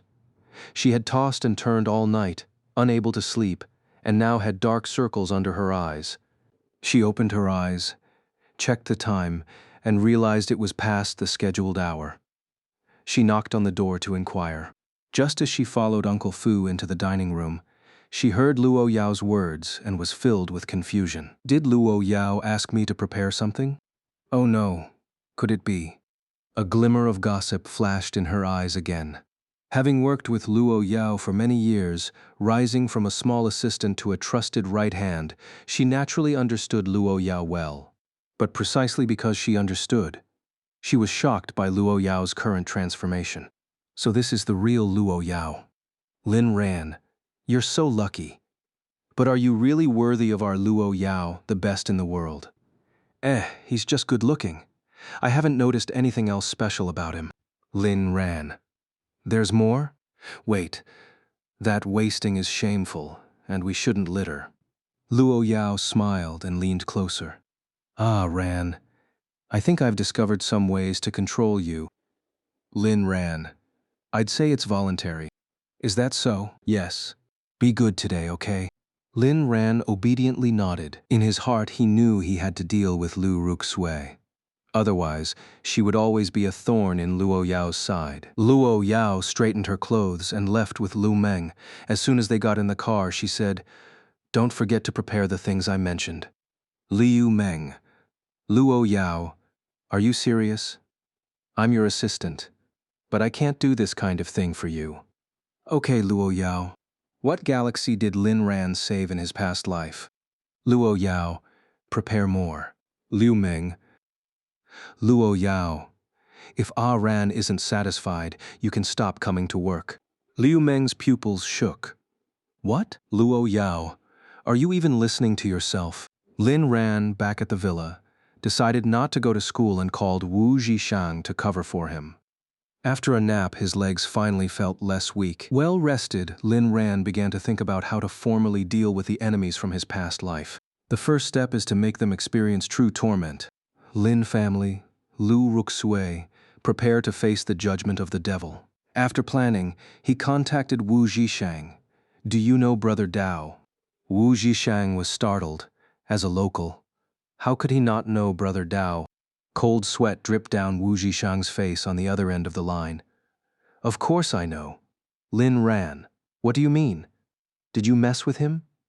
Lin Ran, no. Wu Zhishang, that's good. If you messed with Brother Dao, it would be trouble. Lin Ran confidently replied, It's fine. Even if I did, he'd have to make way for me. After all, my wife is amazing. Wu Zhishang. Lin Ran, I've noticed you've been bragging a lot lately. Lin Ran didn't bother explaining. Listen, help me contact Brother Dao. Tell him I have a deal to discuss with him. There was silence on the other end before Wu Zhishang responded. Bro, are you serious? What are you trying to do? Negotiating with Brother Dao? Isn't that like dancing on the edge of the law? Lin Ran, just tell me if you'll help or not. If Wu Zhishang refused, Lin Ran planned to ask Luo Yao for help. He didn't go to Luo Yao directly because he didn't want her to worry about what he was doing. Wu Zhishang, all right, I'll help. I have a scoundrel cousin who works under Brother Dao. Lin Ran, good, thanks, bro. After hanging up, Lin Ran's eyes welled up with tears. Of course, Lin Ran knew about Wu Zhishang's cousin working for Brother Dao, otherwise he wouldn't have approached him directly. In his past life, after his death, Wu Zhishang was the first to know, even before Luo Yao. When Lin Ran was pushed off the rooftop, Wu Zhishang was waiting for him downstairs. That day, Wu Zhishang had risked everything to help Lin Ran escape from the estate. Wu Zhishang couldn't believe what had happened. He called the police, but Lin Jian, Liu Ruxue, and Liu Yuemei claimed Lin Ran had accidentally fallen. With Lin Tianba's behind-the-scenes manipulation, the three weren't even investigated. Wu Zhishang was devastated. He hated his own helplessness and regretted bringing Lin Ran out that day. He finally realized that perhaps it would have been better for Lin Ran to remain as the young mistress's caged bird. At least he wouldn't have died. After grieving, he sought revenge and contacted his cousin, who immediately borrowed men from Brother Dao. Brother Dao generously agreed. Unfortunately, one of his cousin's lackeys happened to know Lin Jian and sold the information to him for 100,000 yuan. Lin Jian had the lackey get Wu Zhishang drunk and encouraged him to seek revenge immediately. Heartbroken and unsuspecting, Wu Zhishang drank and got into a car to storm the Lin family. Unbeknownst to him, the car had been tampered with. Drunk and driving, Wu Zhishang crashed, shattering both his legs and leaving him wheelchair-bound for life. At the time, Lin Ran, as a spirit, desperately tried to stop it, but he could do nothing. Less than an hour after Wu Zhishang's accident, Luo Yao had already captured the Lin family. It was as if fate had arranged it all, always letting the wrong people suffer the consequences. Wu Zhishang, a brother for life. In the afternoon, Lin Ran finally left the house after receiving the message. The capital was incredibly prosperous, but behind its glamour lay hidden gray industries. A cluster of unfinished buildings might not be as simple as they appeared. So you're Lin Ran? Wei Xiang was surprised when he saw the car Lin Ran was driving. He hadn't expected his cousin to have such a wealthy classmate. Lin Ran nodded. Hello, my name is Lin Ran. Lin Ran didn't dislike people like Wei Xiang. In fact, in this lifetime, he didn't dislike him at all. Everyone has their own life to lead, and what happened in his past life wasn't Wei Xiang's fault. He hadn't known that there was a traitor among his subordinates. Besides, Lin Ran wasn't exactly a good person himself now. The naivety he once had would never resurface in this life. Wei Xiang didn't dare to be careless and quickly shook hands with him. Hello, I'm Wei Xiang, Wu Zhishang's cousin. Let me take you to see Brother Dao. Following Wei Xiang into an unfinished building, they entered an elevator in a very hidden spot. Lin Ran couldn't help but marvel at how strange this world was. Who would have thought that beneath such a dilapidated place lay a dazzling underground money-making hub? Lin Ran followed Wei Xiang straight down to the third underground level. As they stepped out of the elevator, there was a cage-enclosed fighting ring. Even if Lin Ran hadn't seen one before, he knew this was an underground fighting arena. The ceiling of this level was exceptionally high, and the design was quite ingenious. Lin Ran followed Wei Xiang to a private box on the second floor of this level, which offered the best view of the ring. Inside the box, Lin Ran saw the man who was considered the top figure in the underground scene of the capital, known in the underworld as Brother Dao. Brother Dao was around 40 years old, and true to his name, a scar ran diagonally across his face, starting from his skull and ending at his chin. Surviving such a severe injury was a testament to his resilience. Wei Xiang had served time in prison with Brother Dao, which was why Brother Dao held him in high regard. Wei Xiang confidently walked to one side of the sofa in the box. "Brother Dao, I've brought him. This is Lin Ran, my cousin's classmate." Lin Ran nodded at Brother Dao, who gave him a once-over.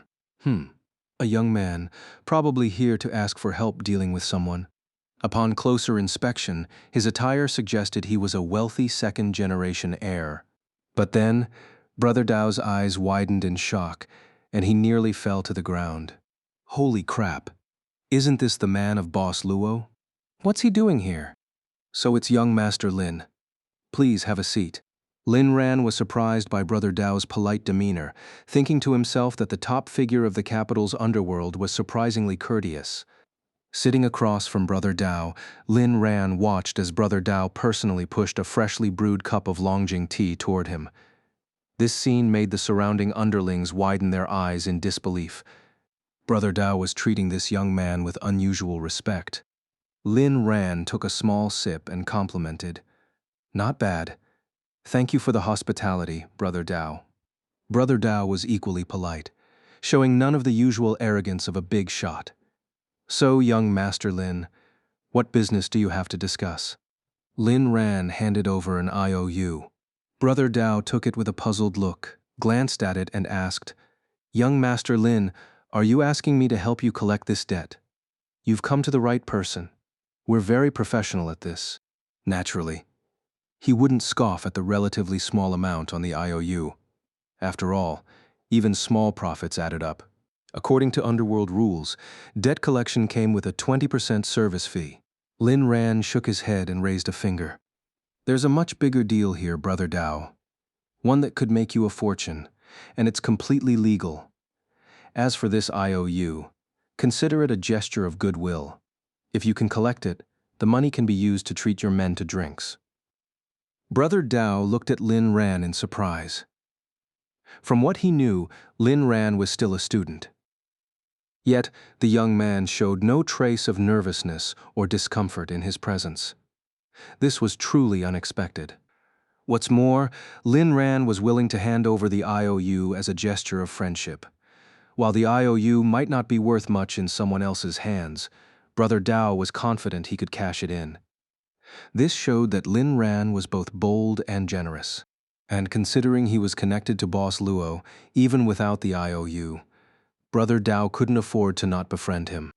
After a moment of silence, Brother Dao said, "Brother Lin, I consider you a friend now. I'll take on your job, and whether it's legal or not is our concern. If anything goes wrong, it won't involve you." With that, he reached out and shook Lin Ran's hand. Lin Ran hadn't expected things to go so smoothly. Brother Dao thought to himself, how could it not go smoothly? "You're the real boss here. If I dared to give you a hard time, I might end up floating in the ocean tomorrow, and some shark might have a feast tonight." Lin Ran didn't fully trust Brother Dao. After all, people in the gray areas of society weren't exactly known for their integrity. The term brother was just a polite formality. The only true brother he had was Wu Zhishang. But for now, Brother Dao would undoubtedly be willing to cooperate, as there was nothing more appealing to them than money. Lin Ran glanced at the few underlings around Brother Dao, who wisely cleared the room, leaving only Lin Ran and Brother Dao inside. Only then did Lin Ran explain what was about to happen to the Lin family. Upon hearing this, Brother Dao's eyes lit up. Well, well, well. This wasn't exactly illegal, and it could make him a fortune. But wasn't young Master Lin part of the Lin family? Why was he being so ruthless toward them? Well, that wasn't for him to ponder, nor did he dare to think too deeply about it. Perhaps it was all part of Boss Luo's plan, and Lin Ran's appearance today might even be a test from Boss Luo. With that in mind, Brother Dao didn't dare to delay and readily agreed to Lin Ran's request. In fact, even if Lin Ran hadn't come to him, he would have done the same if he had gotten wind of the situation. But since it was Lin Ran who had orchestrated this, Brother Dao felt a sense of gratitude toward him. He even invited Lin Ran to take a look upstairs. Lin Ran didn't refuse. He was curious about this place. The entire underground entertainment complex was nearly empty, as it was still daytime. When they reached the second floor, Lin Ran was immediately struck by the sight before him.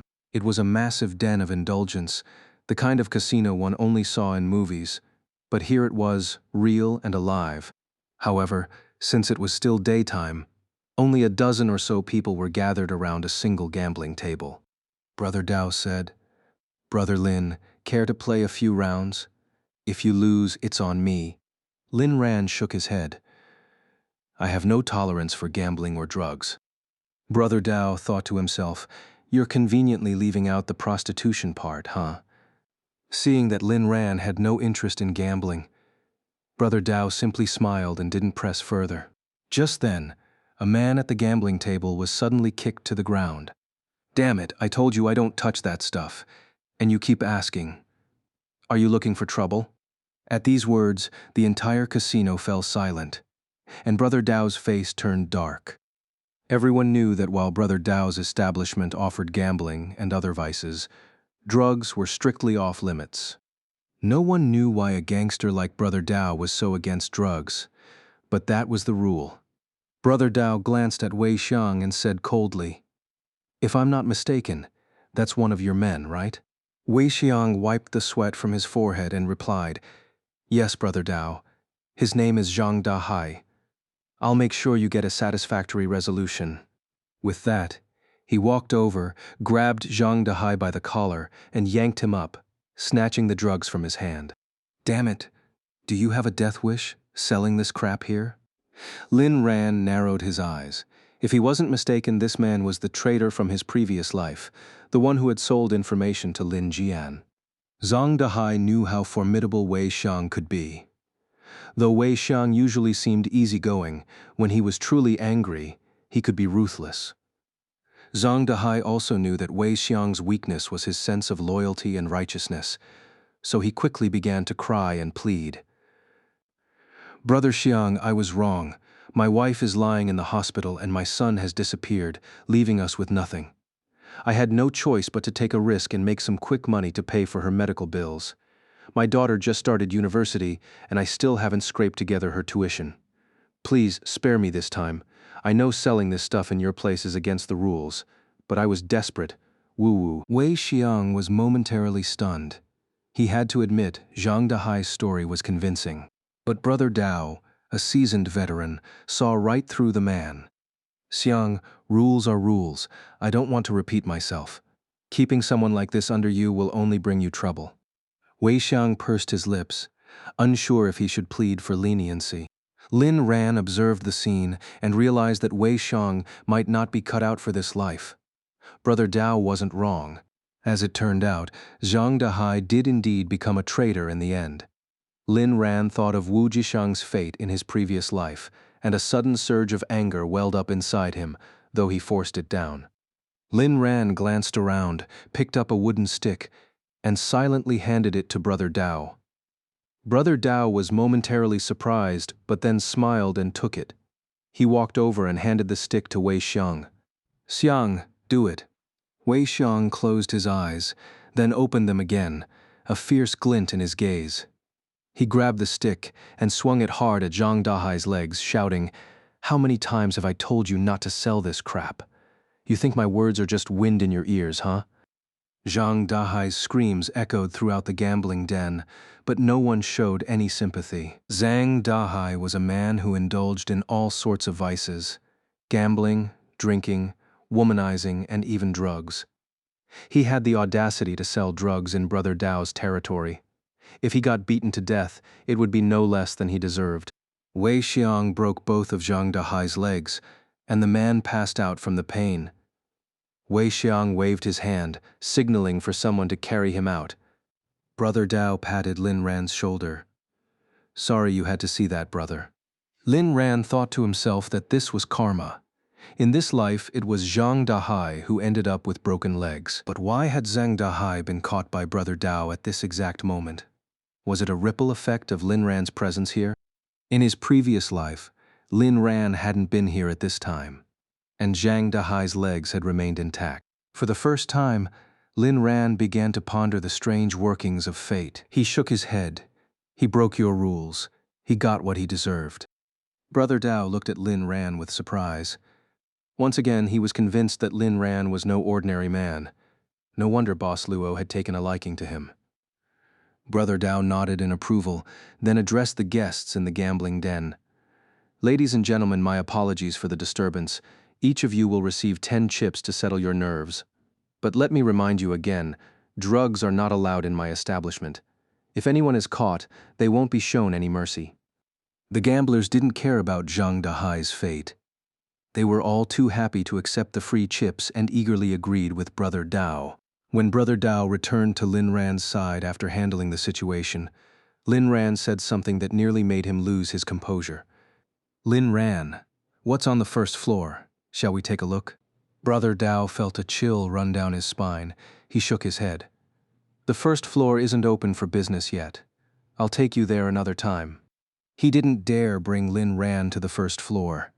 If Lin Ran made a mistake there, it would be the end for him too. Lin Ran was purely curious. Since Brother Dao didn't want to take him up, he didn't push the matter and decided to leave.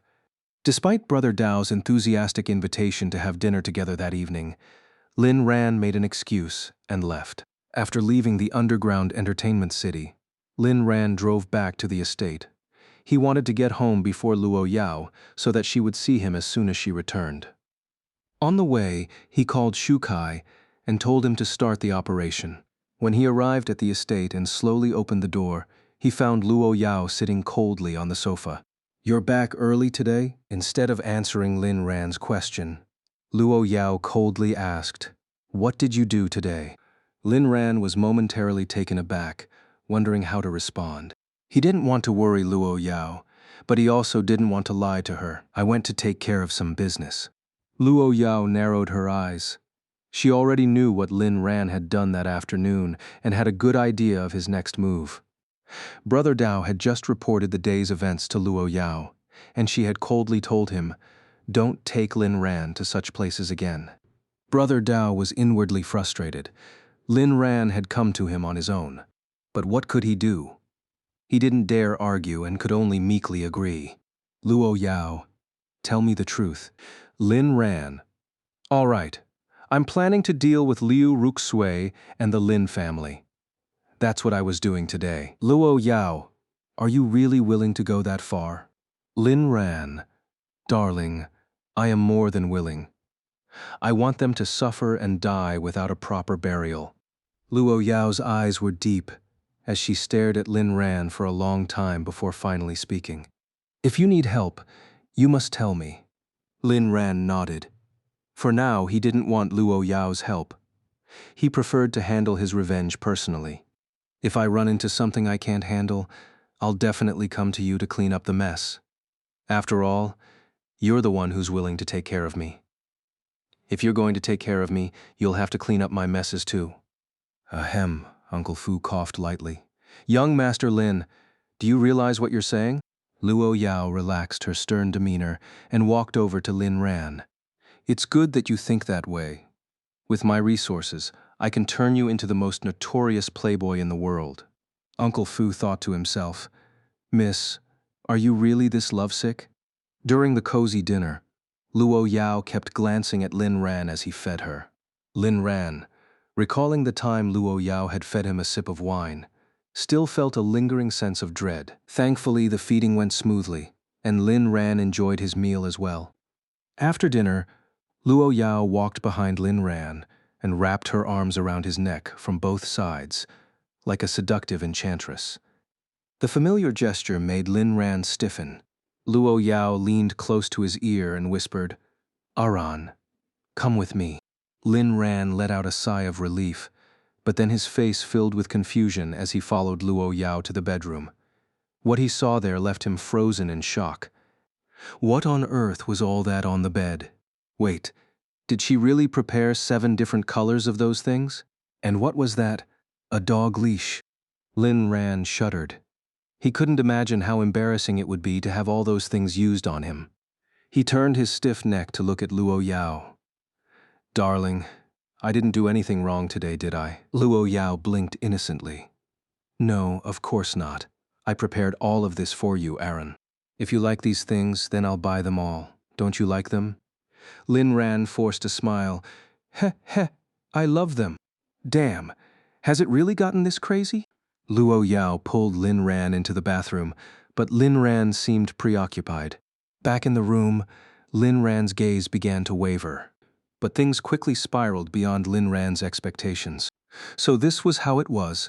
Staring at the flawless Luo Yao, Lin Ran froze in shock, suddenly feeling a warm sensation in his nose. Drip, drip, blood trickled onto the floor. Lin Ran hurriedly covered his nose and rushed to the bathroom. Damn, where did this girl learn all this? Isn't this just asking for trouble? After washing up, Lin Ran turned around to find Luo Yao standing behind him, looking pitiful. "Aran, do you not like Yao Yao anymore?" Lin Ran's nosebleed erupted again. That night, after the chaos, Lin Ran turned to look at the energetic little devil beside him. "Yao Yao, don't you ever rest?" Luo Yao woke up early every day, and often stayed up late into the night. While Lin Ran had plenty of time to nap during the day, Luo Yao seemed to be working non-stop.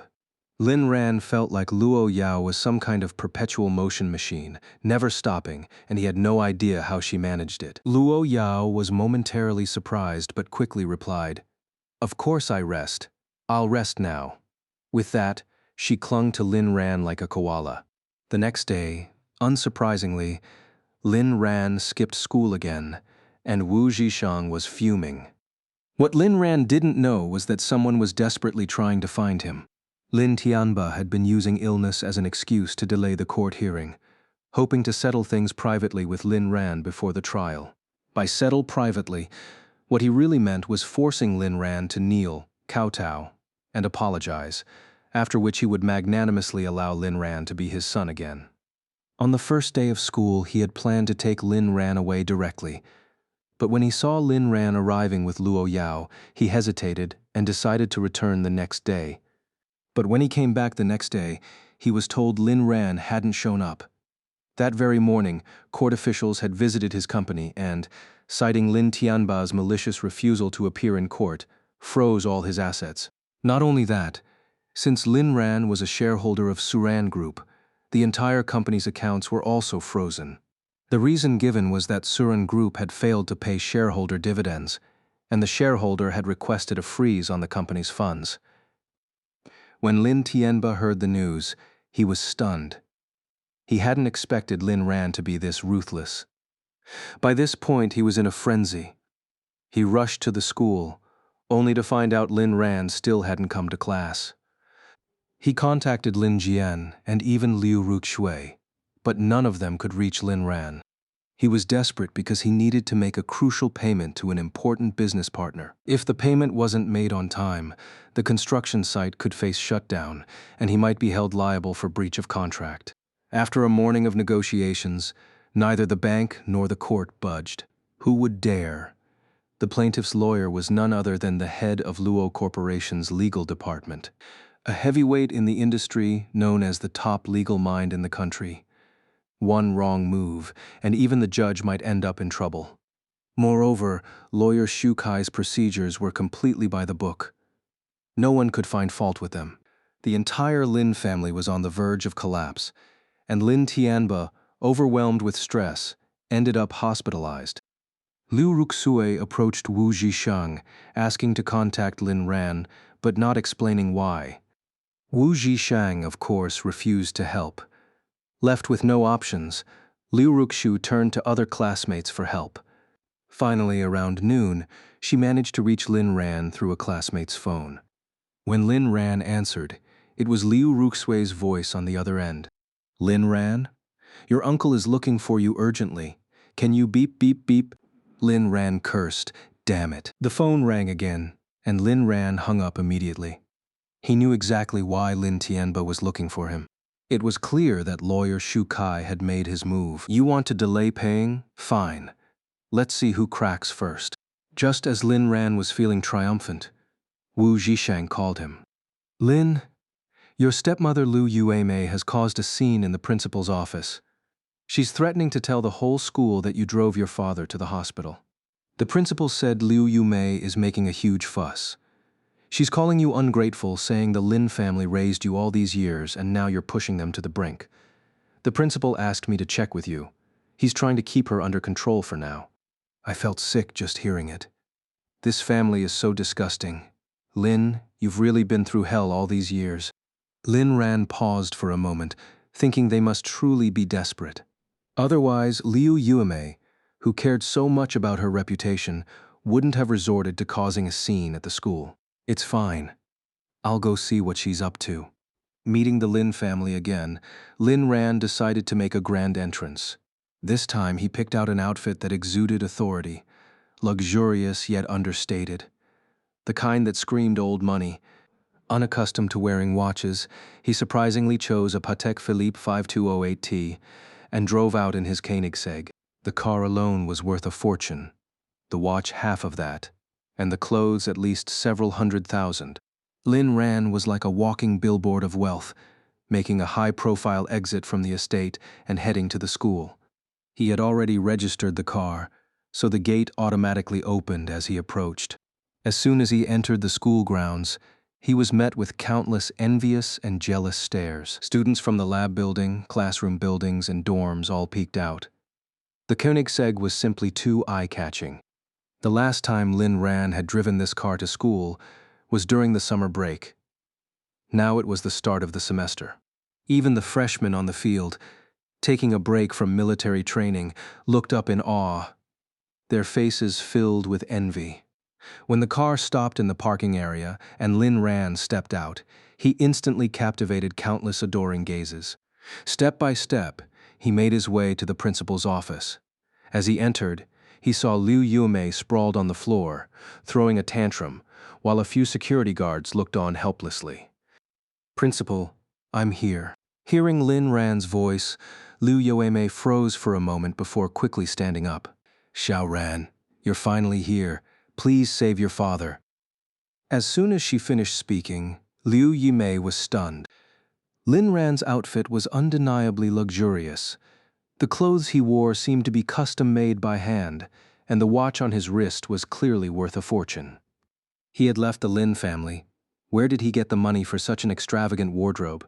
Principal Tang walked over, patted Lin Ran on the shoulder, and gave him a meaningful look. Lin Ran, does the school need to help? Our legal department is quite capable. No need to trouble the school. I can handle it myself. Principal Tang nodded. All right then. Talk things over. And if you need anything, remember to come to me. The school is your strongest support. With that, Principal Tang shook his head and left. It was only today that he found out Lin Ran was a child of the Lin family. If that was the case, why hadn't the Lin family shown much care for him? From what he knew, Lin Ran had not had an easy life these past few years. Although he had started a company now, Principal Tang always believed that Lin Ran had worked his way up through sheer effort. Lin Ran was an outstanding student, willing to endure hardship. Such a person was destined to succeed. Lin Ran's reputation wasn't limited to the students. Even the teachers and the principal knew of him. However, as the principal, he only knew that Lin Ran had lived a hard life. He didn't know that Lin Ran's relentless efforts were all for the sake of being a lapdog. Lin Ran nodded, showing respect for the old principal. After Principal Tang left, only Lin Ran and Liu Yuemei remained in the room. Xiao Ran, please save your father. His company's funds have been frozen. Lin Ran raised his hand to stop Liu Yuemei from coming closer. First, he's not my father. Do I need to show you the proof of our severed relationship again? Second, the company isn't his. In terms of shares, I'm the one with the most authority. Third, I'm a heartless person. I only care about money, not people. Lin Ran's words left Liu Yomei speechless. Regardless, you need to get the company's accounts unfrozen. Lin Ran, do you think I'm a bank? You think I can just unfreeze them with a snap of my fingers? Liu Yumei, but if you drop the lawsuit, this whole thing can be resolved. Lin Ran, you're right. Dropping the lawsuit would solve it, but I don't want to drop it. Liu Yumei, you really are heartless. If you don't drop the lawsuit, I'll tell the whole school that you drove your own father to the hospital and ruined your reputation. Lin Ran, Liu Yumei, Suran Group was founded by my mother. When she passed away, she left the shares to me. For years, you not only withheld my dividends but also mistreated me in every way possible. You were just a mistress.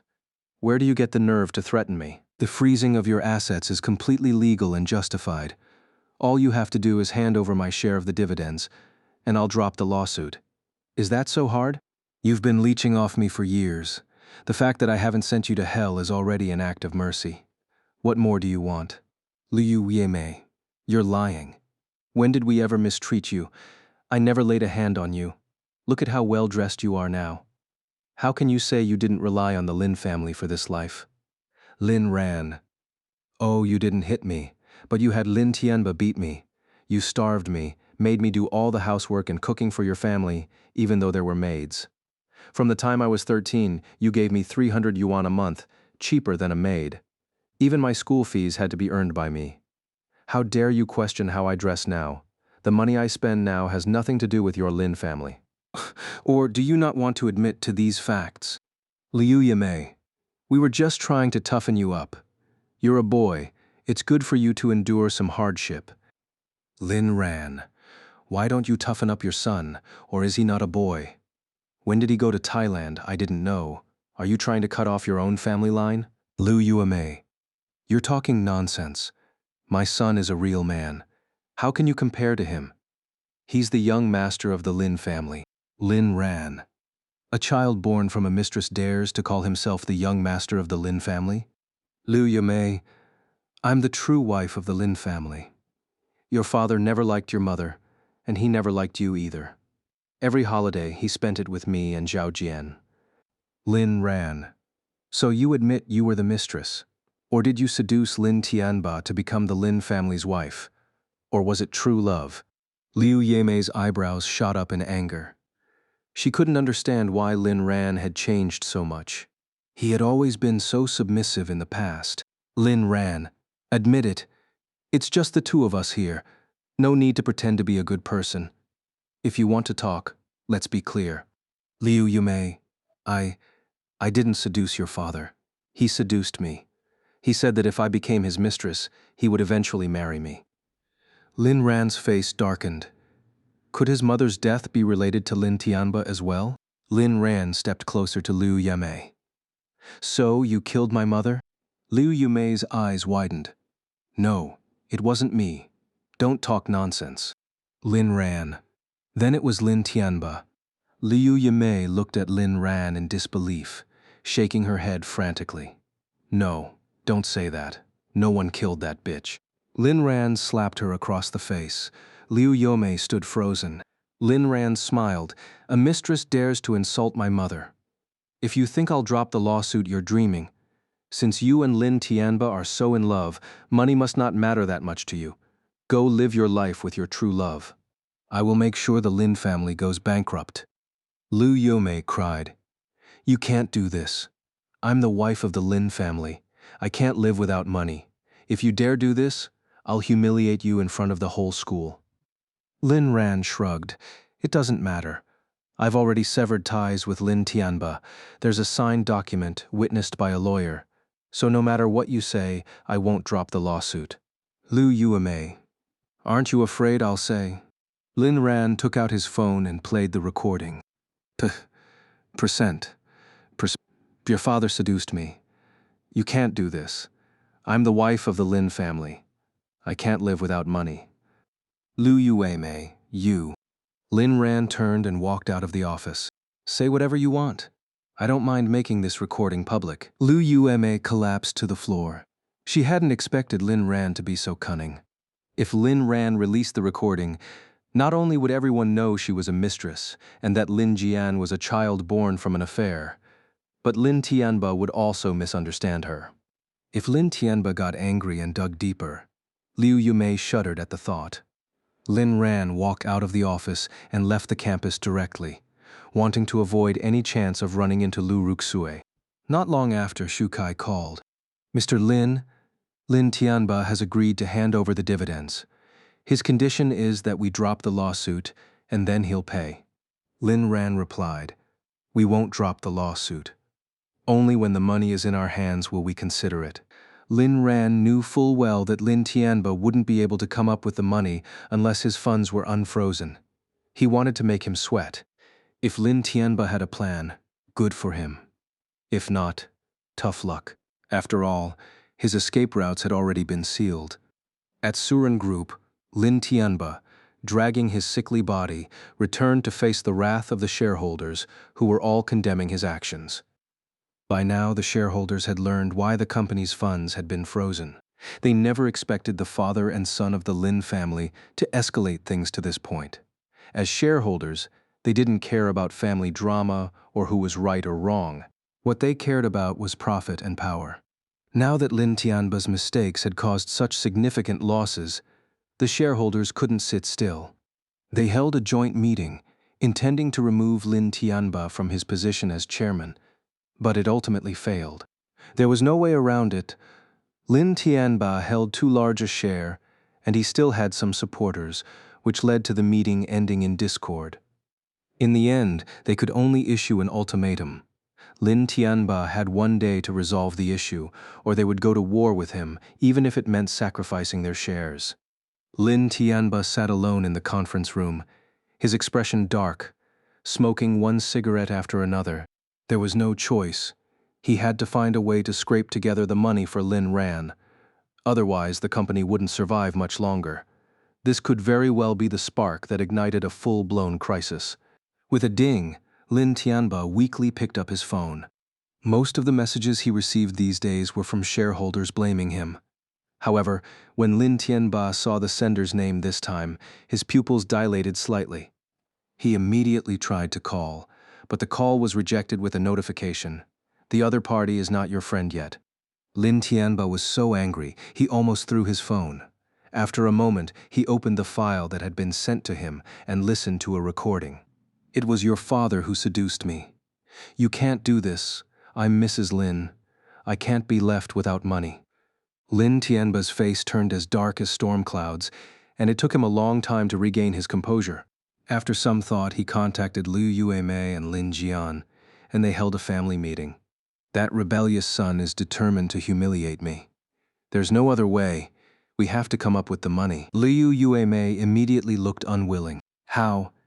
Our family doesn't have 300 million to spare. Lin Tianba rubbed his forehead. Then we'll sell our assets, houses, cars, and all those jewelry pieces you have. Sell everything at once. Once this storm passes, we'll buy back what we've lost. Though Liu Yuemei was 1,000 times unwilling, it was no use. She knew how serious the situation was. Seeing her reluctance, Lin Tianba spoke slowly.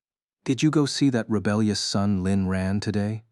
Liu Yumei froze, then thought of something and began to tremble slightly. Husband, I just wanted to help you and the company. Lin Tianba chuckled. You helped quite well. Next time, don't. Before Liu Yuemei could say more, Lin Tianba continued. She sent me the recording of your conversation. Liu Yemei felt a chill run through her body, but quickly regained her composure. Husband, it's not what you think. I was just angry and said things I didn't mean. I love you. Lin Tianba nodded. I know. I'm not angry because I love you too. We're a loving family. Liu Yemei looked moved, holding Lin Tianba's hand with one hand and Lin Jian's with the other. That's right. We're a family. A loving family. Lin Jian looked at his father and then at his mother, nodding obediently. Yes, we're a loving family. Lin Tianba took a deep breath. He admitted that he had been furious when he first heard the recording, but upon reflection, it wasn't such a big deal. If Liu Yuemei didn't love him, why would she have borne his child and been his mistress for 13 years? Could it really be just for his money? That didn't make sense. Lin Tianba felt a pang of sorrow and guilt for his momentary doubt. So he chose to forgive Liu Yumei, to forgive his wife. Once we get through this crisis, I'll take you all on a trip to Africa. Both nodded in agreement. To raise cash quickly, Lin Tianba sold all his properties at a low price, keeping only the villa he currently lived in. He also sold Lin Jian's cars, his own cars, and all the stocks and funds he held, but it still wasn't enough. The shareholders, smelling blood in the water, swooped in to buy Lin Tianba's assets at rock-bottom prices. Due to the freeze, they only signed purchase agreements. But Lin Tianba didn't dare renege on the deals later. By evening, they were still short of the 300 million, missing a full 100 million. Liu Yemei pursed her lips but said nothing. She had a backup plan. Over the years, she had secretly saved a considerable amount of money, 50 million to be exact, stored in a card held by Lin Jian. The cash the Lin family could raise before selling assets was also around that amount. Just as they were at their wits' end, an unexpected person showed up. Brother Dao, the top underground figure in the capital, whose wealth was built on activities that were practically written into the criminal code. Lin Tianba was puzzled, but didn't dare offend him. After all, he had heard of Brother Dao's reputation. Liu Yuemei and Lin Jian didn't know Brother Dao, but seeing Lin Tianba's respectful attitude, they also greeted him politely. Brother Dao said, "Mr. Lin, I won't beat around the bush. I hear you're in need of money. I'm here to provide it." Lin Tianba was stunned, then his face lit up with hope. He knew Brother Dao's main business was lending money. Given his recent asset sales, it was no secret that he was in trouble. So Brother Dao was here to lend him money. All he had to do was pay some interest.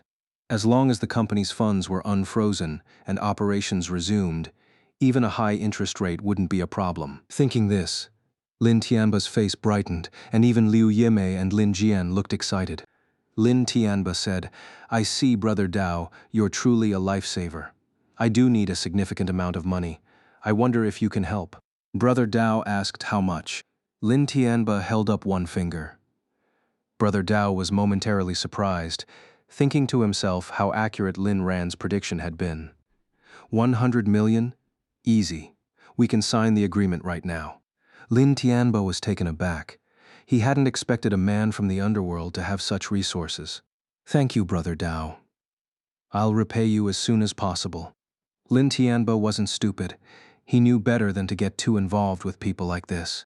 Brother Dao chuckled, but then his expression suddenly turned cold. "Boss Lin, you have 1 month. You'll pay 30% interest, and this villa will serve as collateral. If you have any objections, you can refuse now." Lin Tianba stiffened.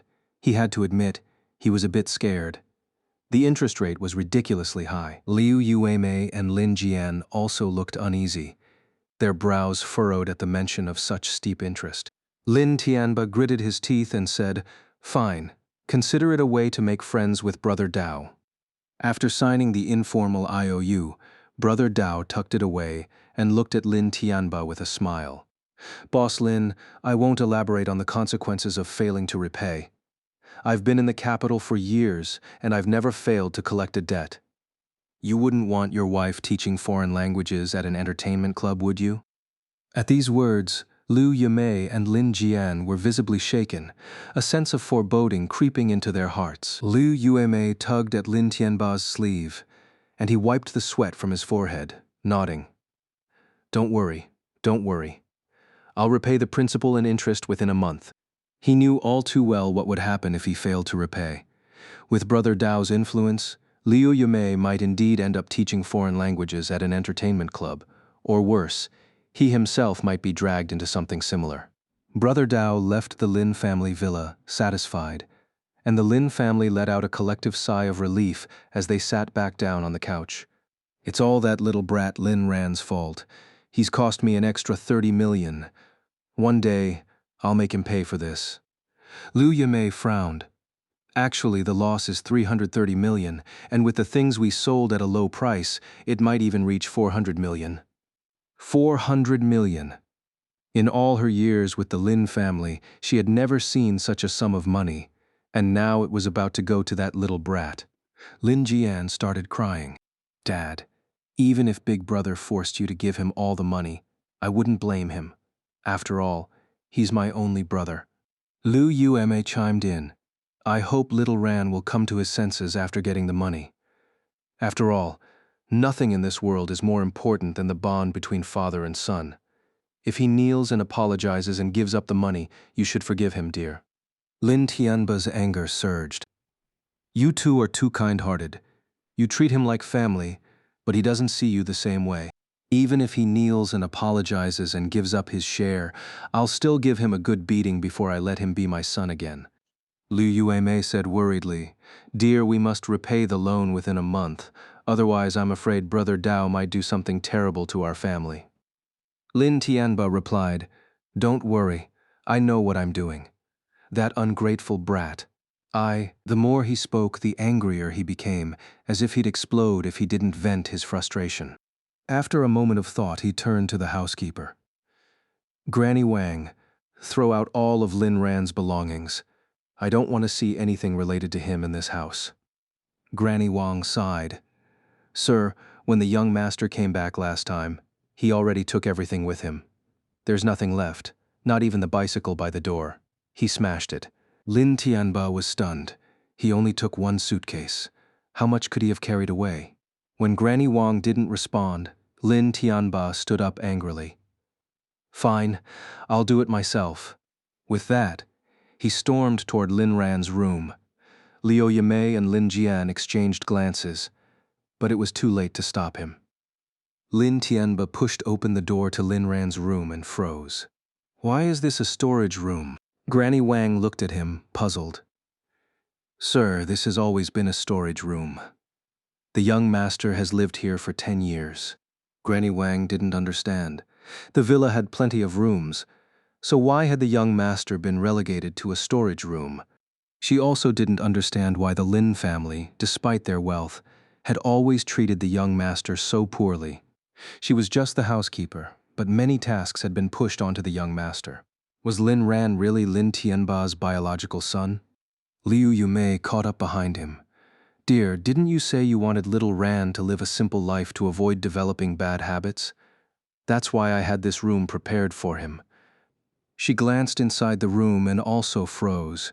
The room was less than 5 square meters. Aside from a bed and a simple wardrobe, there was nothing. No windows, barely any space to stand. Dear, it's my fault. I didn't notice the room had no windows. Lin Tianba rubbed his forehead. Forget it, he's a boy. It doesn't matter. He stepped inside, intending to find something of Lin Ran's to throw out. But there was nothing. The wardrobe was empty, and so was under the bed. Granny Wang, when did Lin Ran come back to take his things? Granny Wang replied, Sir, I told you already. The young master took everything when he came back last time. He had nothing. Just a pair of shoes that had been repaired many times, 2 high school uniforms, and 1 set of everyday clothes that I once gave him. Lin Tianba was at a loss for words. It suddenly dawned on him that Lin Ran had never had much money to buy clothes. A pang of guilt struck his heart. He realized that he hadn't paid much attention to his son over the years.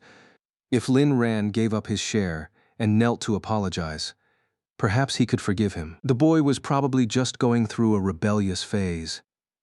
Lin Jian glared at Granny Wang, thinking she had spoken too much. Liu Yueme quickly added, Dear, I did offer to take little Ran shopping for clothes, but he always said he didn't want anything. Don't blame Granny Wang. Granny Wang, what are you talking about? With this excuse, Lin Tianba stepped down from his high horse. If he didn't want anything, then it's not our fault. Sigh. I'll talk to him when we meet tomorrow.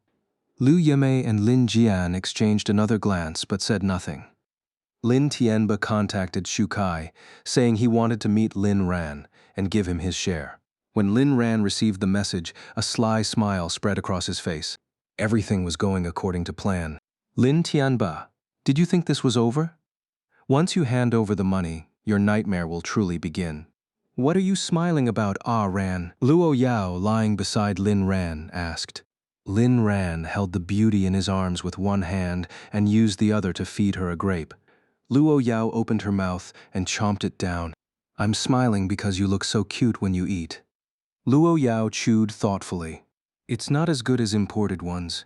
Such a small request, of course. He'd indulge her. Luo Yao had become increasingly clingy to Lin Ran.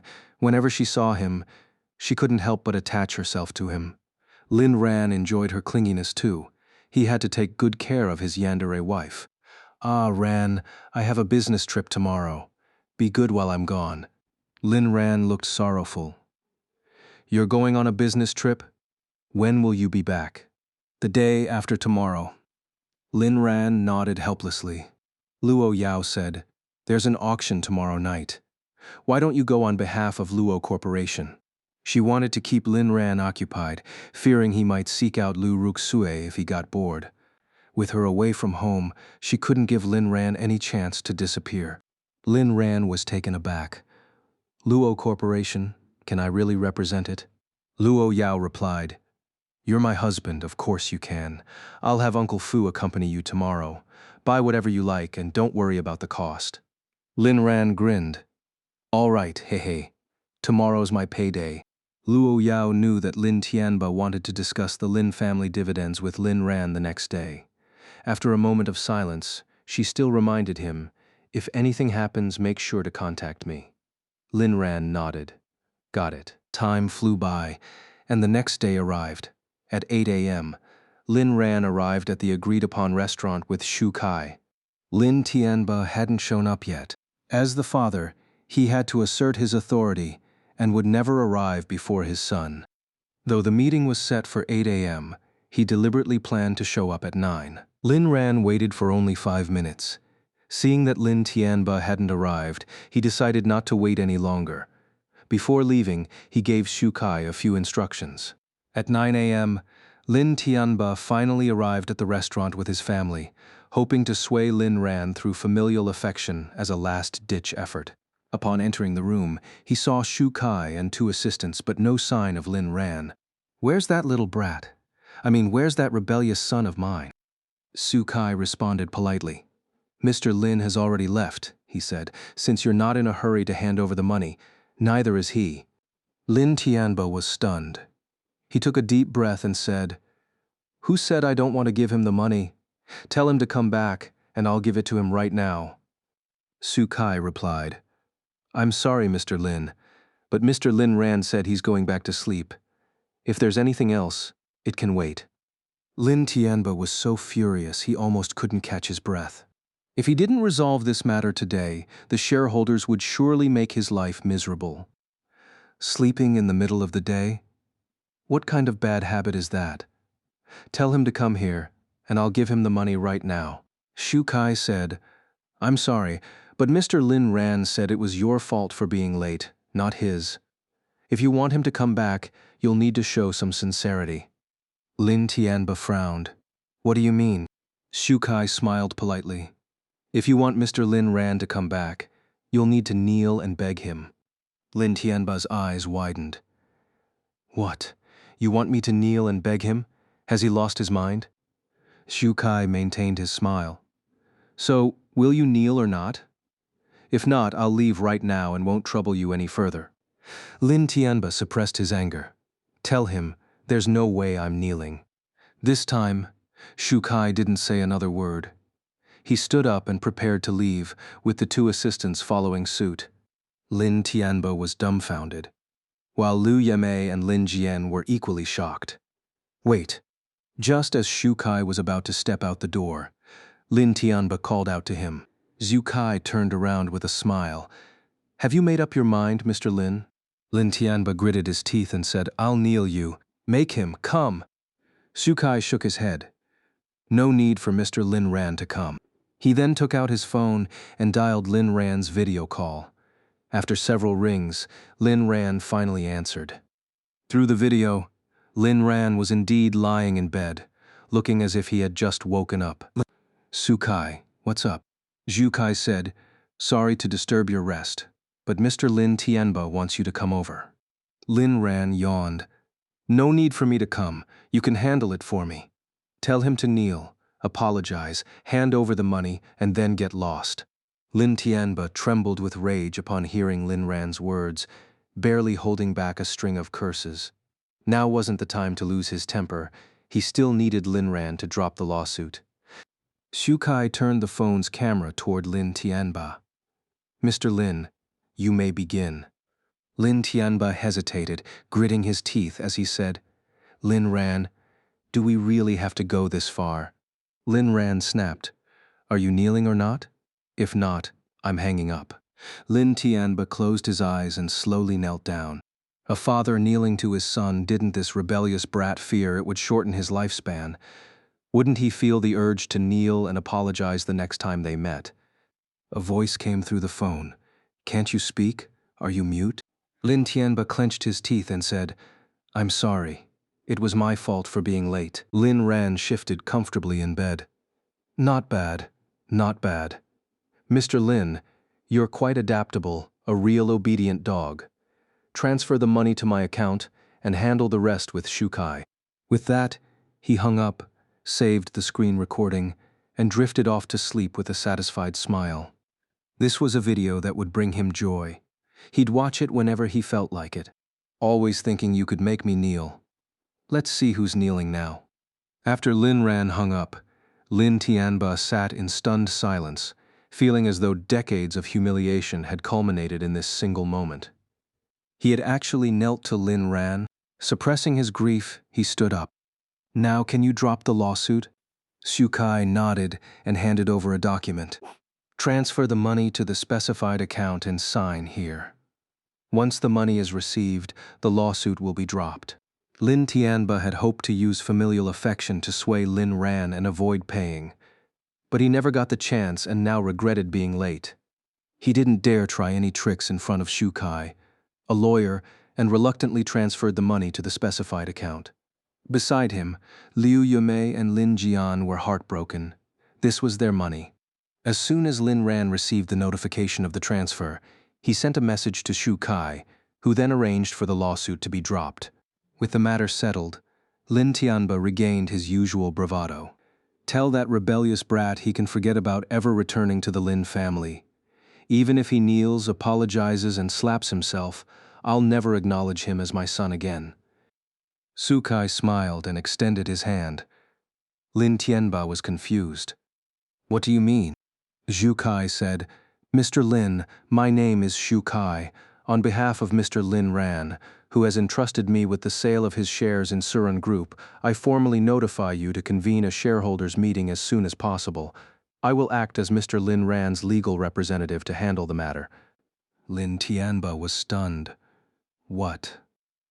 Xu Kai handed him another document. "This is the authorization certificate and the share sale proposal. Please review it, Chairman Lin." Lin Tianba took the document and read it over and over. His eyes filled with shock. Lin Ran was selling his shares in Suran Group. This would have a massive impact on Lin Tianba, potentially altering the entire structure of the group.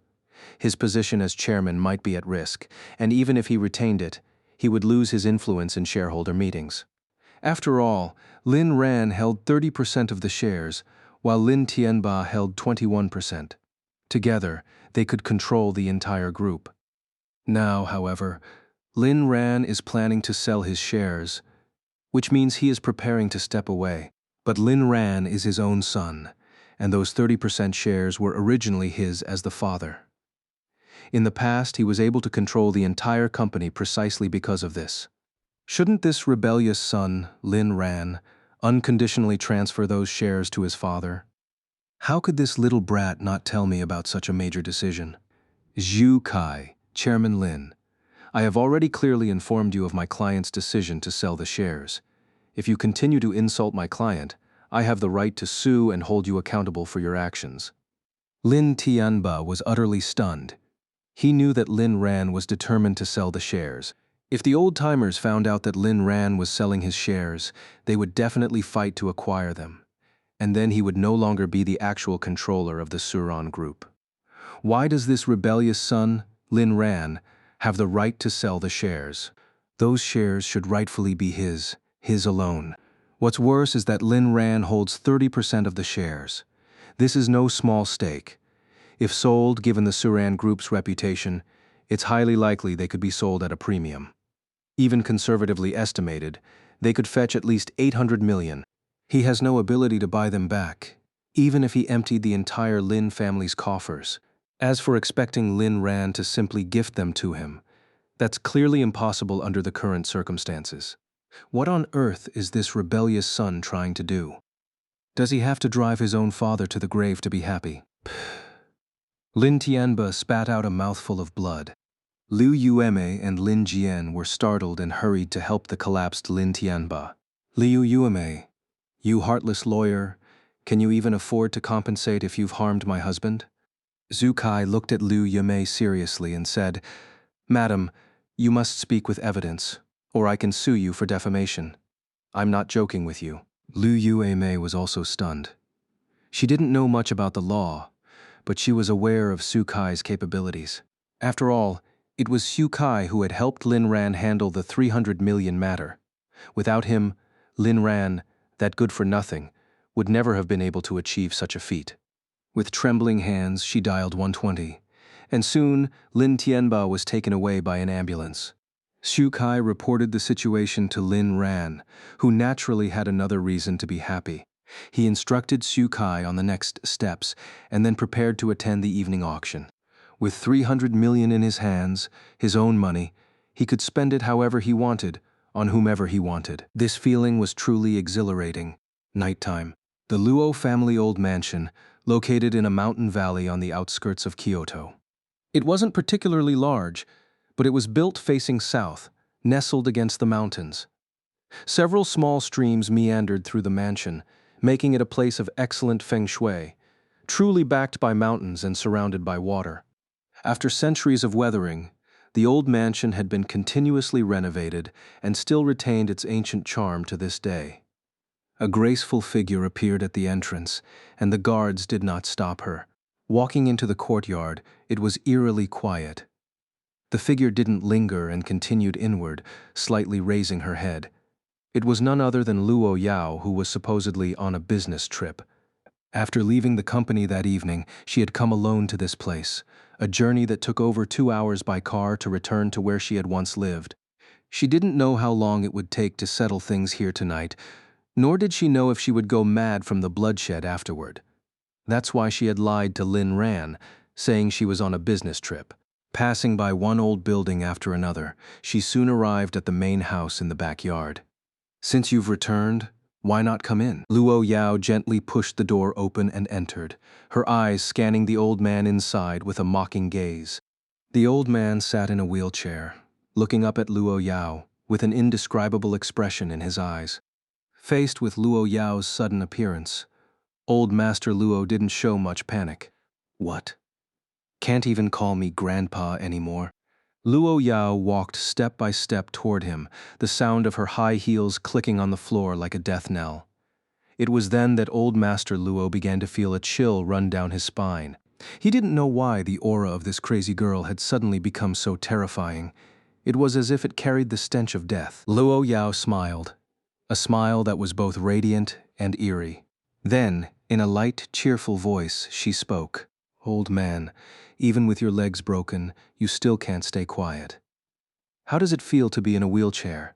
The old man frowned, as if to say, Don't you know how my legs got broken? Clearing everyone out during the day, and having this place locked down, I knew you'd be back. So, what brings you back this time? Luo Yao nodded. Not bad, you're not completely senile yet. Actually, it's nothing major. Your granddaughter has returned tonight to borrow 2 things from you, but I'm afraid I won't be able to return them. Cold sweat trickled down old Master Luo's spine. What do you want to borrow? Luo Yao held up one hand, forming a V with 2 fingers, and pointed them at old Master Luo. Your eyes. Since you love spying on people so much, I'll borrow your eyes. That way, you can keep an eye on me all the time. Her tone was almost playful, but it sent shivers down everyone's spine. Old Master Luo looked at her in disbelief. You You unfilial granddaughter. Luo Yao, isn't this what you wanted from me? Isn't this what you, the Luo family, shaped me into? Didn't you say I was the most suitable to be the Luo family's granddaughter? So why am I unfilial? Look at how well I've developed the Luo family. Don't worry, it won't hurt. I'll be very gentle and slow as I pluck out your eyeballs to give to my Ran as glass marbles to play with. As she spoke, a cold glint appeared in Luo Yao's hand. Old Master Luo was furious. Is that man so important to you? Important enough to make you harm your own grandfather? Luo Yao looked at Old Master Luo's furious expression and sneered. You look like a dog barking helplessly. As she spoke, her footsteps didn't stop. Anyone who dared to target Ran, no matter who they were, would not be spared. When she was just a few steps away from Old Master Luo, a side wall suddenly opened and several people jumped out. The leader was a man with a sinister, delicate appearance. The man was named Lang Ya, Old Master Luo's trusted aide. The last time Luo Yao had broken Old Master Luo's legs, Lang Ya had been away on a mission and hadn't been able to stop her. His feelings toward Luo Yao were complex, a mix of hatred, admiration, fear, and resentment. Of course, there was also a strong desire. He wanted Luo Yao to become his woman. Possessing a woman like Luo Yao would be the ultimate achievement. The way he looked at Luo Yao was full of aggression, devoid of love, purely driven by possessiveness. Especially in recent years, this desire had consumed his thoughts constantly. He was going mad, wanting to lock Luo Yao away and ravage her, even devour her. However, he had never acted on it, biding his time, because he knew that Luo Yao's strength was indeed formidable. Luo Yao wasn't the least bit flustered, as she had long anticipated that the old man wouldn't simply surrender without a fight. What surprised her, though, was that he had managed to dig a secret room under her surveillance. That was unexpected. Feeling Lang Ya's gaze on her, Luo Yao narrowed her eyes, instantly recognizing the problem with this man. His eyes didn't just hold hostility. There was something else in them, something unmistakable. Luo Yao knew exactly what it was. He was just like her. Both were sick. But Luo Yao's possessiveness over Lin Ran was rooted in love, while the effeminate man's was purely driven by desire. If this man ever got the chance, her fate would be unspeakably horrific. Even suicide wouldn't spare her from humiliation. Old Master Luo sneered. Do you really think I'm some soft, helpless old man you can push around? Did you think I wouldn't have a backup plan? Let me tell you this, if Lang Ya had been by my side last time, you wouldn't have succeeded. Lang Ya, go. Take down this mad girl. She's yours now. Lang Ya's eyes gleamed with greed, but he didn't let his guard down for a second. It was the instinct of a top-tier assassin. Miss, don't harm the old master. Surrender, and... Before he could finish, a cold flash of light shot past, so fast it was terrifying. Lang Ya prided himself on having world-class reflexes, but before he could even react, he felt a sweet taste in his throat. He tried to swallow in disbelief. Yelp! It was over. Luo Yao moved like a shadow, gripping the dagger embedded in Lang Ya's throat. With a twist, Lang Ya's head rolled to the ground, his body still standing in place. A second later, blood gushed from his severed artery, a testament to the speed of Luo Yao's blade. You think you're worthy? Luo Yao despised the way men looked at her, and with her misandry, she couldn't afford to give this man any chance. The room fell silent, save for the sound of Lang Ya's blood spurting. Old Master Luo's bodyguards were stunned, their eyes wide with shock. Lang Ya wasn't just any bodyguard, he was once the top assassin in the Yangtze River Delta, and he had been killed in an instant. Everyone, including Old Master Luo, stared at Luo Yao in disbelief. Old Master Luo pointed at her, trembling. You've been hiding your strength all along. Lang Ya had been his final trump card. Luo Yao didn't respond, instead turning her cold gaze to the 4 remaining bodyguards. The 4 men froze, feeling as though they were already dead. If Lang Ya had been killed so easily, what chance did they have? Run. They had to run. The old man in the wheelchair could fend for himself. They were just bodyguards, not martyrs. There was no need to sacrifice their lives for a dying old man. The four bodyguards bolted for the door, glancing back at Luo Yao, who stood motionless inside, and silently thanked their luck. It seemed this woman wasn't the type to hunt them down. But then, bang, bang, bang, bang. 4 gunshots rang out, and the bodyguards fell to the ground, twitching briefly before going still. Luo Yao blew on the barrel of her gun and slowly holstered it. Having efficiently dealt with the remaining bodyguards, she turned her attention back to old Master Luo. Any more tricks? Show me what you've got. Old Master Luo trembled, unsure whether from anger or fear. When he remained silent, Luo Yao lost interest in conversation and stepped closer to him. Your turn, grandfather. Old Master Luo shook his head in terror. No, Luo Yao, you can't do this. I'm your grandfather. Luo Yao's expression didn't waver. Old Master Luo. I was wrong. Grandfather won't dare again. A flash of cold light, and the tip of Luo Yao's blade now held an eyeball, still twitching. Luo Yao. Ah, I forgot. I need to take my time. Only then did old Master Luo feel the pain. He let out a blood-curdling scream and collapsed from his wheelchair, writhing on the ground. Luo Yao, you're insane. You're a mad woman who kills her own parents. Luo Yao crouched down, looking down at him. That's right, I've always been a mad woman. She gripped old Master Luo's chin with one hand and waved the knife with the other. This time I'll take my time and make sure your eyeball is removed perfectly. As Luo Yao's seemingly gentle movements continued, old Master Luo's screams echoed through the mansion. Ah, spare me. Grandfather begs you. Ah. Luo Yao seemed to relish the torment, even if the victim was her own grandfather. You should have known this would happen the moment you started following Lin Ran. After what felt like an eternity, the perfect eyeball finally rested in Luo Yao's hand. She held it up to the light, admiring her handiwork. Perfect. Don't worry. I'll preserve this and display it in the manor. That way you can always keep an eye on us. Old Master Luo writhed on the ground, his hands clawing blindly, as if searching for his missing eye. Luo Yao looked at him with disgust, her voice cold and mocking. How pitiful. No legs, no eyes. You'll have to behave from now on, or who knows what you'll lose next. Of course, if you hand over what I want, I might grant you a quick death. Old Master Luo, enduring the pain, spat out bitterly. You will never have family or love. Luo Yao. Lin Ran is all I need. Old Master Luo wailed in agony. Mad. Everyone's gone mad. Stepping out of the mansion, Luo Yao looked up at the stars, then down at her blood-soaked clothes, feeling particularly pleased.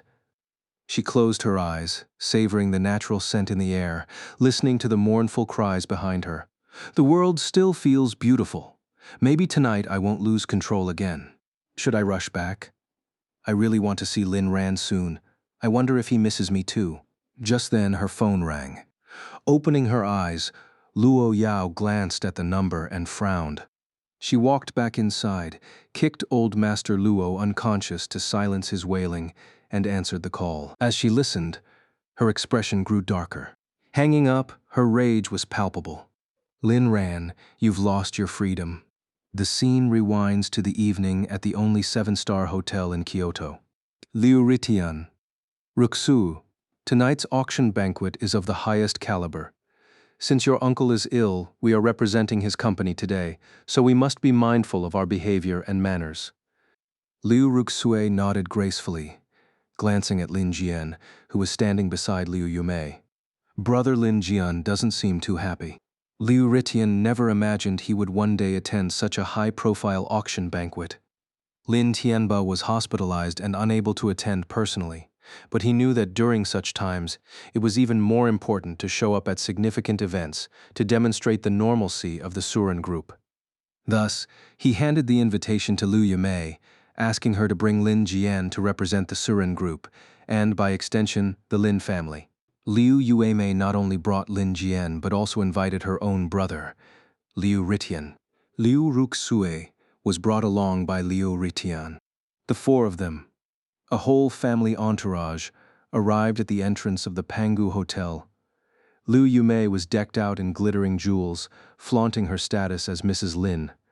Lin Jian was dressed in a sharp suit, looking quite dashing. Liu Ritian sported a slicked-back hairstyle, shiny as if a calf had licked it. Liu Ruxue, on the other hand, opted for a pure and innocent look, exuding a girl-next-door vibe. Just as Liu Ruxue and Lin Jian were discussing the identities of various wealthy heirs, a dazzling red Ferrari LaFerrari pulled up to the hotel in grand style. Wow, a Ferrari LaFerrari. Ruxu, do you know? This car has long been discontinued and is worth 25 million. I wonder who could drive such a sports car out in public. If it were mine, I'd definitely take you for a spin up the mountain.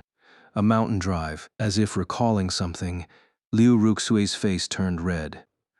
Brother Lin Jian, you're so annoying.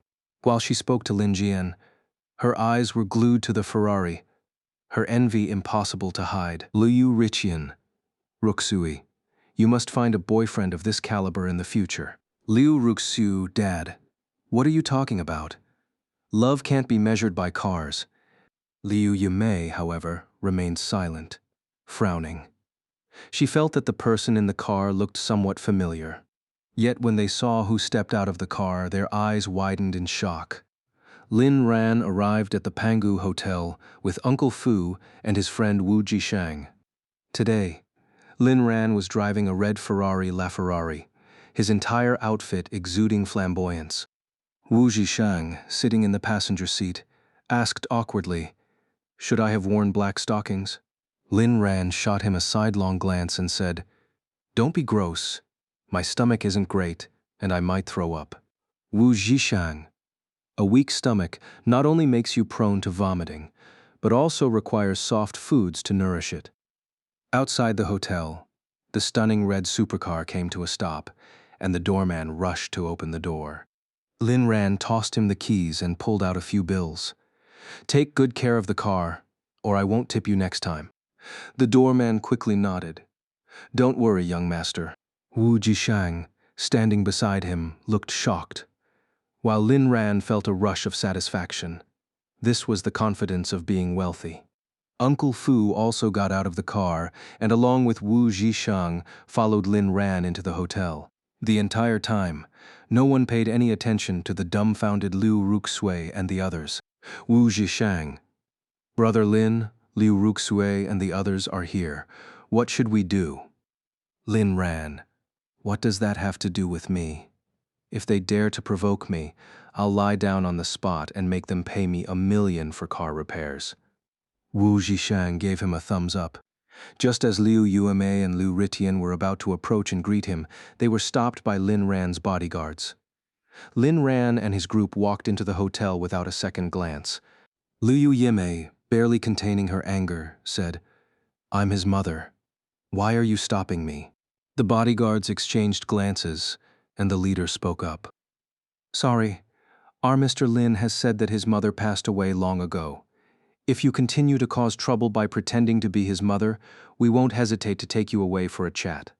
Liu Yuemei nearly choked on her breath. It took her a while to recover, and by the time she looked up to explain, the bodyguards were already gone. Liu Ritian, was that really Lin Ran? That little brat? How could he afford a Ferrari, and with so many bodyguards? Liu Yuemei was seething with anger. She knew Lin Ran had money now. 3 billion. Spending a few million on a car was entirely possible. Another issue was that when she had visited Lin Ran at school recently, his attire had clearly been high-end.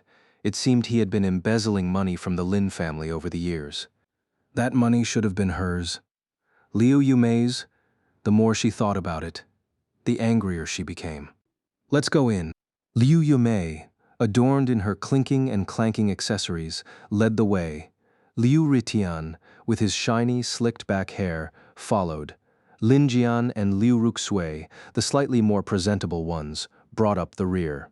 Taking the elevator to the venue, even Liu Yomei, who was used to luxury, was stunned by the opulent, golden decor. Presenting the invitation card, they were about to enter when a staff member stopped them. "Madam, one invitation card only admits 2 people. You cannot all enter with 4. Liu Yumei's anger flared. She had already endured too much frustration today, and now being stopped by a staff member pushed her to the brink of explosion. The group ahead went in with 3 people. "Why can't I?" She was referring to Lin Ran. The staff member politely replied, "They are from the Luo Corporation. Naturally, it's different for them." The staff member thought mentioning the Luo Corporation would suffice, but the woman before her wasn't having it. Liu Yumei had no idea what the Luo Corporation was and angrily retorted, "What the hell is the Luo Corporation? I've never heard of it.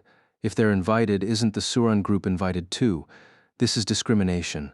I'm going to file a complaint."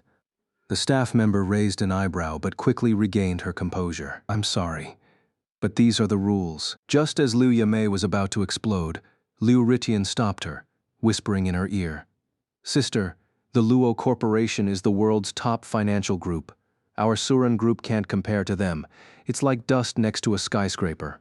Besides, I've heard that tonight's auction banquet has deep connections. Even as the Suran group, it's best not to cause trouble." Liu Yumei was shocked. The world's top financial group, really? So Lin Ran had entered with that kind of status? Liu Yumei took a deep breath, suppressing her temper. "So, only 2 people can really enter. Can't you make an exception?" The staff member thought to herself, "Do you think this is some random place? Make an exception? Look at how you're dressed, like 4 walking disasters. The fact that I haven't called security yet is a testament to my patience. Yes, only 2 people are allowed." Liu Yimei sighed and said, "Then my son and I will go in." Liu Ritian and his daughter, Liu Ruxue, both looked astonished, especially Liu Ritian, whose hair seemed to stand on end from anger. "Sister, did you call me here just to make us stand guard like this?" Liu Yimei also felt a bit awkward, but she really wanted to enter because she and Lin Jian were representing the Suran group. Liu Ritian snorted coldly. I don't have to go in, but Ruxu must go in to gain some experience." Lin Jian noticed the awkwardness in the atmosphere and spoke up calmly. "I won't go in, let Ruxu go in instead." Liu Ruxue looked at Lin Jian with gratitude, and he returned her gaze with a meaningful look. Liu Yuemei knew that this whole situation was because she hadn't properly inquired about the rules beforehand. Now she couldn't say much and could only silently agree. Thinking about how Lin Ran had swaggered in earlier made her furious. It was all Lin Ran's fault. If it weren't for him, she wouldn't have been humiliated like this. Her hatred for Lin Ran grew even stronger. Just like that, Liu Yimei led her niece into the venue, where they immediately spotted Lin Ran sitting in the front row. After a moment of thought, she put on a kind expression and walked with Liu Ruxue toward the front row. However, they were stopped by a staff member. "Ladies, you can only sit in the back. The front row seats are reserved for VIPs. Liu Ruxue retorted, "Do you know who we are? We're from the Suran group." The staff member smiled. "I know the Suran group, but in the capital, it's a small company that's not even on the radar. I'm surprised you even dare to look down on the Luo Corporation. If you're not satisfied, you're free to leave now." The staff member had clearly seen Liu Yumei causing trouble for other staff at the entrance earlier. He also knew that she had dared to disrespect the Luo Corporation, and he had already taken a dislike to the 2 of them. Liu Yumei was fuming inside. How dare this staff member look down on the Suran group? It was a slap in her face. "You dare to look down on the Suran group?" The staff member replied, "If that's how you see it, there's nothing I can do." Do you believe I'll?" She was about to say something, but then remembered her brother's warning that the organizer of tonight's auction had a very powerful background. She then pointed in Lin Ran's direction and said, "My son is sitting up front, right there. He's representing the Luo Corporation. Can I go over now?" The staff member was startled and quickly confirmed through his earpiece. After a moment, another staff member came over and said, "Mr. Lin says he doesn't know these 2. Liu Yuemei was instantly enraged. Nonsense. Lin Ran is my son. How dare that ungrateful brat say he doesn't know me? Does he think he can disown his family just because he's climbed up the ranks in the Luo Corporation? The staff member sneered, thinking to himself that climbing up in the Luo Corporation was indeed a good reason to disown one's family. Ladies, if you're not going to take your seats, please leave. We have the right to remove anyone who disrupts the order. Liu Yemei hadn't expected a mere staff member to be so assertive, but when she saw the security guards approaching behind him, she backed down. She pulled Liu Ruxue to the back row and sat down, silently glaring at Lin Ran in the front row, her face filled with hatred. It was all Lin Ran's fault. If it weren't for him, she wouldn't have been humiliated like this. Liu Ruxue asked, "Auntie, what's going on with Lin Ran?" Liu Yumei didn't answer. She couldn't very well say that Lin Ran had swindled 3 billion from the Lin family. However, what Liu Yumei didn't know was that Lin Jian had already told Liu Ruxue about it, though Liu Ruxue was pretending not to know. 3 billion. If she had that much money, how many designer bags could she buy? Her gaze toward Lin Ran was filled with affection. If Lin Ran were willing to offer 3 billion as a dowry, she might even consider marrying him. Although she also loved Lin Jian, he was her cousin, and such love was neither recognized nor blessed. But Lin Ran now met all the criteria for marriage. He was rich, handsome, and most importantly, he had always been generous to her. If he could cut ties with that woman from the Luo family, hand over the 3 billion, and propose, she might just say yes. Lin Ran, sitting in the front row, didn't glance back even once. However, Uncle Fu beside him kept looking back nervously. Wu Zhishang, on the other hand, kept whispering into Lin Ran's ear. "Brother Lin, this place is freaking luxurious. Look at that stage, those girls, those legs. Look at—" Lin Ran snapped. "I'll look at your mom's hammer, you idiot. Are you trying to get me killed?" Wu Zhishang was baffled. At that moment, the lights dimmed, and a host stepped onto the stage. The entire room erupted in gasps. Wu Zhishang's eyes widened. Holy crap, isn't that Chen Qingtian, the star anchor from Donghai TV? I thought the auction host would be some old geezer. But it's actually a household name celebrity. Lin Ran nodded. He hadn't expected the host to be a celebrity either. Lin Ran remembered that Chen Qingtian's career had been smooth sailing so far, with her only low point coming soon when she would be caught in a scandal involving a late-night script discussion with a director at a hotel. However, Chen Qingtian was no ordinary person. As soon as the scandal broke, she immediately revealed her wealthy family background. Not only did the director retract his statements, but even the media apologized and clarified the situation. With such a powerful background, no one dared to slander her anymore. But none of this concerned Lin Ran. He just recalled some memories upon seeing her in person. A celebrity. To ordinary people, you might seem untouchable, but in the eyes of the powerful, you're just a plaything. What truly commands respect is the power behind someone like Chen Qingtian. Without her background, she would have been crushed by the scandal, never able to recover. Soon, Chen Qingtian picked up the microphone. "Respected leaders, ladies, and gentlemen, good evening. Thank you all for attending tonight's charity gala. I'm Chen Qingtian." She spoke for about 10 minutes before finally getting to the main event, the charity auction. "Everyone, the charity auction is now officially beginning. We solemnly promise that all proceeds from tonight's auction will go toward charitable causes, and we welcome your supervision. Now, let's welcome tonight's auctioneer, Mr. Yang Wei." Lin Ran stifled a laugh. That name carried a certain lack of confidence. As Chen Qingtian finished speaking, a man in his 50s, dressed in traditional Tang attire, slowly walked onto the stage. The staff immediately brought out the first item of the night. As the item was displayed, gasps of awe filled the room and the screen began its presentation. "Ladies and gentlemen, this is the first item up for auction tonight, Eternal Love. This necklace is the final masterpiece of Master Jack, the chief designer of a renowned jewelry company. It features the world's top craftsmanship, with a central sapphire surrounded by white diamonds. There is only one of its kind in the world, making it the #1 necklace globally. It is said that Master Jack created this piece to commemorate his eternal love for his late wife. It symbolizes not just love but also holds immense significance and unparalleled collectible value. The sapphire alone was once auctioned for 1 billion Chinese yuan in the United States.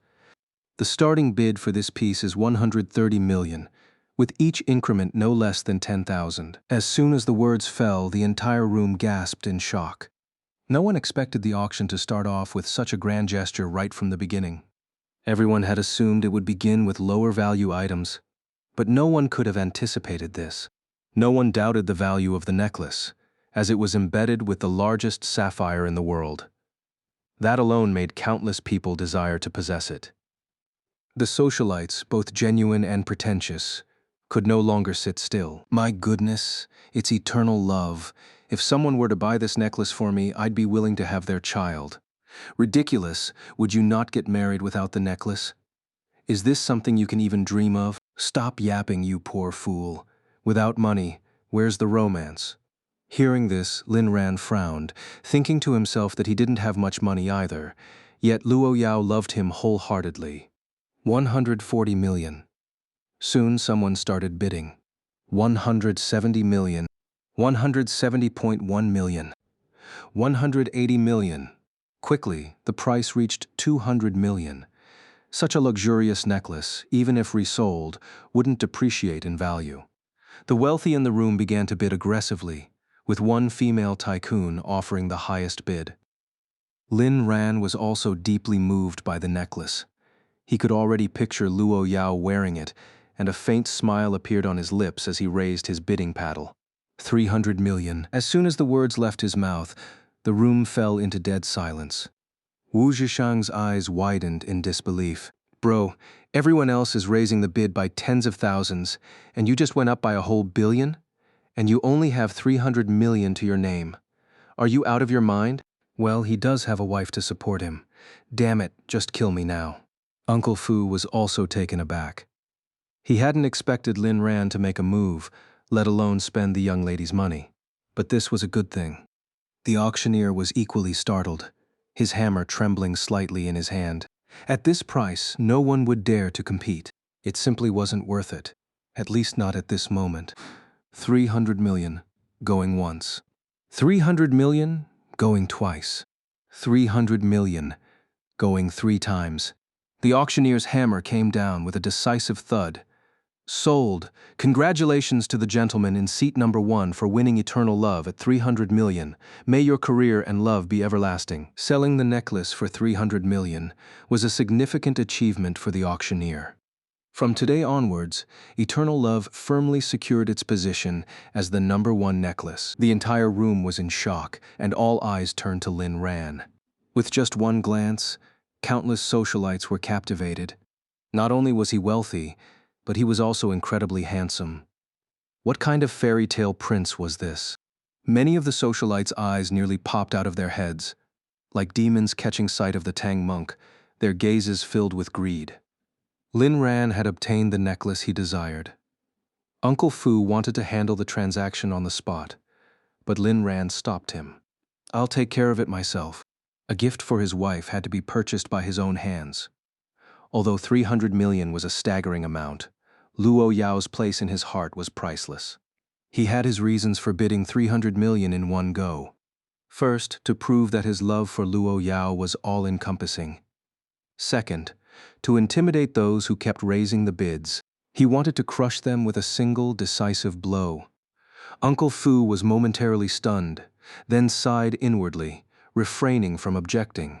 It seemed that getting young Master Lin to spend the young lady's money was still a bit too idealistic. Although Lin Ran had previously spent a few $100,000 on renting an office, decorating, and other expenses, was a few $100,000 even considered money? It wasn't even enough for the daily maintenance of the estate. Before long, Lin Ran was once again a penniless man, holding the luxurious packaging box as he returned to his seat. All the women were envious, and the men were green with jealousy. Lin Ran instinctively glanced around, only to remember that Luo Yao wasn't by his side. He scratched his head awkwardly. Why did it feel so strange without Luo Yao around? He really wanted to put the necklace on her right now. But unfortunately, she wasn't here. She was away on a business trip today. Meanwhile, the most shocked individuals in the room were Liu Yimei and Liu Ruxu. They both knew Lin Ran had 300 million, but they never expected him to spend it all in one go. Wait. Liu Yimei suddenly frowned. Lin Ran had arrived in a sports car. If he had just bought the car, how could he still have 300 million left? Unless the car must have been rented, just to put on a show of wealth. Thinking this, Liu Yimei's mood improved slightly, and the corners of her mouth twitched upward. But then she remembered that Lin Ran had spent the Lin family's 300 million, and her heart ached again. That lowly brat had spent all the money. No, she had to find a way to get the necklace back. It was the Lin family's property. Liu Ruxui, on the other hand, had a different thought. She wondered what Lin Ran's purpose was for buying the necklace. Could it be for that woman from the Luo family? No, that couldn't be. Lin Ran hadn't known her for long. How could she compare to her, his childhood friend? Suddenly, seeing Lin Ran glance around as he returned to his seat, Liu Ruxu froze. Could it be that Lin Ran had bought the necklace for her? Was he looking for her? Oh my goodness. Liu Ruxue covered her mouth, tears glistening in her eyes. She had to admit, she was deeply moved. The auction continued, with items ranging from a few thousand to several million, even tens of millions. Lin Ran didn't bid again. After all, he was out of money. Of course, if something caught his eye, he might consider spending Luo Yao's money. After all, spending your wife's money wasn't something to be ashamed of. Toward the end, some unexpected items came up for auction, and Lin Ran's interest was piqued. There were companies, land plots, and real estate properties. The land plot in particular sparked a fierce bidding war among developers. Unlike physical items that required immediate payment, land auctions allowed developers to pay a deposit and use the pre-sale contract to secure a loan. Once the loan was approved, they could use the land as collateral for a second loan to fund the development project. After building a few structural frames, they could start pre-selling units to quickly recoup their investment, leveraging a small amount of capital to tap into a large market. Although the real estate industry was becoming more transparent, with the right strategy, the profits were still considerable. The Suran Group's main business was real estate development. Although it wasn't a major player, it was a legitimate real estate company. So Lin Ran had some understanding of the industry. What caught Lin Ran's attention wasn't the land plot but the few properties. Squinting his eyes, Lin Ran noticed that some of the properties seemed to belong to the Lin family. Lin Ran quickly figured it out. These properties were likely sold at a low price by Lin Tianba to raise funds for himself, and now the buyers were putting them up for auction. Lin Ran smiled, and he smiled very happily. In a little while, he would make the Lin family homeless. The auction didn't end until 8 p.m., transitioning into a cocktail dinner party. Lin Ran had never attended such a high-profile event before. Thinking that Luo Yao wasn't home and there was no one to keep him company, he decided to bring Wu Zhishang along to the banquet hall to broaden their horizons. Lin Ran's appearance quickly drew a lot of attention. After all, he had made quite a splash today. Countless socialites were eager to approach him, and many wealthy families wanted to establish connections. When someone can casually spend 300 million in cash, even dogs would wag their tails at you. After all, having 300 million in liquid assets isn't just about being worth 300 million, it signifies so much more. Even a company with a market value of 10 billion would need extensive preparation to come up with 300 million in cash, let alone someone like Lin Ran, who spent that amount just to buy a necklace. No sane person would liquidate all their assets just to purchase a necklace. But what they didn't know was that Lin Ran was anything but sane. The socialites flocked closer, trying all sorts of subtle moves, but Lin Ran saw through every one of them and decisively distanced himself. He even coldly rejected their offers to toast or dance. Lin Ran was certain that if he dared to dance with another woman today, both he and that woman would face dire consequences tomorrow. Death or severe injury would be the least of their worries. Besides, how could these mediocre women compare to his wife? Wasn't Luo Yao adorable? Beautiful, fragrant? Well, though she sometimes went a little crazy, Lin Ran loved everything about her now, including her madness. Seeing Lin Ran's unapproachable demeanor, the socialites stomped their feet in frustration, but some turned their attention to Wu Zhishang, who was by his side. Someone who could hang out with such a wealthy family must be no ordinary person, even if Wu Zhishang's attire was rather plain. But does dressing plainly mean you're plain? Take Jack Ma, for example.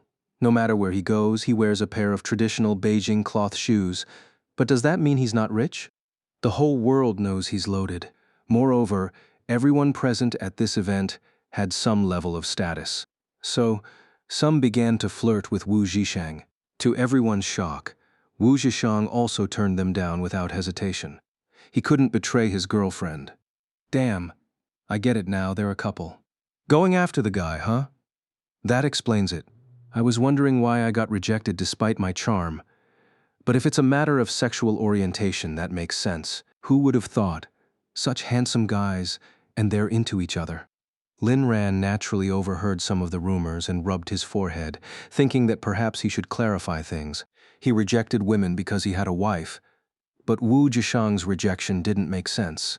His girlfriend wasn't exactly a prize, and Lin Ran needed to find a way to make Wu Zhishang see the truth. By his calculations, Wu Zhishang's family was about to face some trouble, and that needed to be resolved soon. As Lin Ran was deep in thought, Chen Qingtian approached the two of them, politely raising her glass in greeting. I wonder if I might have the honor of getting to know you both. Facing Chen Qingtian, Wu Zhishang's eyes lit up, and Lin Ran quickly noticed this detail. My friend really likes you. He'd like to invite you to dance, Lin Ran said, pushing Wu Zhishang forward. Wu Zhishang, though tempted, was confused and exchanged a look with Lin Ran. Wu Zhishang, did I say that? Lin Ran, for the sake of our reputation, just take one for the team. Look how beautiful Chen Qingtian is. Wu Zhishang, but I don't know how to dance. Lin Ran, you'll learn as you go. Chen Qingtian, seeing the two of them exchanging glances, smiled politely. Then I won't refuse, Mr. Wu, shall we? Chen Qingtian had actually wanted to get to know Lin Ran.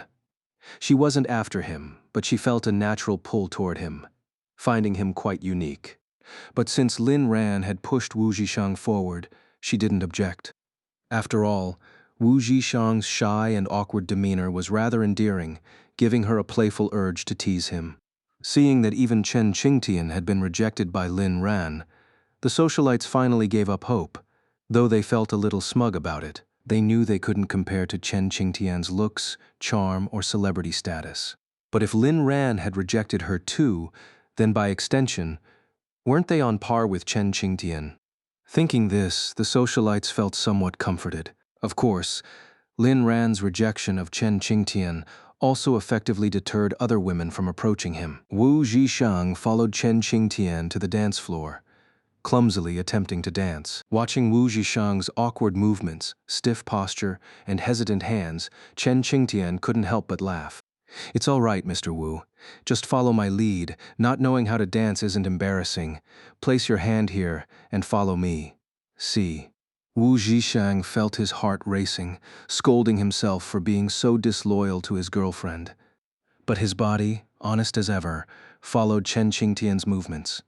And slowly it didn't seem so difficult anymore. Lin Ran watched with a knowing smile. So, Wu Zhishang, you're not as virtuous as you claim to be, huh? But Chen Qingtian, you're just dreaming. She's from a wealthy family, the kind that could devour you in an instant. Then again, he thought, wasn't he and Luo Yao seen as an equally explosive duo in the eyes of others? Perhaps anything was possible. Wu Zhishang, you've always wanted to live off someone else's wealth, haven't you? This might be your chance. Whether you can become the second me depends on your efforts. As Lin Ran idly watched the scene unfold, Liu Yuemei arrived with Liu Ruxue in tow.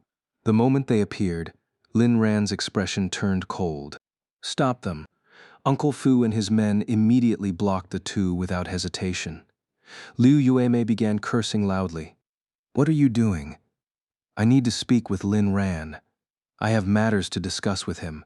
Bodyguard, I'm sorry, but our young master doesn't wish to speak with you. Liu Yuma, your young master. Your young master. Do you think I'm an idiot? I know exactly what kind of person Lin Ran is. Liu Ruxui stood beside Liu Yuma, gazing tenderly at Lin Ran, but her view was soon obstructed. She moved to the left, and the person moved left. She moved to the right, and the person moved right. Huh? Looking up, she saw an old man glaring at her with barely concealed anger. Liu Ruxui frowned, trying to suppress her irritation. She didn't want to lose her composure in front of Lin Ran, so she kept a gentle smile on her face. Suddenly, a loud roar startled Liu Ruxui, making her jump. Liu Yumei shouted, "Lin Ran, you ungrateful wretch! Have you forgotten your own mother?" The room instantly fell silent. Who could be so rude? Everyone turned to look, their faces filled with shock. Even the dancers on the floor stopped moving, leaving only the music playing softly in the background. Liu Yumei's voice was too loud to ignore. All eyes were now on Lin Ran. How could such a handsome and wealthy young man be so unfilial? Lin Ran wasn't about to take the insult lying down. He quickly retorted, "You're just a mistress. What right do you have to call yourself my mother?" That one sentence was a knockout blow. You want to shout? Let's see who ends up looking worse. Come on, let's hurt each other. Liu Yumei stood frozen, unable to believe what she had just heard. She struggled to respond, but couldn't, because if anyone dug deeper, it would be revealed that she was in fact a mistress in name. Uncle Fu frowned and said, "Throw them out." Several bodyguards immediately stepped forward to drag the two women away. Liu Ruxu was horrified. "Lin Ran, it's me, Ruxue. Tell them to let go." Liu Yuma also snapped out of her daze and shouted, "I'm the wife of the chairman of Suran Group. Is this how your hotel treats its guests? Do you even want my business in the future? The staff. Have you ever even spent money here?" At that moment, a stunning woman in her 30s walked over. She was the hotel's manager. Seeing her, all the staff greeted her respectfully. From their demeanor, Liu Yuma quickly deduced the woman's position. "Is this how your hotel treats its customers? I'm Mrs. Lin of Suran Group. Do you believe I can have your hotel torn down?" Her words sent a chill through the room. Many people there were familiar with Suran Group, a company worth only 2 or 3 billion, threatening to tear down Pangu Hotel. How delusional can you get? Pangu Hotel's estimated value exceeded 5 billion, and its owner was a mysterious figure with extensive connections. You're going to tear it down? And looking at Liu Yuemei and Liu Ruxue's outfits, they looked more like a nouveau riche mother and her innocent daughter. They were completely out of place in this setting. Look at the socialites here. Each one exudes sexiness and elegance, and the ladies, they're all refined and dignified. But you, one's decked out in gaudy accessories, and the others putting on a pitiful act. What kind of soap opera are you trying to stage here? Probably just a mistress flaunting her wealth and her daughter pretending to be pure. By now, most people had already concluded that Liu Yumei was indeed a mistress. Humans are often creatures of instinct. The manager raised an eyebrow, surprised as she looked at Liu Yumei, thinking, where did this tacky nouveau riche woman come from? Suran Group, huh? Not bad, not bad. Hearing this, Liu Yumei felt a surge of triumph and barked at the bodyguards holding her. Did you hear that? Let me go. Your manager just gave the order. The bodyguards. Whose manager? The hotel manager then continued, your group's name is nice, but I've never heard of it. And these bodyguards aren't from our hotel, so I have no authority over them. She had originally intended to defuse the situation, but now decided to change her approach. Liu Yumei was trembling with rage. Since marrying Lin Tianba, she had never been humiliated like this before. Let me go right now. And as for your hotel, just you wait. The hotel manager narrowed her eyes and said coldly, you all, can't you see how hard these bodyguards are working? Go and help them. The staff had already been annoyed by Liu Yumei and Liu Ruxue since they arrived. Seeing them cause a scene at the banquet only made things worse. Now, they all rushed over to assist, with 4 people lifting Liu Ruxu and Liu Yueme and literally carrying them out. No one at the scene sympathized with Liu Yueme. Many of the women even wore expressions of satisfaction, as if they wanted to step on her a few times. She's just a mistress, after all. Mistresses have no shame, which explains why she lacks the grace of a proper lady from a wealthy family. Many of the high society ladies present despised mistresses the most. After Liu Yueme was thrown out, the staff briefed the manager on what had happened. The manager was stunned and turned to look at Lin Ran. Lin Ran represented Luo Corporation, and no one dared to offend him, not even the event organizers, who turned a blind eye. How could such a young man represent Luo Corporation? Could he be from the Luo family? And why did he look so familiar? The manager, being sharp, quickly approached Lin Ran. "Sir, I deeply apologize for the inconvenience caused. As a gesture of goodwill, our hotel would like to offer you a diamond membership."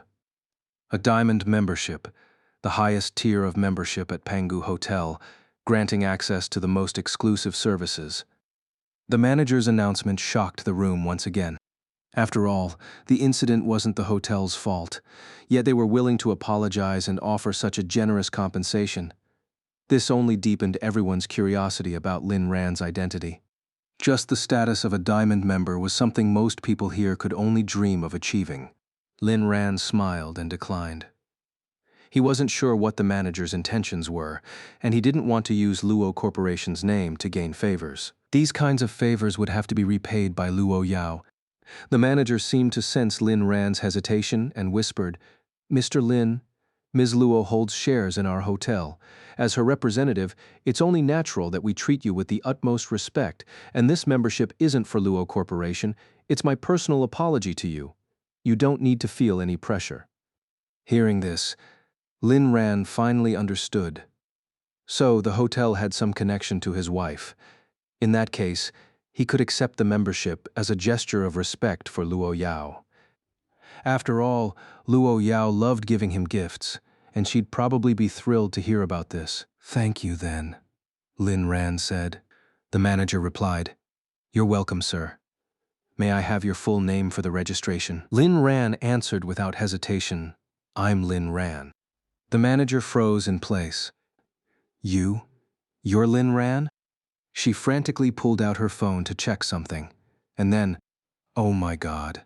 Seeing the manager stammering, Lin Ran was puzzled. The next moment, the manager bowed deeply and exclaimed, "Good evening, boss." Her words sent everyone's jaws dropping to the floor. Lin Ran was the owner of Pangu Hotel. Even Lin Ran himself was stunned. "What did you just call me?" The manager exclaimed, "Boss, you are my boss. Although you've never been here before, we have your information in our system. No wonder you looked so familiar when I first saw you. You're our benefactor. I should be punished for not recognizing you at first glance." Lin Ran looked at Uncle Fu in confusion, and Uncle Fu nodded. It was clear now. Lin Ran was indeed the owner of this hotel. Good heavens, the only 7-star hotel in the entire capital city was under his name? "Luo Yao, how much more wealth have you prepared for me?"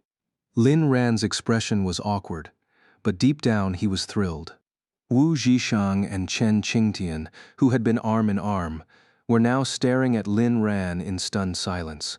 The women who had given up on approaching Lin Ran suddenly reignited their hopes. A guy this handsome, wealthy, and influential, how could ordinary women possibly be worthy of him? How could I retreat just because he rejected me once? No, I must rise to the challenge. Even if he likes men, I'll straighten him out. Feeling the odd gazes around him, Lin Ran awkwardly smiled. Actually, I didn't know either. This hotel was probably a gift from my wife. You all can go back to work now." "What? This hotel was a gift from his wife?" "No way. Absolutely no way. This must be his way of deflecting us. But he's mistaken if he thinks this will work." The manager, noticing the awkward silence, quickly instructed the staff to resume their duties, and gradually, the atmosphere in the room began to warm up again. Lin Ran asked Uncle Fu to escort the necklace back to the manor first while he waited for Wu Zhishang. Uncle Fu, knowing there were hidden bodyguards outside and that potential threats had already been dealt with, agreed. Chen Qingtian gave Wu Jishang a meaningful look. Your friend is truly extraordinary. The Pangu Hotel, the only seven-star hotel in the capital, was estimated to be worth 5 billion. Its previous owner had always been a mystery, but today, the truth was revealed. Wu Zhishang remained silent, unsure of what to say. He had just found out too.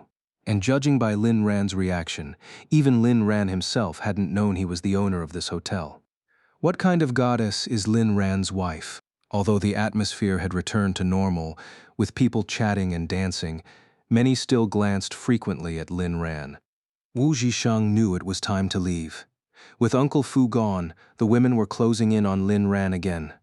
Although Lin Ran was doing his best to dodge and reject them, it was clearly becoming difficult. As a brother, he couldn't let Lin Ran face this alone. He had to clear away these temptresses for the sake of Lin Ran's wife.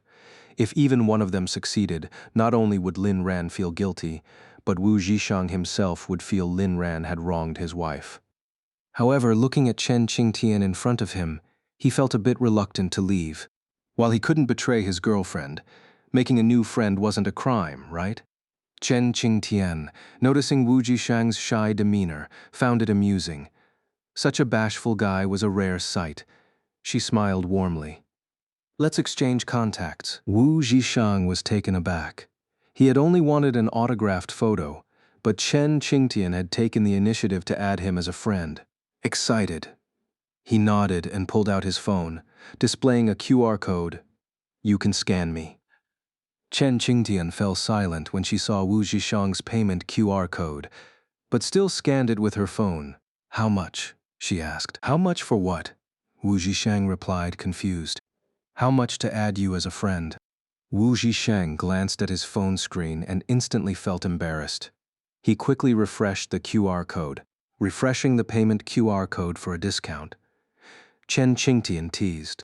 Wu Zhishang felt like he could dig a 3-bedroom apartment with his toes out of sheer embarrassment. He quickly pulled up the correct QR code for adding friends. The two happily exchanged contacts, and Chen Qingtian smiled like a spring breeze. Goodbye. Goodbye.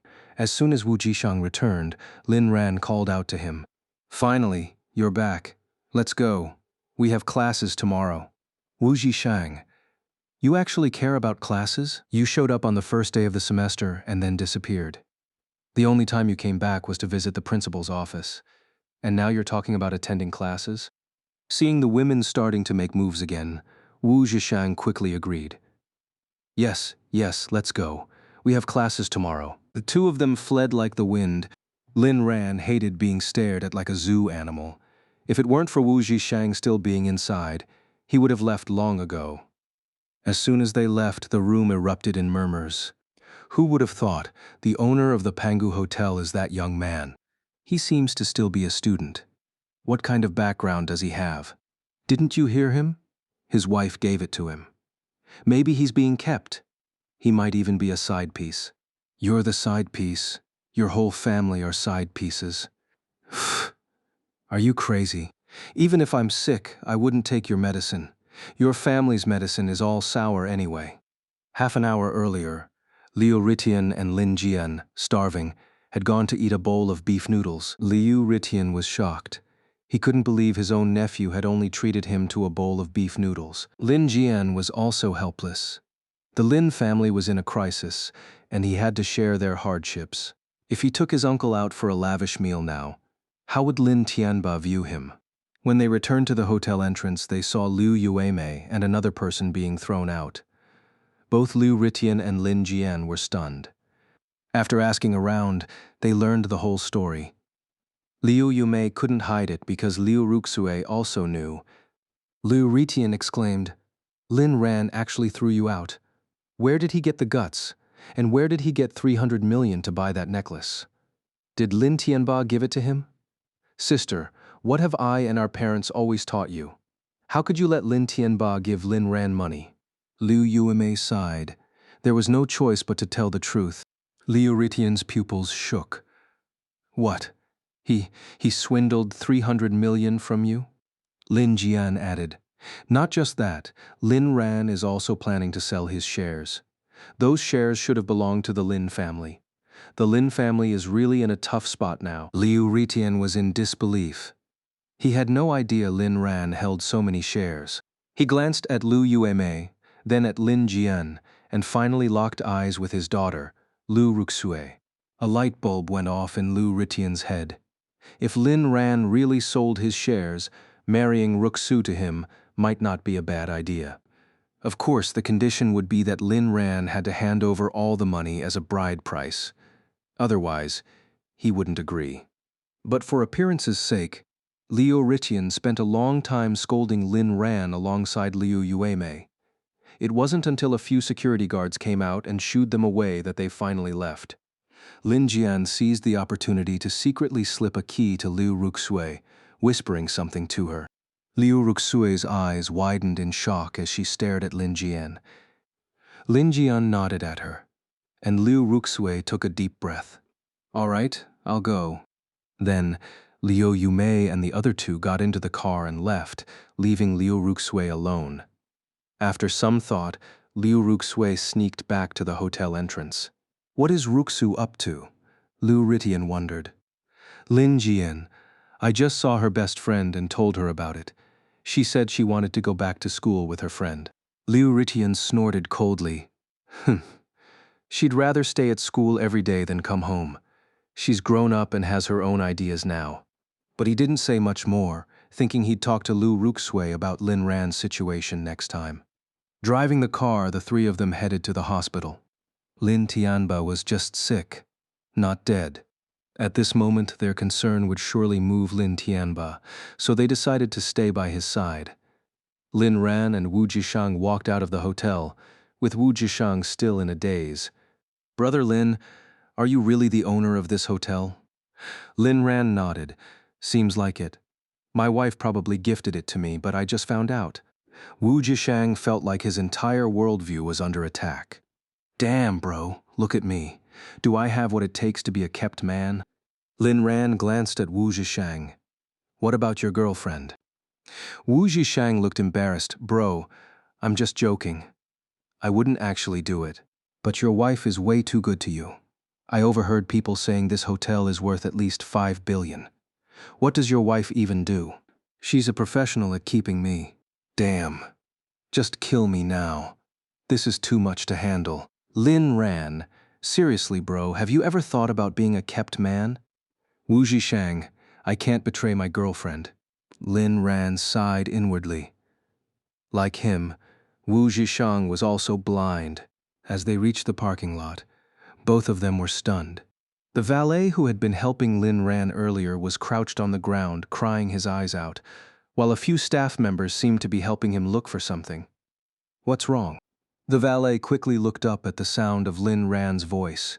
His eyes filled with fear and avoidance when he saw Lin Ran. "Sir, I'm so sorry. I lost your car key." "Wah!" The valet cried loudly, like a heartbroken puppy. Lin Ran's face darkened. He quickly said, "If it's lost, it's lost. Stop crying in front of me like I've bullied you." The valet cried even louder. Lin Ran sighed, but didn't blame him. After all, it wasn't intentional. Losing a car key wasn't a big deal. It wasn't like the car had been smashed. No harm done. Besides, from a certain perspective, the valet was his employee. Seeing him cry so pitifully as the boss, Lin Ran felt he should be magnanimous. "Stop crying. It's fine, I'm not blaming you. Just be more careful next time." As he spoke, he glanced at his Ferrari. "Huh?" He looked again. There seemed to be something inside. Upon closer inspection, there was a shadowy figure in the car. "Bro, do you see a ghost in the car?" Wu Jishang also looked over in confusion. "It looks like a person?" Lin Ran, incredulous, walked over to the car, opened the door with a puzzled expression, and saw an almost naked woman inside, gazing at him with longing. "Ugh." Liu Ruxue. Without hesitation, Lin Ran slammed the door shut with a loud bang and shouted, "What's wrong with your hotel? Why is there a naked woman in my car?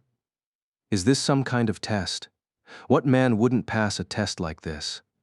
Lin Ran's words echoed through the hotel entrance, and everyone who had been searching for the key turned to look. The valet was also startled and hurried over to open the passenger door. At a glance, he saw Liu Ruxue. He had no time to admire her body, instead angrily saying, "How did you get in here? Did you steal my car key?" Liu Ruxue was dumbfounded.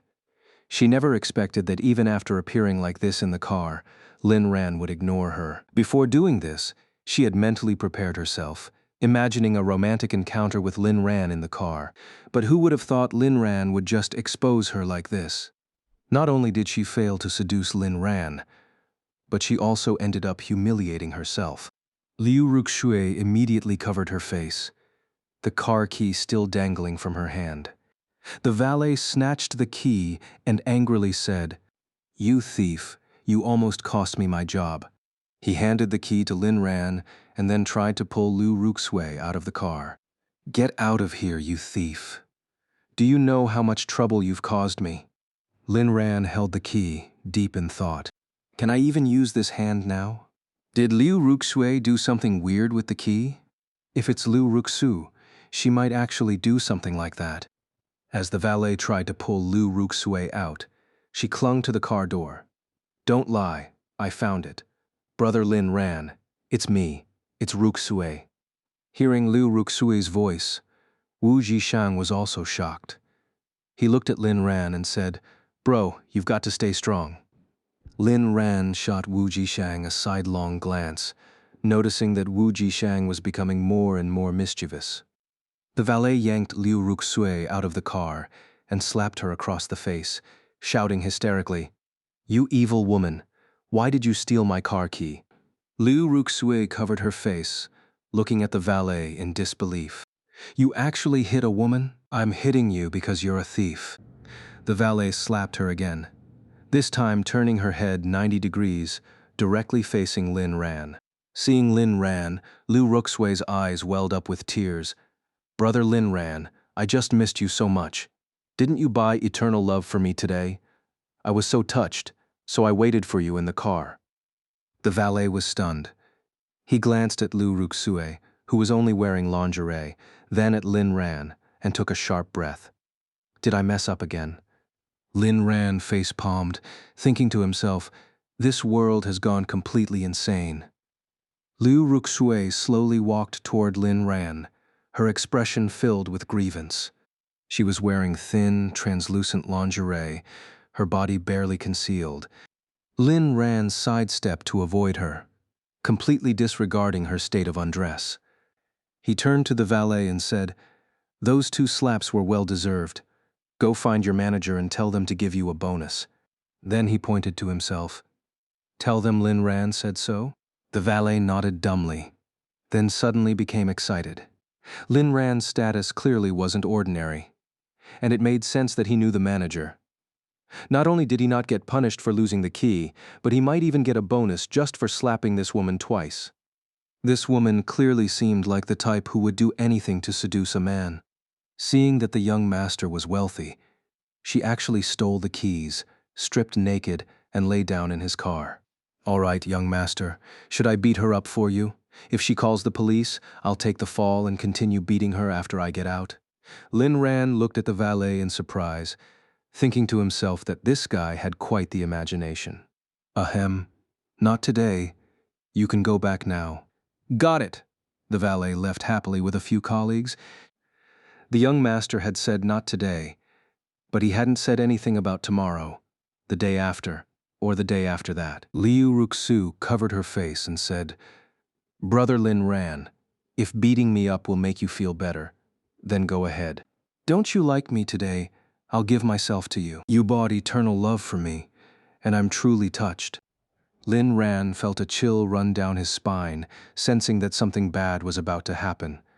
He leaned closer to Liu Ruxue, his eyes filled with killing intent, and whispered, "Get lost." With that, he pushed Liu Ruxue away, his heart aching as he looked at his beloved car. When he saw the pile of discarded clothes on the passenger seat, he felt a wave of disgust.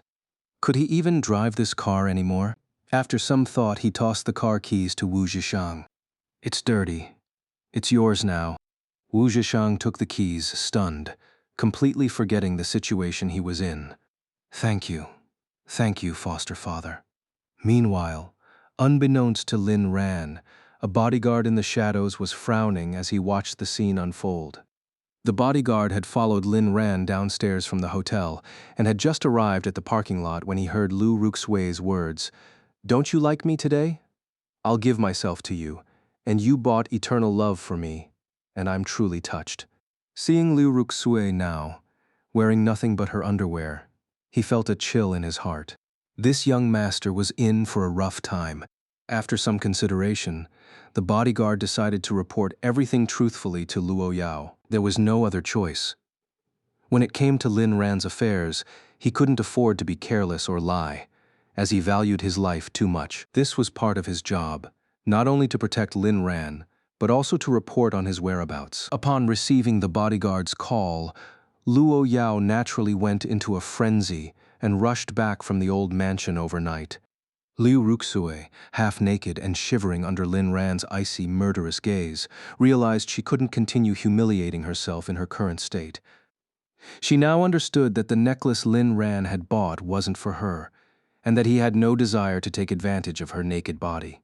"Woo-woo, brother Lin Ran, I hate you," she cried, grabbing the clothes from the passenger seat and running off. She couldn't bear to stay there any longer. All her efforts had only earned her a get-lost from Lin Ran. It was all so laughable, so brutally real. She had fallen for Lin Ran, but he no longer cared for her. Wu Zhishang watched Liu Ruxui run off, unsure whether to laugh or cry. "Brother Lin, I just realized how shameless Liu Ruxui is." Lin Ran raised an eyebrow. "You'll encounter even more shameless people as time goes on." Wu Zhishang nodded in agreement. "After all, the longer you live, the more bizarre things you'll see. I thought there'd be food at tonight's banquet. I didn't eat dinner before coming, but it turned out to be just wine and pastries, not even a proper table. Don't these rich people get tired of living like this?" Lin Ran looked at Wu Zhishang in surprise. "Hey, you know what? You're absolutely right. I had to stuff myself with several pieces of cake just to feel full, and now I'm burping up acid." The two of them shared a laugh. The lives of the rich are truly simple and unpretentious. Agreed. Lin Ran turned and walked back toward the hotel. Wu Zhishang asked, puzzled, "What are you doing? Aren't you leaving?" Lin Ran waved his hand. "No, Liu Ruxu was in there. Just thinking about it makes me uncomfortable. But don't you worry about it, buddy." Wu Zhishang, holding the car keys, was deeply moved. How could he possibly complain? In fact, he was starting to like Liu Ruxue a little. Maybe you should sneak into Lin Ran's garage next time. The two parted ways. Lin Ran, unwilling to ride in the Ferrari again, returned to the hotel and had them prepare another car to take him home. The hotel manager offered to drive him personally, but Lin Ran declined. "Even though you look like you're in your 30s, you're still a woman." He was afraid Luo Yao might misunderstand, though it was probably too late for that. "Could you prepare the parking lot surveillance footage and send it to me? If you want to send me off, just have that valet do it." The manager quickly arranged everything, and soon the same teary-eyed valet arrived driving a commercial Mercedes. Lin Ran didn't mind. In the car, "Bro, next time I see that woman, I'll slap her silly for you." Lin Ran, "Make sure both sides of her face get equal treatment. If you get arrested, just call me. I'll bail you out." "Got it, bro." As they entered the estate, the valet was completely awestruck. What kind of wealthy family lived in a place like this? He had driven a few rich people home before. Some lived in townhouses, others in villas. But a private estate? He hadn't even heard of such a thing, let alone seen one. It was beyond extravagant. "Bro, this place is huge. If I weren't driving, I'd probably get lost." Lin Ran, "You better not get lost." "Why?" "Because there are crocodiles here." "Valet." "And tigers." "Valet." "And snow leopards." "Valet, bro. I'll try my best not to get lost." Lin Ran chuckled. "Relax, I'm just messing with you. Those animals are all locked up, with people watching over them. They won't get out. Valet, bro. Just hypothetically, what if one of them did escape? Lin ran. I'd give you a grand send-off. Following Lin Ran's directions, the car drove a little further into the estate before reaching the central villa. The valet was buzzing with excitement. After getting out of the car, the valet left, and Lin Ran walked up to the villa entrance, about to go inside. Meow. Meow. Meow. The cat's cries were eerie, as if warning Lin Ran not to enter. Lin Ran turned his head and saw the same black cat that had appeared late at night when he was stargazing with Luo Yao in the rooftop garden.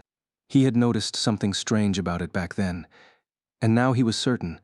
This cat's eyes were unusually expressive. Its eyes seemed to speak. Just as Lin Ran reached out to pet it, the black cat took a step back.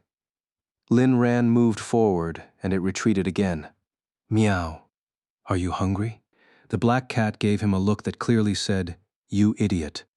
Meow. It then turned and vanished into the night. Lin Ran stood there, dumbfounded. That cat had just insulted him, but he had no proof. Shaking his head, Lin Ran chuckled at his own thoughts and slowly walked into the villa. Inside, Uncle Fu, the butler, greeted him. "Young Master Lin, please rest in your bedroom." Lin Ran, "Let's eat something before going in. I only had a few pieces of cake at the banquet tonight." Uncle Fu arranged for someone to prepare a late-night snack.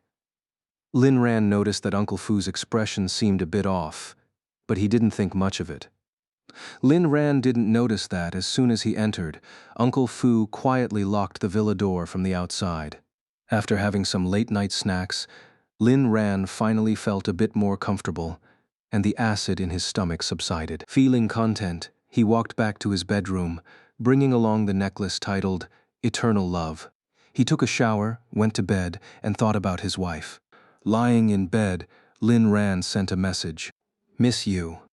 After waiting for a long time without a reply, Lin Ran sent another message. "Good night." Still, there was no reply. Lin Ran couldn't help but let his thoughts run wild, wondering if Luo Yao had fallen asleep or if she was still working. Tossing and turning, he couldn't sleep. He got up and took out the necklace, admiring it from every angle, imagining how beautiful Luo Yao would look wearing it. He wondered if he was becoming a bit too love-struck. Meow. Just as Lin Ran was fantasizing about Luo Yao wearing the necklace, a faint meow came from outside. Lin Ran got up and went to the window, where he saw a black cat sitting on the windowsill, staring at him. The cat's blue eyes startled Lin Ran for a moment, but he quickly composed himself and crouched by the window, staring back at the cat through the glass. "Little guy, are you hungry?" Meow. Damn. Lin Ran was sure now. This cat was definitely trouble. Its eyes seemed to be cursing at him. Meow. What the hell? Meow. If you don't leave, you won't be a cat anymore. Meow. With one last meow, the black cat left. Lin Ran had no idea why there was a cat, or why it kept appearing today. He decided to ask Luo Yao about it when he got the chance. It must be a cat from the estate. Back in bed, he checked his phone again, but Luo Yao still hadn't replied. So, Lin Ran started trying to fall asleep, and eventually drifted off. Outside the bedroom door, the butler sighed and locked the door from the outside. The young lady had instructed him to lock Lin Ran in and wait for her return. From her tone, she seemed furious, absolutely livid. Her voice had carried a murderous edge, and the butler had no idea what Lin Ran had done wrong this time. Could it have been something that happened while he was escorting the necklace back? Such a small mistake. Would the young lady let it slide? Lin Ran, why can't you just behave and listen to the young lady? Isn't it nice being her little songbird? When you mess up, it's often us old folks who have to deal with the consequences. Why make life hard for the elderly? Late at night, as Lin Ran slept, he kept hearing occasional meows, which annoyed him to no end. After what felt like an eternity, Lin Ran finally couldn't take it anymore. He got up, ready to teach the cat a lesson. But as soon as he reached the window, he heard a pitiful meow, and the black cat ran off again. At that moment, the bedroom door was kicked open with a loud bang. Lin Ran was startled and turned to see Luo Yao's figure illuminated by the dim light outside the door, her presence chilling. Luo Yao, why are you back so late? Luo Yao stepped closer, and as Lin Ran's vision adjusted, he noticed something in her eyes. Despair? Lin Ran felt a chill run down his spine. That look. Oh no. Yao Yao, listen to me. Before Lin Ran could finish, Luo Yao lunged at him, a cold blade in her hand aimed straight at his heart. Her figure loomed larger in his vision. Thud. Just as the dagger was about to pierce his heart, Luo Yao's hand faltered, and the blade veered off course, sinking into Lin Ran's shoulder instead. Ah. Lin Ran cried out in pain. That was close, he almost died. He wasn't afraid of death, but he wanted to settle his grudges before dying. He wasn't afraid of Luo Yao, but he was afraid that no one would love her after he was gone. He was even more afraid that if he died and Luo Yao later realized it was all a misunderstanding, she would be devastated and might follow him in death. So, in summary, Lin Ran was afraid of dying. Yao Yao, you, Luo Yao roared. Why did you lie to me? Why can't you just stay by my side and behave? Luo Yao burst into tears, her sobs uncontrollable, her entire being consumed by hysteria. She now understood that Lin Ran's recent obedience had all been an act. He had been deceiving her all along. She had tried to trust him. So why did he have to betray her? The feeling of being misled and then betrayed was suffocating. If not for a lingering sense of resolve, Luo Yao would have killed Lin Ran right then and there. But in the end, she couldn't bring herself to do it. She hated her own weakness in that moment, and she hated Lin Ran for his deceit. Why did you lie to me? Why? If she couldn't bring herself to kill him, then she would trap him forever in the gilded cage she had woven for him. Ah, Ran, you've lost your freedom. Lin Ran, despite the excruciating pain and difficulty breathing, forced a smile. He didn't want Luo Yao to carry any guilt. Yao Yao, I've always been good. Luo Yao, you still dare to lie to me? Suddenly, Luo Yao's words trailed off as she saw Lin Ran raise a necklace in his hand. This is for you. You're tired. Rest. Rest for a bit. Luo Yao stood frozen, taking 2 steps back. She saw the beautiful sapphire at the center of the necklace and slowly reached out to take it. The necklace was stained with Lin Ran's blood, but the warmth of the sapphire reminded her that he must have been holding it tightly in his hand. She immediately recognized it as the eternal love necklace she had seen in a fashion magazine. She had once dreamed of the day Lin Ran would give her such a necklace. But wasn't this necklace meant for Lu Ruxue? Could it be? Luo Yao thought of a possibility. If that were the case, then what about her? Lin Ran held up his phone to Luo Yao. This is the truth you wanted. After saying this, Lin Ran collapsed to the floor, breathing heavily. He knew Luo Yao must have misunderstood. Before leaving, he had specifically asked the hotel for the surveillance footage from the entrance. That was close. He would have to be more careful in the future to avoid such misunderstandings. They could really cost him his life. Luo Yao took the phone and watched the edited clips of the surveillance footage. She saw Lin Jian stealing the valet's keys, Lu Ruxue getting into the car on her own, and Lin Ran's actions. She also understood why the bodyguard had reported the incident inaccurately. So, it really was all just a coincidence. Luo Yao felt her heart ache. She clutched her chest, feeling as if even breathing was wrong. She had made another mistake. Her fingers gently touched Lin Ran's wound. Does it hurt? Lin Ran nodded. It hurts, but seeing you like this hurts my heart even more.